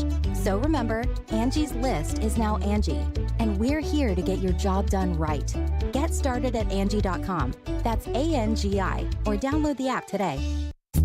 They combine hard-hitting journalism. The Titans asked Kevin Byard to take a pay cut. Strong-willed opinions. There's hot takes and then there's like weird takes. Yeah. This is a weird take. And sometimes some old man takes. I'm excited about it. So do I gyrate embarrassingly? To create the perfect morning show, they are Robbie and Rex Road. Mornings from 6 to 9. Presented by TJ Anderson Homes of Benchmark Realty on 102.5 and 106.3 The Game and the Game Nashville app. Strong opinions and a strong personality on your drive home. This is Stillman and Company on 102.5 and 106.3 The Game and the Game Nashville app. That's frustrating. I guess you built some momentum last week. Today, probably not a lot of problems. You take this about that. Yeah, it's frustrating. Obviously, haven't been a part of a whole lot of games here that ended like that. Not the way we wanted to go out and play, I think, on any side of the ball, and we got to be better. There you go. That was Tannehill, and he says we got to be better. He was fine. He was fine on Sunday. In fact, in my notes, I think there was one bad play where I thought Tannehill had a bad. You know what's funny? This is what that caller in the last segment was talking about. It was it was the third drive. The third drive, 1st and 10, shotgun, 7 guys in the line of scrimmage, and I wrote bad check 17. So that's that. Let's go to DeJuan, who's up next on Tannehill. Go ahead, DeJuan. I like these last callers, man. I like to fire at them. The guy that says Zach Wilson over Tannehill, he tripping. He just speaking with emotions. I take probably every other quarterback, though, except Justin Fields and him. But I think this game, Tannehill wasn't that bad. It was the scheme. Like, we always play the same Titans ball. If you notice that drive when he was throwing it to Hopkins and, his foot dragged out about twice, that drive we looked good. We need to start the game off that way. We need to start off in desperation mode and throw it. I know you wanted to run it all day, but it's not happening. We need to throw it. It's going to open up the run. Quick throws, but our scheme is just so terrible. We're not built like that. We're going to run till we're down by 14, 21 points. Then we're going to throw it, and he's going to look okay. DeJuan, you're right. You're completely right about the scheme in this particular game. Thank you, DeJuan. I understand the idea, like the pride. And we're going to go in and play our game. Titan ball. We're going to play Titan ball. You can't play Titan ball against them. You can't do that. You had to play differently. That's why everybody was like, well, the running wasn't working, so you wanted to run, punt. Right. Yeah, punt, which means that they weren't going to get 10 yards over 3 carries. That was my expectation. Now, run, punt would not have worked on Sunday because the defense played like such crap that it wouldn't have mattered. The way your defense played, the lack of focus they played with Sunday, it doesn't matter if Bill Walsh had schemed it up for the Titans, they would have lost. But, again, you were not going to go to Cleveland and play Titan ball and win the game. Tyron and Brentwood, this ought to be entertaining. Go ahead, Tyron. Well, the bottom line is this right here, that if you're a Titans fan, you just got to be scared of the future. Where are you going forward? Because the bottom line is, I know this is a crapola division, so you're still in it by the letter of the law, but really you're not, because you're not good. You can't block nobody. You got nobody to throw to. And your best running back, he's been your best player during this duration of your run. He's been the best player. But we know NFL law is when your best player is your running back, you're screwed. You're not going to win a championship. You're not going to vie for a championship. So in my mind, if you're the Titans, when you finish 3rd or 4th in this division and have another bad record, Who can you go out and get that can identify a real franchise quarterback? By the way, you haven't had one since Steve McNair. So that's just saying. You ain't had one since him. So who can do that? Then who can I bring in from an offensive standpoint that can coach this guy up, get the right scheme, the right system, and then be on our way? Because right now you got nothing. Levis, maybe he's good. Who knows? I doubt it. So you want to, Tyron, you want to blow it up? Oh, yeah, you got to. You have to. At some point this year, you have to blow it up and say, you know what, this is going as far as it's gone. And I keep waiting on Amy to look at Vrabel and all these New England rejects, and I keep waiting on her to say, hold up. The only way the New England rejects work is if Brady's your quarterback. Otherwise, they suck. So Vrabel's lost his way, too. I mean, right for halftime, kick the field goal, man. You can't block Myles Garrett. Why are you sitting there running that play where you get a sack and the time runs out and you only get 3 points? Tyron, great call. Yes, a great call because I agree. Thank you for your call. And I do want to play the Floyd cut again. This was before a 2015 Titans-Texans game, a game in which Ken Wisenhunt ended up getting fired after it was over. And, I think that this is very applicable to where we analyze Sunday's game. It's like JJ. If we go up there and let JJ destroy our game, somebody ought to be fired. Because we know right now he's the best defensive player in the NFL. And you know what? We, as a coaching staff, because I'm going to tell you what now, our right tackle cannot block him. Our center cannot block him. So we know that to begin with. So we cannot allow him to get one-on-one with those guys without helping them, giving them some kind of help. Because if you do, you're going to lose another quarterback. I do love that little chuckle in there where he's like, our right tackle can't block him. Our center can't block him. What's funny about that, old man? Glenn, go ahead. Oh, Glenn. Oh, Glenn.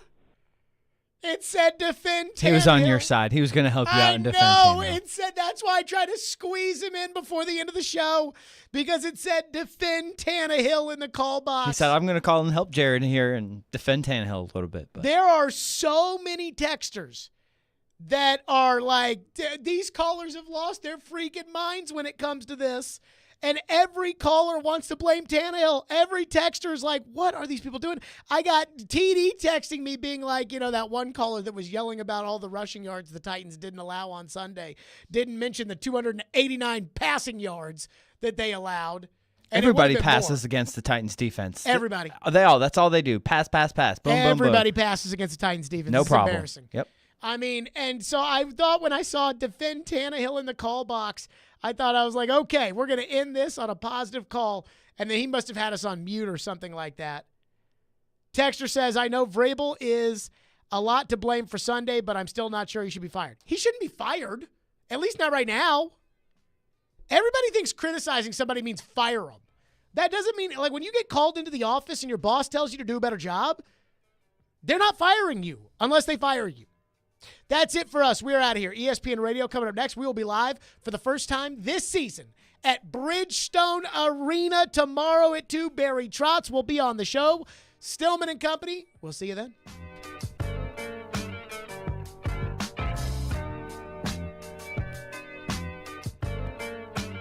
Whether it's college football, players